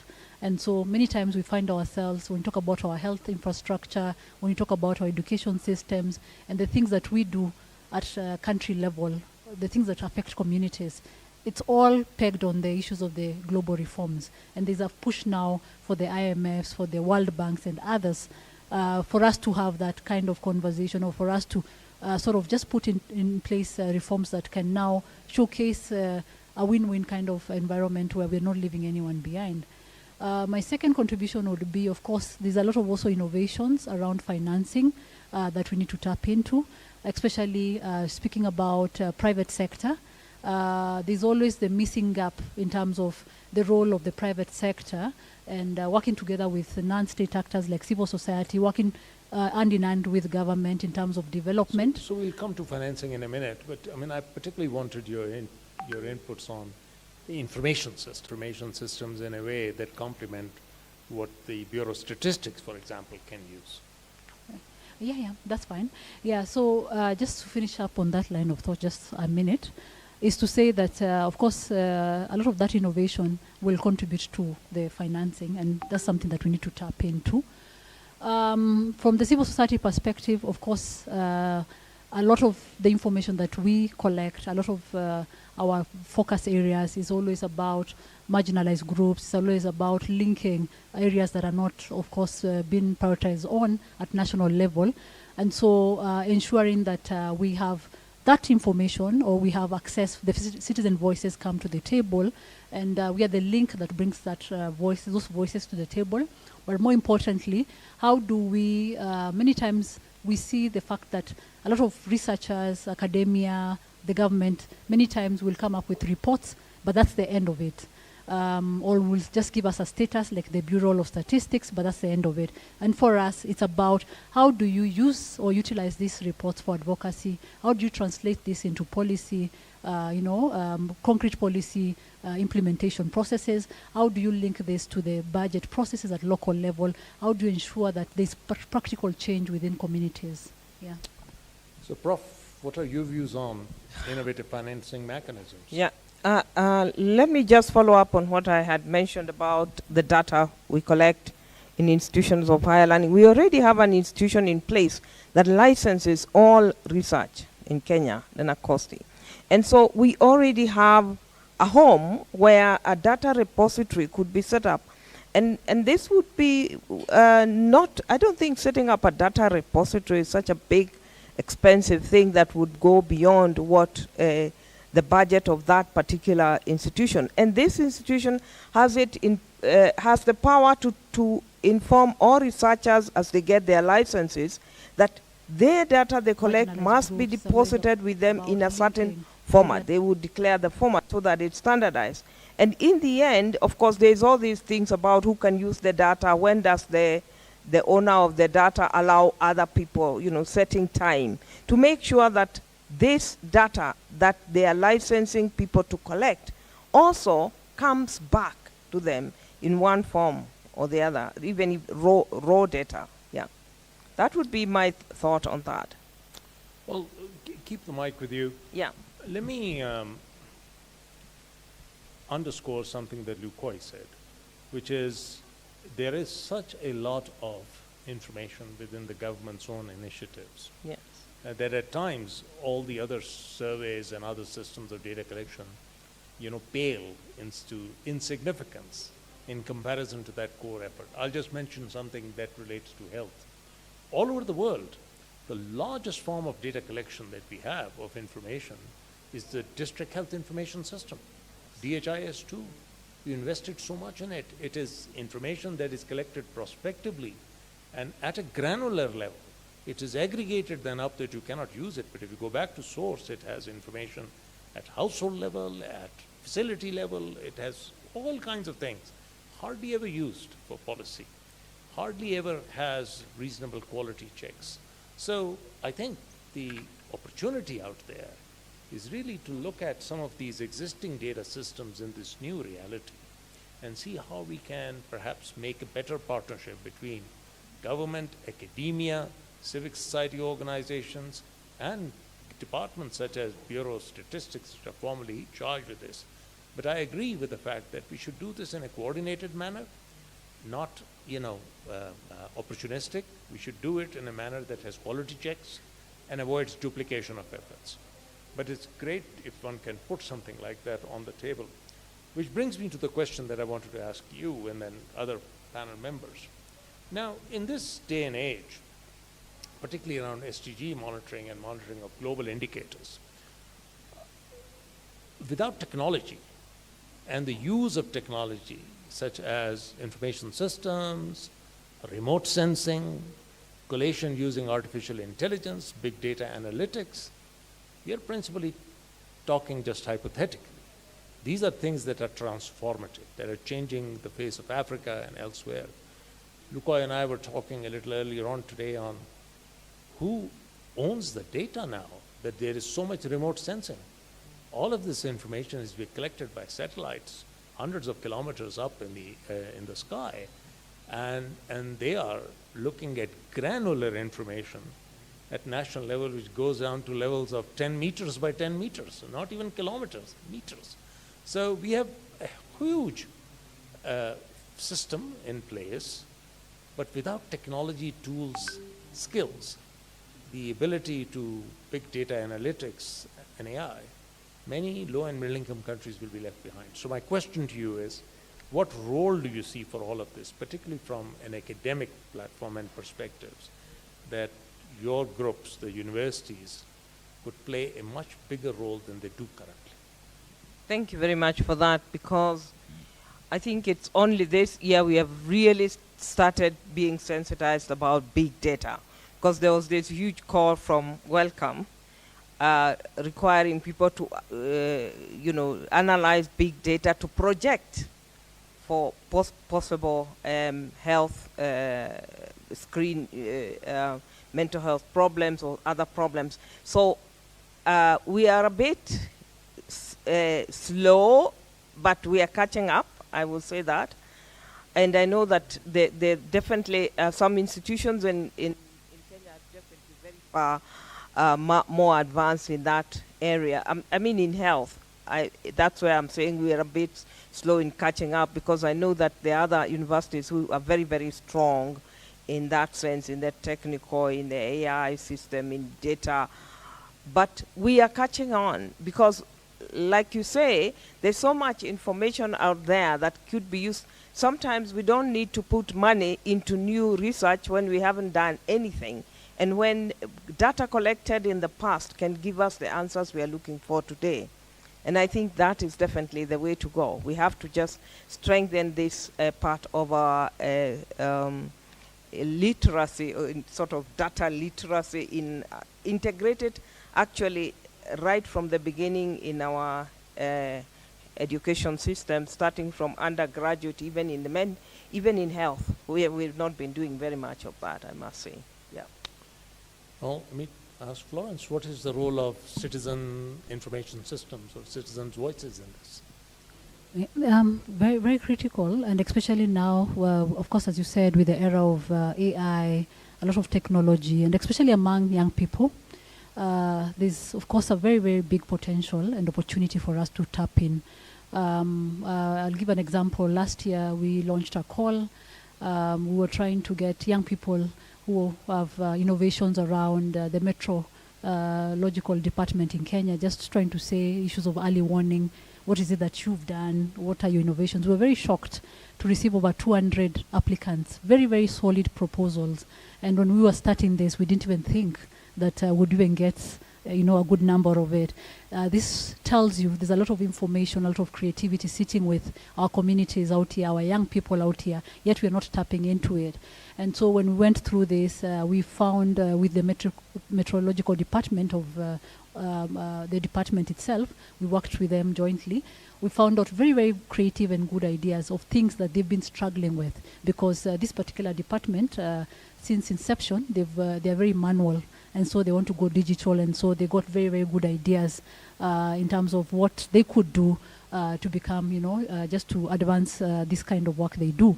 And so this, for me, really opened up my mind to say that in all these areas of development that we are all grappling with, be it on issues of gender equality, be it on climate change, be it on, just life underwater, all these aspects of the sustainable development, we need to invest more and more into, just innovations and ideas using AI, geospatial, all these creative, innovations that are ongoing for us to tap into. We need to move away from the traditional ways of doing things, and for us to embrace technology, for us to embrace what's coming out, and also to invest in that. And so my plea also is to, like the academia and others, who many times, are investing a lot in terms of the research.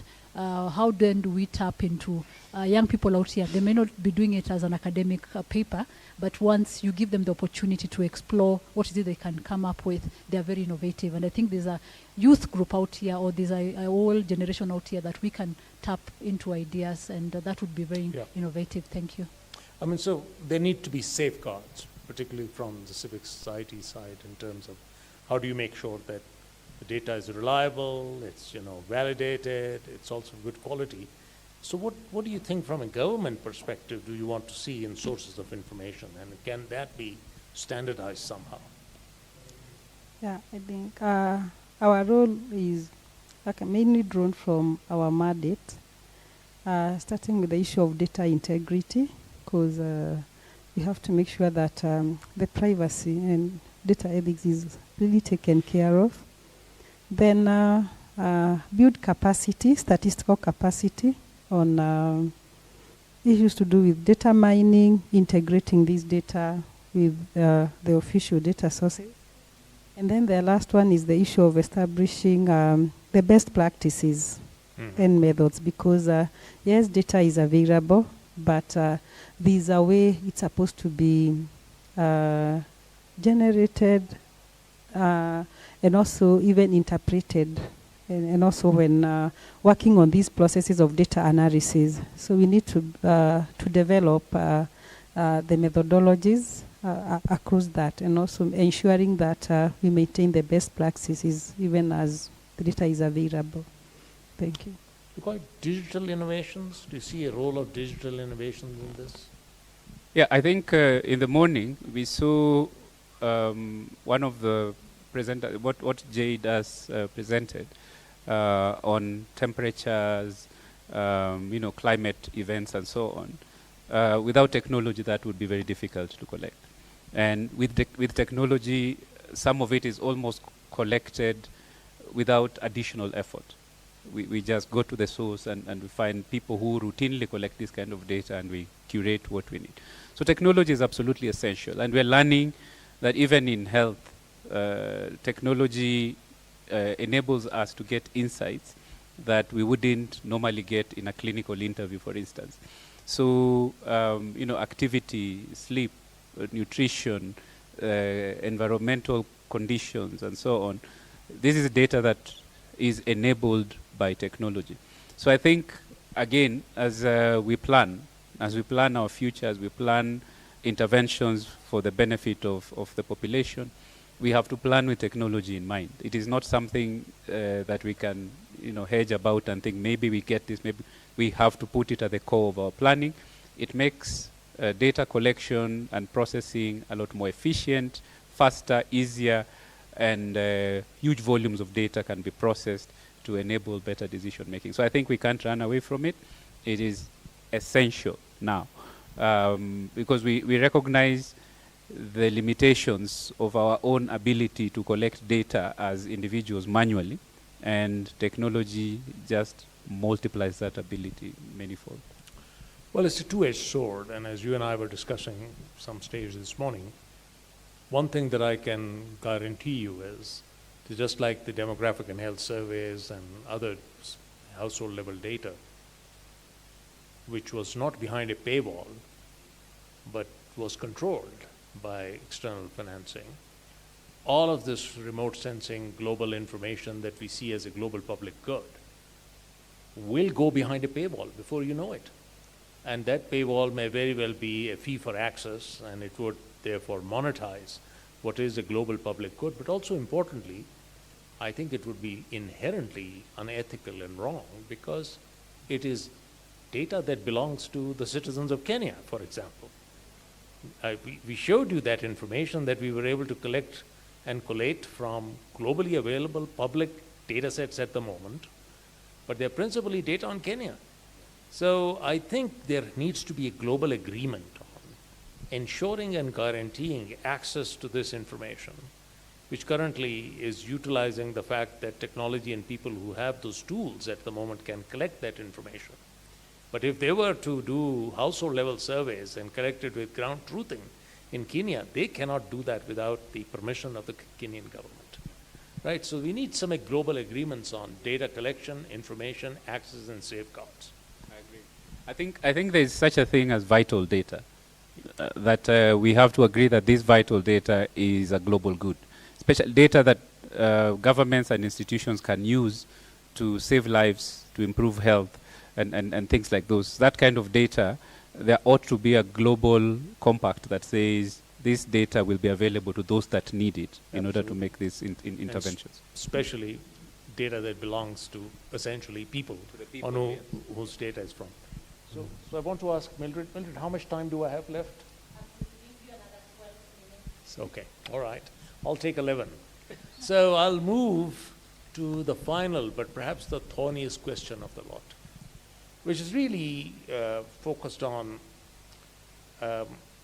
this think tank initiative that involved organically before the SDGs came about, and a little bit more deliberately through such an exercise that we undertook upon ourselves, we as Aga Khan, we as well as Center for Global Child Health.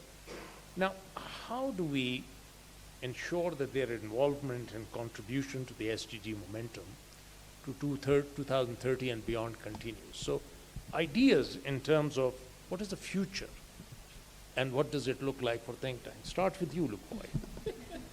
Don't give the mic away. Yeah, I think as I said at the beginning, what we engaged in over the past year is a demonstration project. It shows that it is necessary to have people from a multiplicity of sectors coming together and deliberately tackling problems that face the people. It is necessary. The second thing we wanted to demonstrate, and which I believe we did, is that it is possible to actually bring people from multiple viewpoints to look at these problems that we have identified and to generate solutions that work. And so going forward then, the next question is a question of sustainability. And that is a question that we have to tackle then to say, is it possible for this work to continue without it necessarily being a specifically funded project? And I think it is, because the institutions represented in this think tank have mandates that contribute to what this think tank was attempting to do. And in our day-to-day activities, in our day-to-day work, we could very easily include our regular consultations and include the products such as these policy papers, such as manuscripts for publication, such as advocacy issues. We could actually integrate those into our common work plans and continue the work of a think tank-like existence beyond the life of this project.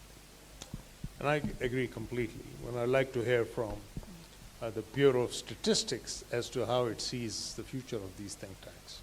Yeah, I think I would suggest it's good to preserve the future of these projects because they are acting as a bridge between data and policy.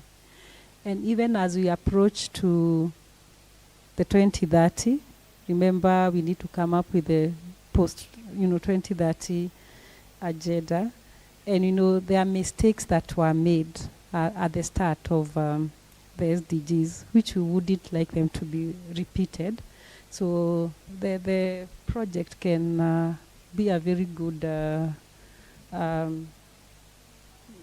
document to show us to avoid making mistakes that we made. So we can start checking where we went wrong for the past 10 years also, and advise the agencies, that is the UN agency or even the government that works on the SDGs, to try and avoid making such mistakes, so that, because as at now we might not be able to achieve the SDGs as we had anticipated.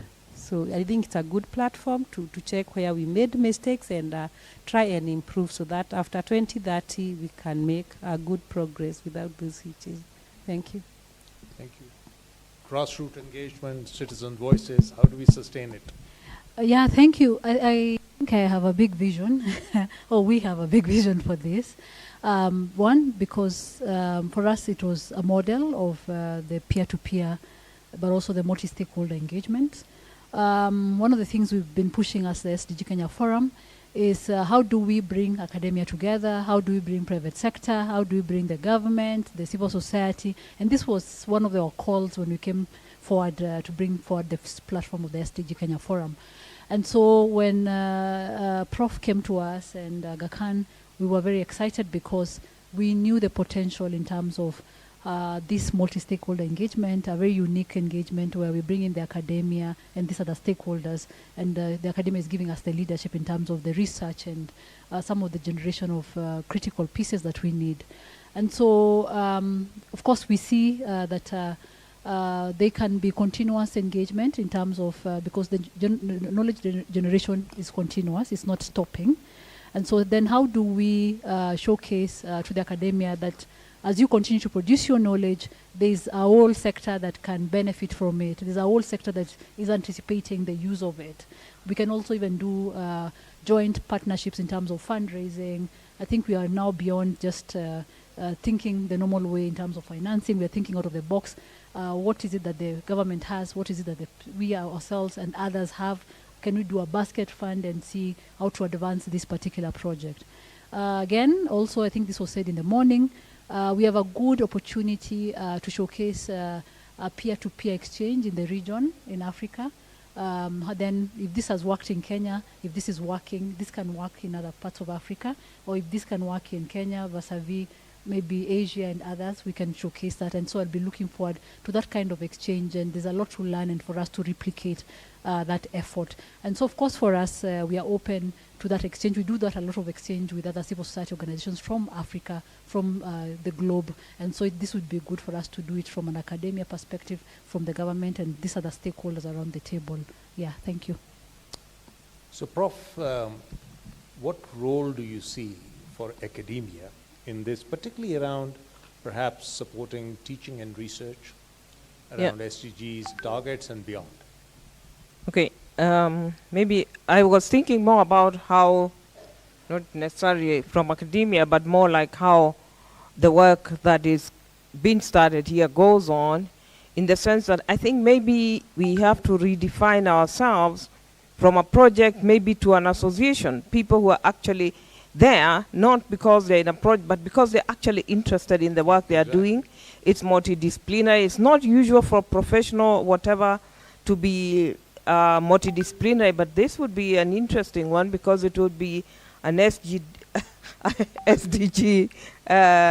association sort of thing. That is their core interest, bringing in all the other aspects. And the question about in that system, that does not have to be funded, but within that context, people could come up with ideas they want to work on in research and apply for funding, grant funding, and do real research related to that. And that way we would be able to continue, not because us, but because we are actually quite interested and committed to that, to the dream or the vision.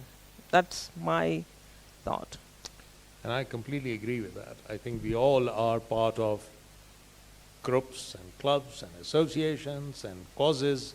People demonstrate in the street for rights, for climate, for peace, not because somebody pays them to do so. I mean, they do it largely because they are committed to do so. So I think what we need is a civic society movement, which is a multi-stakeholder movement, which has young people, people not so young, which has academics, not academics, civic society representatives, journalists, media people who have a huge responsibility in ensuring that the voice and word gets out. And that civic society movement at large generally does not need as much resources to sustain it as projects and programs and targeted endeavors.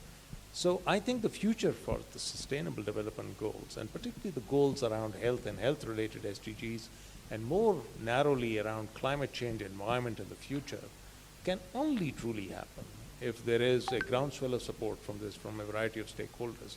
And people like you, people like us, people like Lukoye and colleagues who are here on the podium are able to create that awareness at a national level that this is something worth standing up for.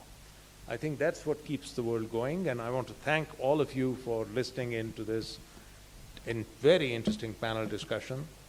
And Mildred, I've given you exactly at 11 minutes to the end. Thank you. Thank you. Please can we clap for this panel? I am very tempted to ask a question to Professor Zulfi after he has terrorized the panel with questions.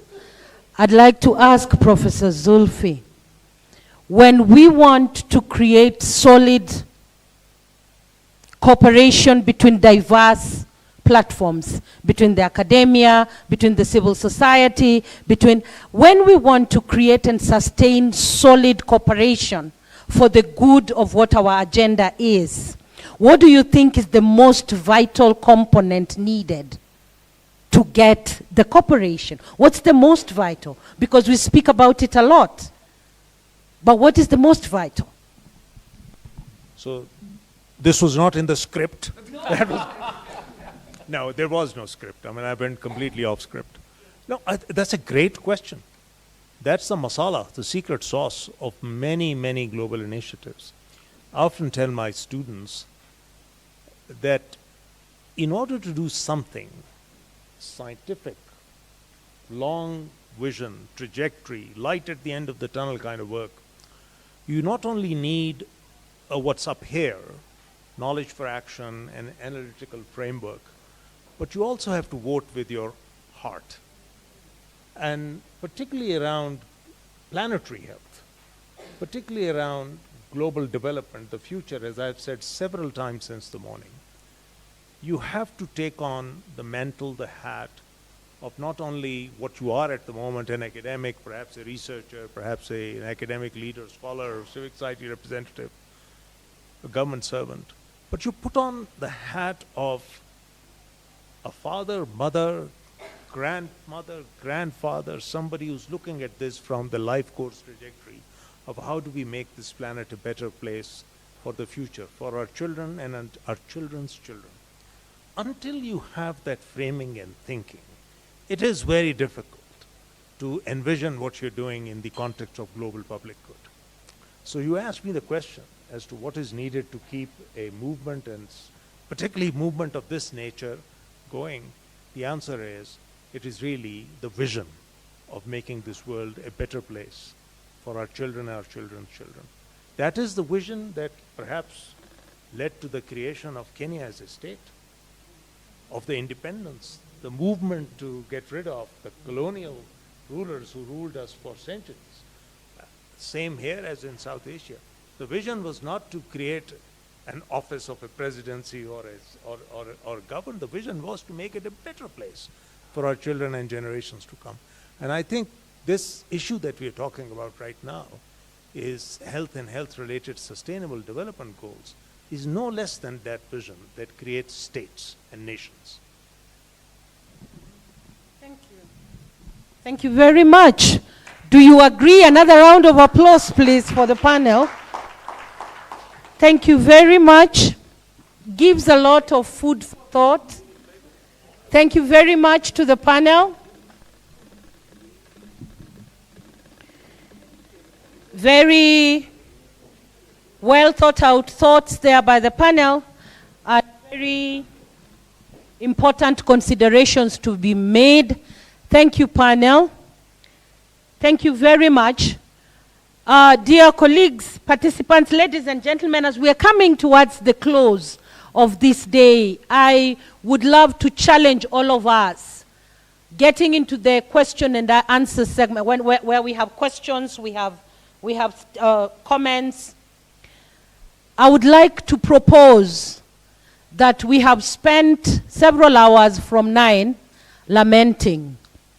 So now I would like to propose that we move from the Book of Lamentations and get to the book of going forward.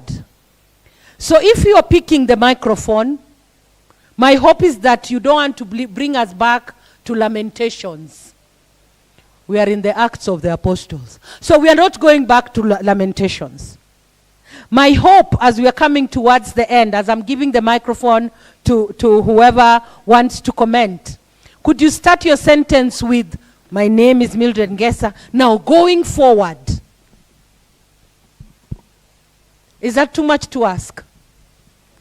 Because the danger of how sometimes we fashion our conversations and our spaces and our meetings is that we can spend a whole day lamenting and not find a way of moving forward. So I want to open the floor now to moving forward.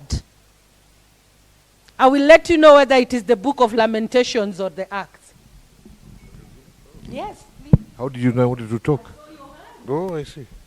Thank you so much. So my name is Amin Khan. I spoke in the morning as well. But moving forward,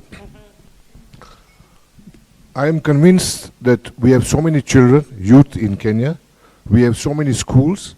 And I believe that we need to look at the curriculum and look at how these SDGs and the climate change action and all that can start from early childhood development to primary to secondary and university in a right formal manner, and also semi-formal in other ways. But I think that will really bring about a big change in terms of sensitization and advocacy from when you were born till when you become a graduate or even master's degree. So this would then help to bring it as a mainstream and bring whatever we've been talking about today closer home. Is that a good move forward? And yes, it's a good move for entrenching that into the education system. Yes. For our young people. Yes. So we pick it while they're still young. Yeah. That's a good point. That's a good move. From formation all the way till the top level. Absolutely. Your point talks also about mentorship. Mentorship is one of the things that we are dropping on, yet we need to mentor the young ones to take up from us, or all the processes that we see. Mentorship. For example, if you ask me, which I know you will not ask me, I would spend time sitting by the feet of Professor Zulfi to just understand the lessons learned from back then and now, and therefore pick those lessons to say, but here are gaps, we should cover them because they were committed 20 years ago, we can't repeat them. But I hear your point. Very important. How do we nurture? How do we mentor? Another moving forward. Don't fear to move forward. Yes, sir. Moving forward. I start the sentence for you. Thank you. I think mine is a couple of points, and I will speak more with regard to data for SDGs. So I think there's a lot of insistence, and rightfully so, that we should actually try to collect, request, aggregate data from various players, and actually collecting some form of SDG-related data. But I think one of the questions that we were tackling in our SD Digital small discussion group was, how do we incentivize, or how do you use a stick to actually push these data stewards, or data owners as it were, to share this data? Because as long as people spend their resources on data collection, they'll actually feel they own this data. A lot of players out here actually collecting very good quality data that can be used to advance the SDG agenda. One of the possible solutions we came up with, and I think I was happy to learn in some shape or form this is being implemented, is actually to go the route of legislation. Yeah, such that we can enact some sort of statute that requires players who are collecting some level of data that can address SDG agenda to share this with a central agency, be it KNBS or whichever other. Yeah, and there's precedent to this. For instance, some of us, when we do research, academic research, we get funding from mostly external funders.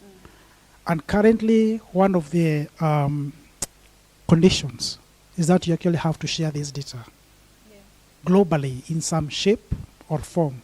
Even asked to share your data analysis code in some shape or form. And we actually gladly oblige because there's that carrot and there's that stick.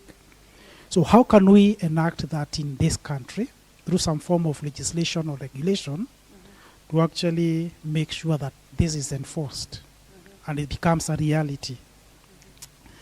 So the next one. Therefore, moving forward, a challenge to some of our colleagues who have networks and linkages to our legislation. And I'm very happy to note one of our colleagues in the group was from a parliamentary SDG commission or something like that. Yeah?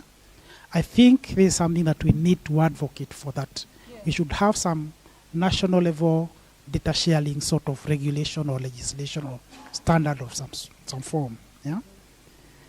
Then the other one is with regard to resourcing. Sorry, Prof, your point is so important. My question is, yes, are we able to link whoever we are connecting them to with the policy makers, to the policy formulators, to the policy implementers through government, like you say, parliament?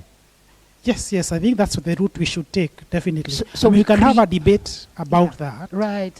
What are the mechanisms of ensuring that the data that's relevant to SDGs is shared to the appropriate agencies that can now call stakeholders to formulate policy using that data. Yeah? Legislation is one way. Yes. That's what we discussed in the group. And then we can discuss other groups. Can be a carrot, a stick, or a combination of both. Yeah. So the mechanisms to be discussed, but that's the general idea. Right. Yeah. So my second one is with regard to generating resources. Yeah. Because when we say we need to develop this infrastructure, we need to develop these systems, they need to be held or hosted within this agency or that agency. I think for most part, the powers that be or the policymakers will say that's a very good idea, but can you also tell us where are the resources going to come from? There's a lot of competing priorities. Yeah. So one of the issues that we also tackled was, and I think Zulfi touched on that when they were discussing, is are we able in some shape or form to monetize this data such that people who want, and data is gold, people who want to access this data for analysis forever, can they contribute to a kitty that keeps this data coming in and being managed and being cleaned and all that, yeah? So again, that's another issue that we can explore. And our data is always being monetized and commodified and sold. All the social media data that you actually generate, anytime you go online, somebody is actually collecting that data.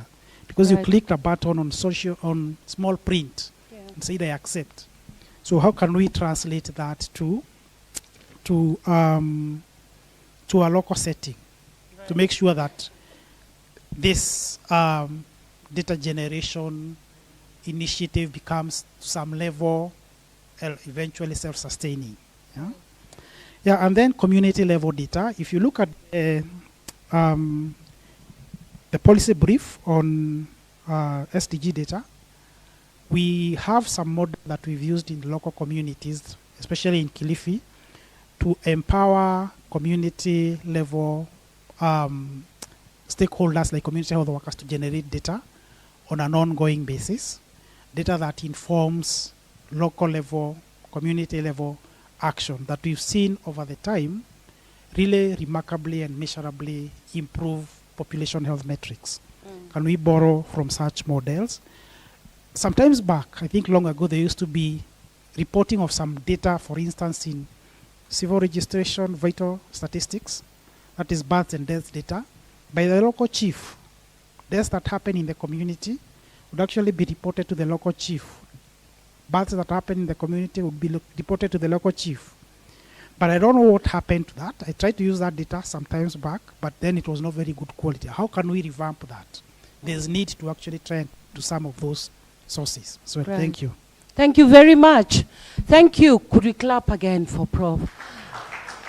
Your moving forward contribution is provoking my mind to think of what is the value chain of the data revolution success. If you are to Exactly, build the exactly. value chain Yes, from when yes. the data is collected to actually tangible success, Very how true. would we define the value chain? I love that moving forward. Yeah, yeah. Thank you very much. Yes, please. May I have, yes, thank you. Thank you. I've done enough exercise for the next 12 months. Thank you very much. I love that thought again very much, Prof. I would really love to explore it a little further, because defining what's the value chain of a data revolution success in this conversation, then what does that mean? Yeah, thank you. Yes, my dear. Yeah. Yeah. Can I give you this one? Is it on? Yes, thank you. It's now on. You Yes, can hear yes, me? yes, yeah.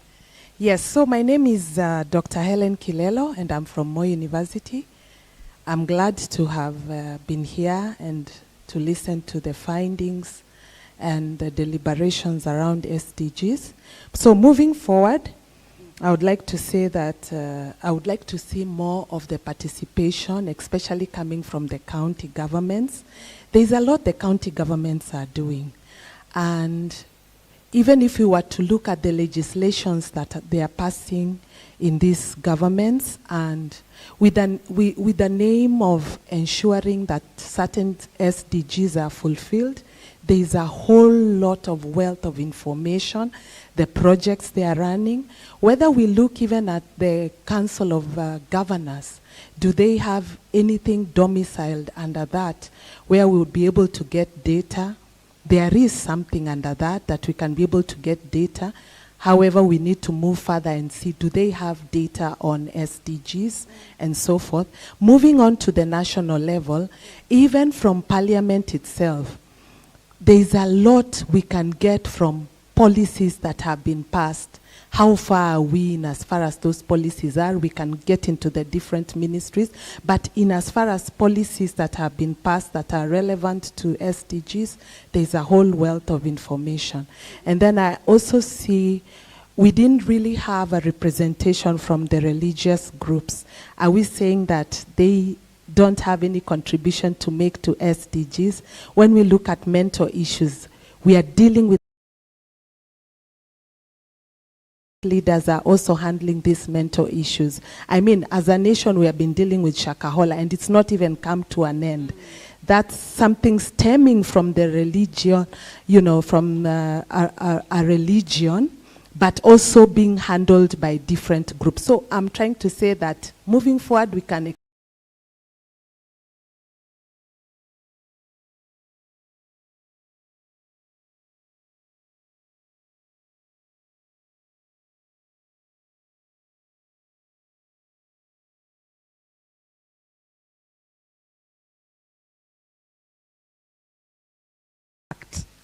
Yes. Yes. My name is Dorcas Magireri, a research fellow from Aga Khan Population Health Department. Mhm. So as we're all talking about moving data into a common repository, sharing data and making it available to everyone, one thing strikes my mind is the interoperability of the data. So different people collect data for different reasons, and if we're to bring it to one repository, it's likely to be quite challenging because of the structures which are not quite common. So moving forward, what I can suggest is establishment of a commission, probably and an ACOSTI, to manage the data management and data governance issues around the data that will guide researchers in terms of when you're collecting the data, this is how you're supposed to do it, this is the expected structure, so that all the data that is being collected can be easily accommodated into one repository that can make sharing easy. Thank you. Good point. Thank you very much. Thank you. Setting up of a commission that can manage this. I agree. But my sister, in a country that is wary of commissions, but still, we need to actually put that into operations. I agree with you. Yes, sir. Thank you. I just want to add on something that I missed mentioning during my reporting. Yeah. This is in regard to political prioritization. How can these conversations be in the political agenda level in terms of either manifestos, and so on, either at national level or county level. And one of the ways that we thought would be best is if we have a lot of citizen ownership from the grassroots.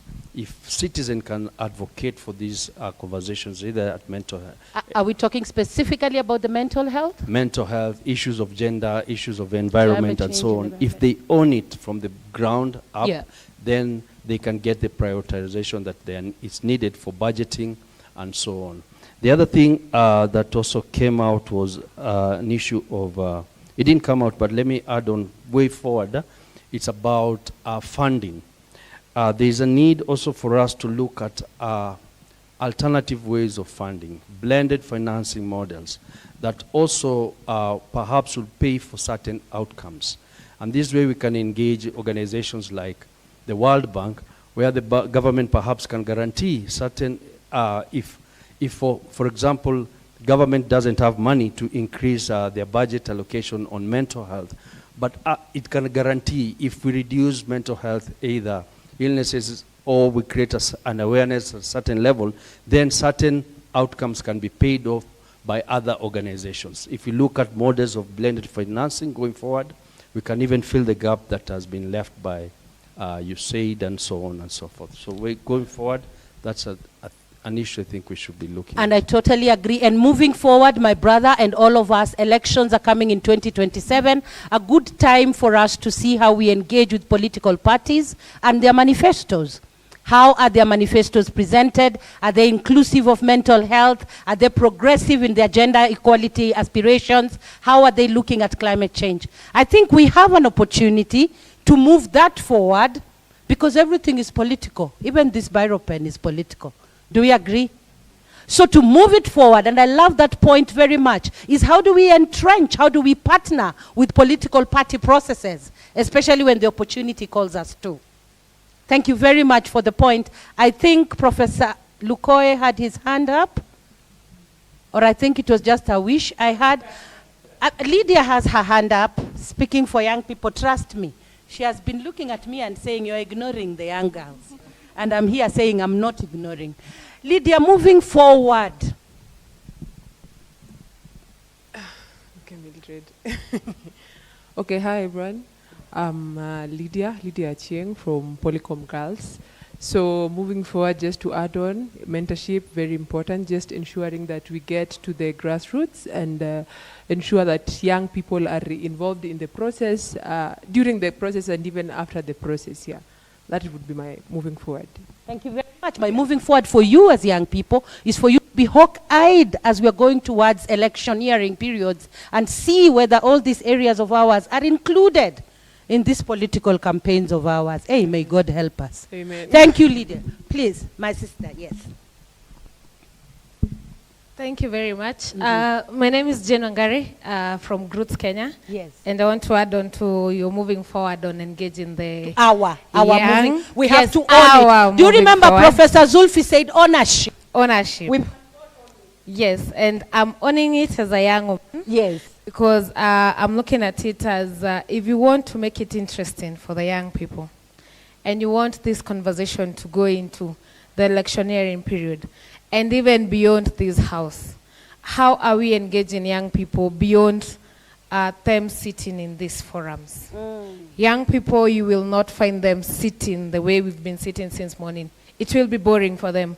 In 2-3 hours, even if we dance.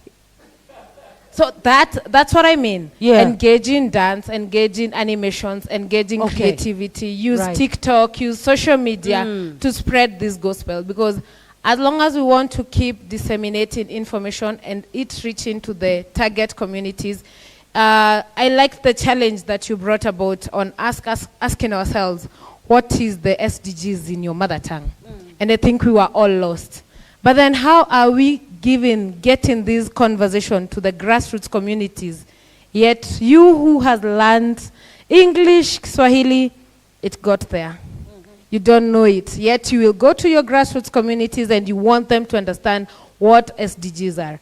So I think as we are communicating, even as we are moving these conversations from mental illness, climate change, gender issues, policy engagements, and all these things, including something as small as the policy briefs, Can we have them translated into a language that is easier or that is adaptable to the communities that we're engaging with? Thank you. I love that very much. Thank you. A big clap, please. Because even in terms of policies to the Choice Kenya team, are we able to even attempt translating the policy briefs, if not in the mother tongues, in Kiswahili at least, so that we start there from spreading it out? Do we have one last one? Yes, please. Thank you. Thank you very much. Hello. Hello. My good name is Shali Gemeli from the Youth Cafe. Of course, I'm a youth, and youthfulness is my business. Of course. And I'm a podcast host at the Youth Cafe. Right. And reading is not for everyone. Let's be sincere. Uh-huh. So as a podcast host, moving forward, I'll suggest we dissect the policy briefs into podcasts Right. that youth can easily absorb. Wait. That's a good suggestion. Wait. Choice Kenya listening and everybody else. We dissect these policy briefs into podcasts. Yes. Absolutely. Yes. So if you want to feature in our podcast, hello, you can side chat me. Thank you. Wonderful. Thank you. I actually agree with you totally, because we know that technology is changing every time. What you used 10 years ago is not being used now. So the podcast is the way to go. Thank you very much. I appreciate that. Do we have one more? One more. So as Mildred Ngesa, moving forward, my suggestion, my propositions to all of you is that most of us have worked in these spaces, looked at policy papers day in, day out, but we let them rot in the shelves. Moving forward, let me tell you, we are living in the age of truth. That if we have the information required to shift the rhetoric, then we must put all the mechanisms in place to shift that rhetoric. Otherwise, I want to go to heaven. Moving forward, the authenticity of why we collaborate, of why we move beyond just working in silos, of why we pursue these goals for our people, must always shine and come out in the work that we do. Today, dear ladies and gentlemen, the Choice Project Kenya has actually launched amazing, amazing policy briefs. I only have two here, Dr. Roslita. May I have the third one? I have two. I don't know how many of us have all the copies. Do we have all three policy briefs? Yes, all three policy briefs. There is one. I think I'm missing one. Okay, let's see. Right. Thank you very much. My hope is that all of us as participants leave this room with all three policy briefs. The next step is what you do with the policy briefs.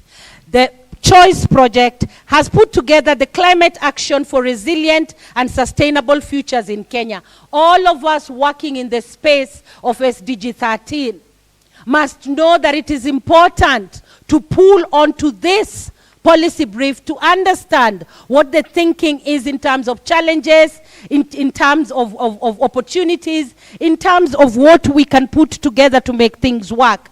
This policy brief that's in a beautiful color, the mental health for all, advancing Kenya's progress towards SDG 3 and beyond. What I believe is that this policy brief cuts across all the aspects, like we have been told very clearly, because our health concerns are across board. So we must remember that we need it as we are pulling in.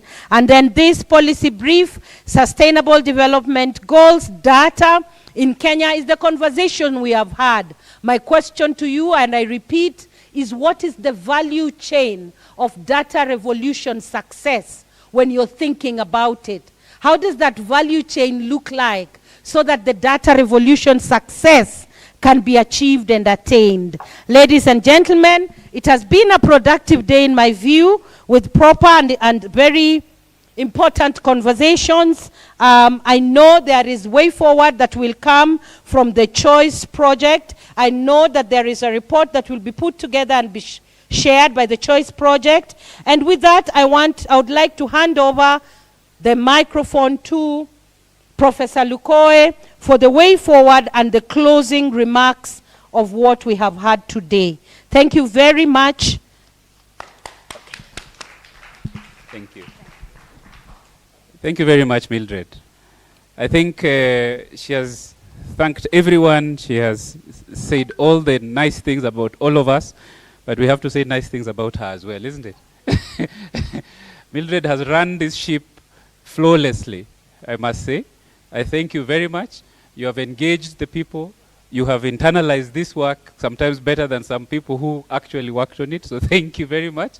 And I think she has, people who are here seeing her today probably think that we have been working with Mildred for the past 1 year, isn't it?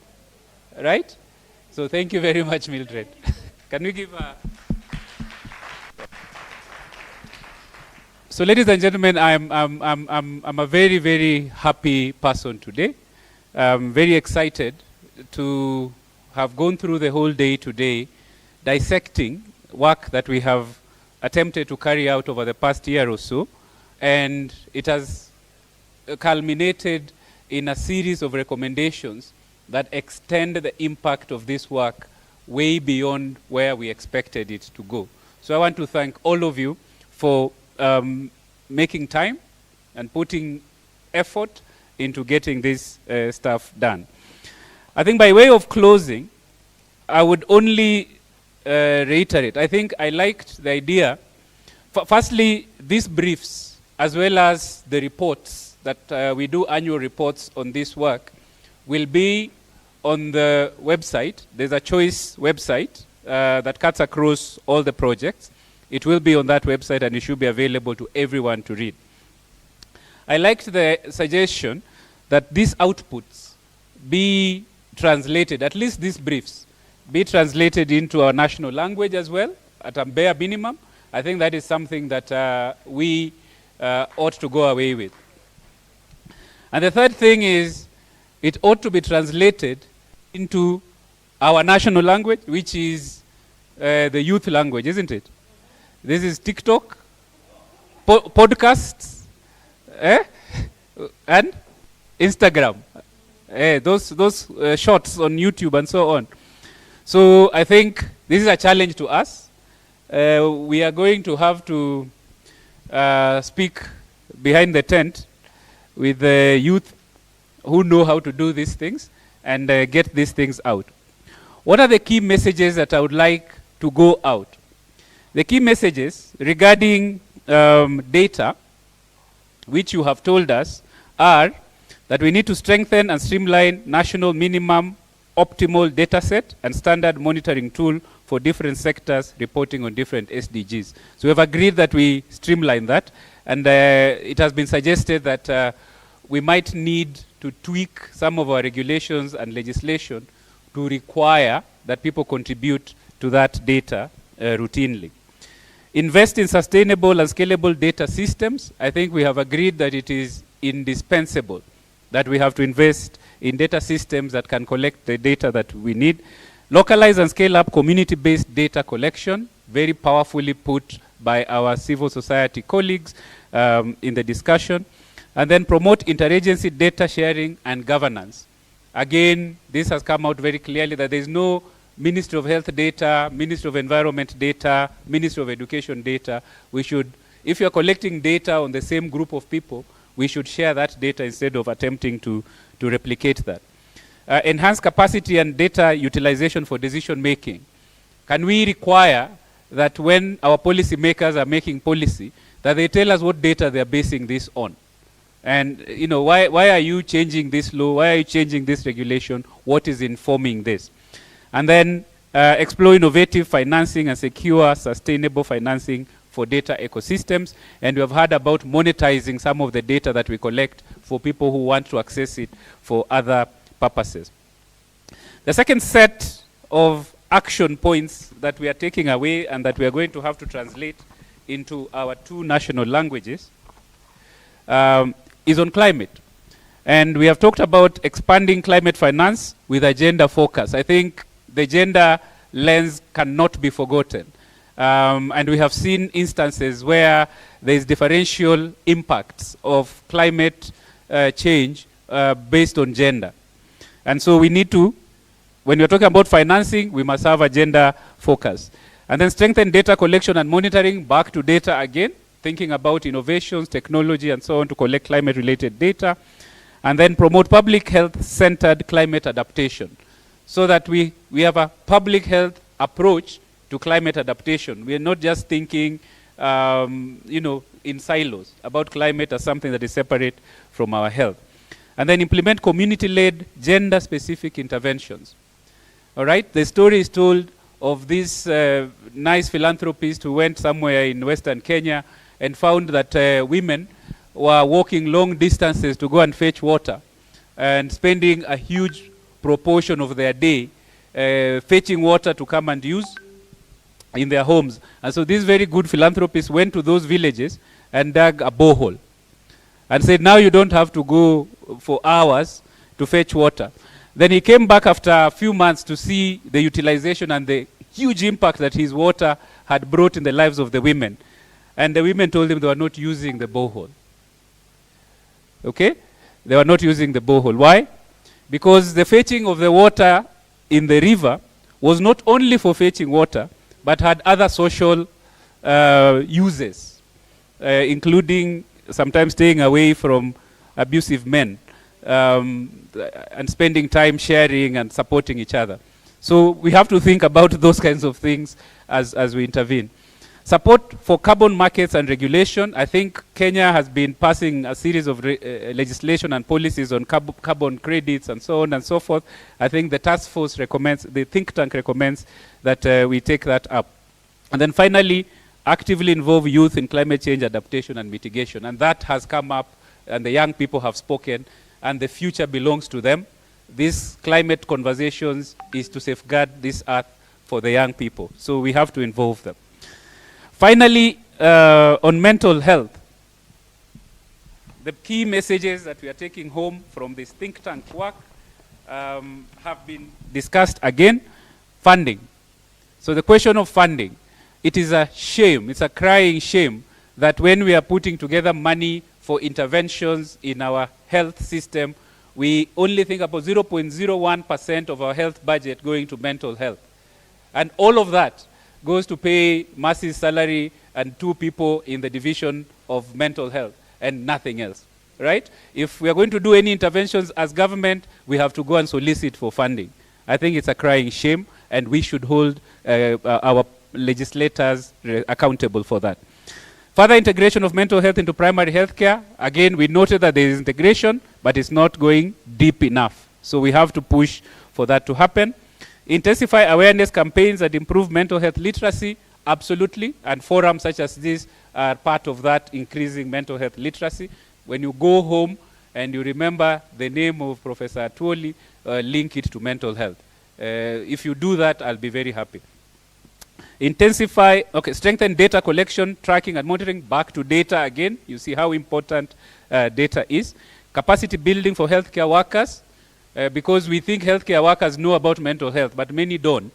And so when you go to the hospital, they diagnose you with typhoid, malaria, shigellosis, everything other than depression or anxiety or the other mental illness that you might be suffering from. Policy harmonization and implementation, again, bringing everything that touches mental health together. I will remind you that despite the court's ruling that a law criminalizing a mental illness is unconstitutional, that law stays in the statute books. It is still there, saying that if you attempt to kill yourself, you have committed a huge crime, you should be jailed for 2 years and nonsense like that. I think we should continue to advocate for that kind of harmonization. And then finally, again, gender inclusion in mental health. Think about access to mental health services, mental health interventions. Think about them from a gender lens as well, and include women, because most of the time we haven't been including them. I think if we take those messages and run with them and translate them into Kiswahili and the other national language, I think we would have made an impact. Beyond this, going forward, I think I'll be very happy for us. The think tank will continue engaging and tracking these deliverables that we have put together. And I invite all of you who have attended this to be in touch with us, to invite us for events in your sectors so that we can come and continue these conversations in those spaces. With those very many remarks, I want to once again thank all of you, to thank Zulfi and the team from SDGs, as well as AKU Institute for Global Health and Development, for supporting this work that we have done, to thank the government of Kenya for availing many of its officers to be part of this work, to thank our civil society partners who have been very passionate, and to thank everybody who has made time to come and be with us today. Thank you very much. I suspect there is chai outside. Rosalita? Yeah. So I'm going to hand over to Rosalita for closing formalities, but thank you very much, and tuendelee namna hiyo.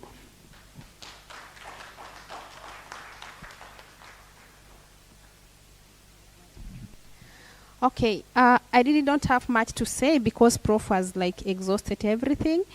But at this moment, I actually take this opportunity to really thank you so much. I would like to thank you so much for all your participations, insightful contributions, and unwavering commitment to achieving sustainable development in your various organizations.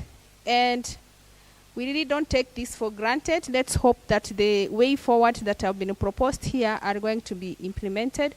And we have to come up with the best way forward. We can partner together so that we can continue existence of the think tank that we started.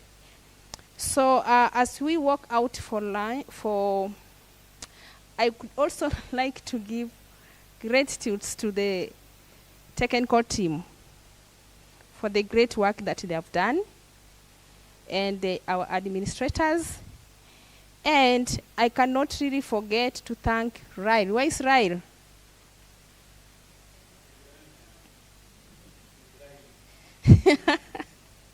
Yeah, Dr. Ryle, okay, of course, even me inclusive, we've had sleepless nights trying to make this thing work, and I'm so grateful how successful it has come out. And our moderator, oh my goodness, you are naturally talented. You have a gift that is denied to many.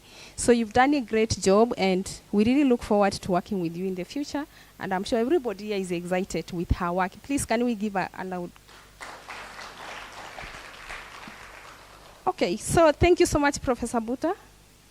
All this happened because of the sponsorship from the SDGs, where Professor Buta is involved in. And we really look forward for more collaboration, Professor Buta. And we'll come up with the best way we can come up with another grant through your support so that we can continue doing this thing. And Jaidas, thank you so much. I remember when this grant started, I could not even know where to start from. I remember I could call you day in, day out to try to demystify this thing, and at least you can see the fruits. And thank you so much for coming all the way from Karachi to this end. And I can't forget to thank my think tank members. The think tank, all these that you've seen publications here are the information that we gathered from the think tank. We've really troubled them. Online meetings, virtual meetings, home assignments, takeaway homeworks, and they were all done so well and so successful. We really don't take this for granted. We really look forward to maintain this bonding even after choice phase 1.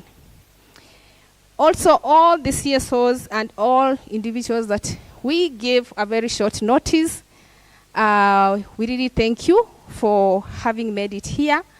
And we don't take this for granted. Even those who are sent as representatives, please take our greetings to your bosses. And I can't forget to thank myself as a department. As a department, actually my department is full house. Please, can you stand up for people to see you? The Department of Population Health, under the leadership of Professor Professor Anthony Ngugi. All these are the doctors of PhD. Yes. So Professor Anthony has a great team. You can see how much they have supported us here, and we are a great team indeed. Very, very, very, a very strong team, and we really collaborate together very well, and thank you so much. Yes, and of course the hotel organizers, I don't know if they're here, but we really give thanks to them and everybody. So I really wish you a very safe journey home as you travel back.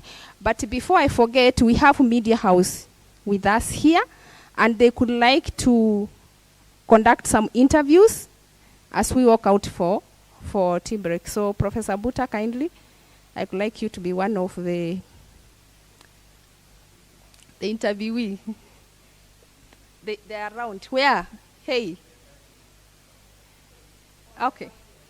We can even do it here, but they're around here. Okay. So kila mtu atipigie makofi. Let's clap for each and every one of us. Thank you, and I wish you a very safe journey back home as you travel back and you continue dreaming about the findings of this workshop and how we can continue, or how we can actualize the findings. Thank you so much.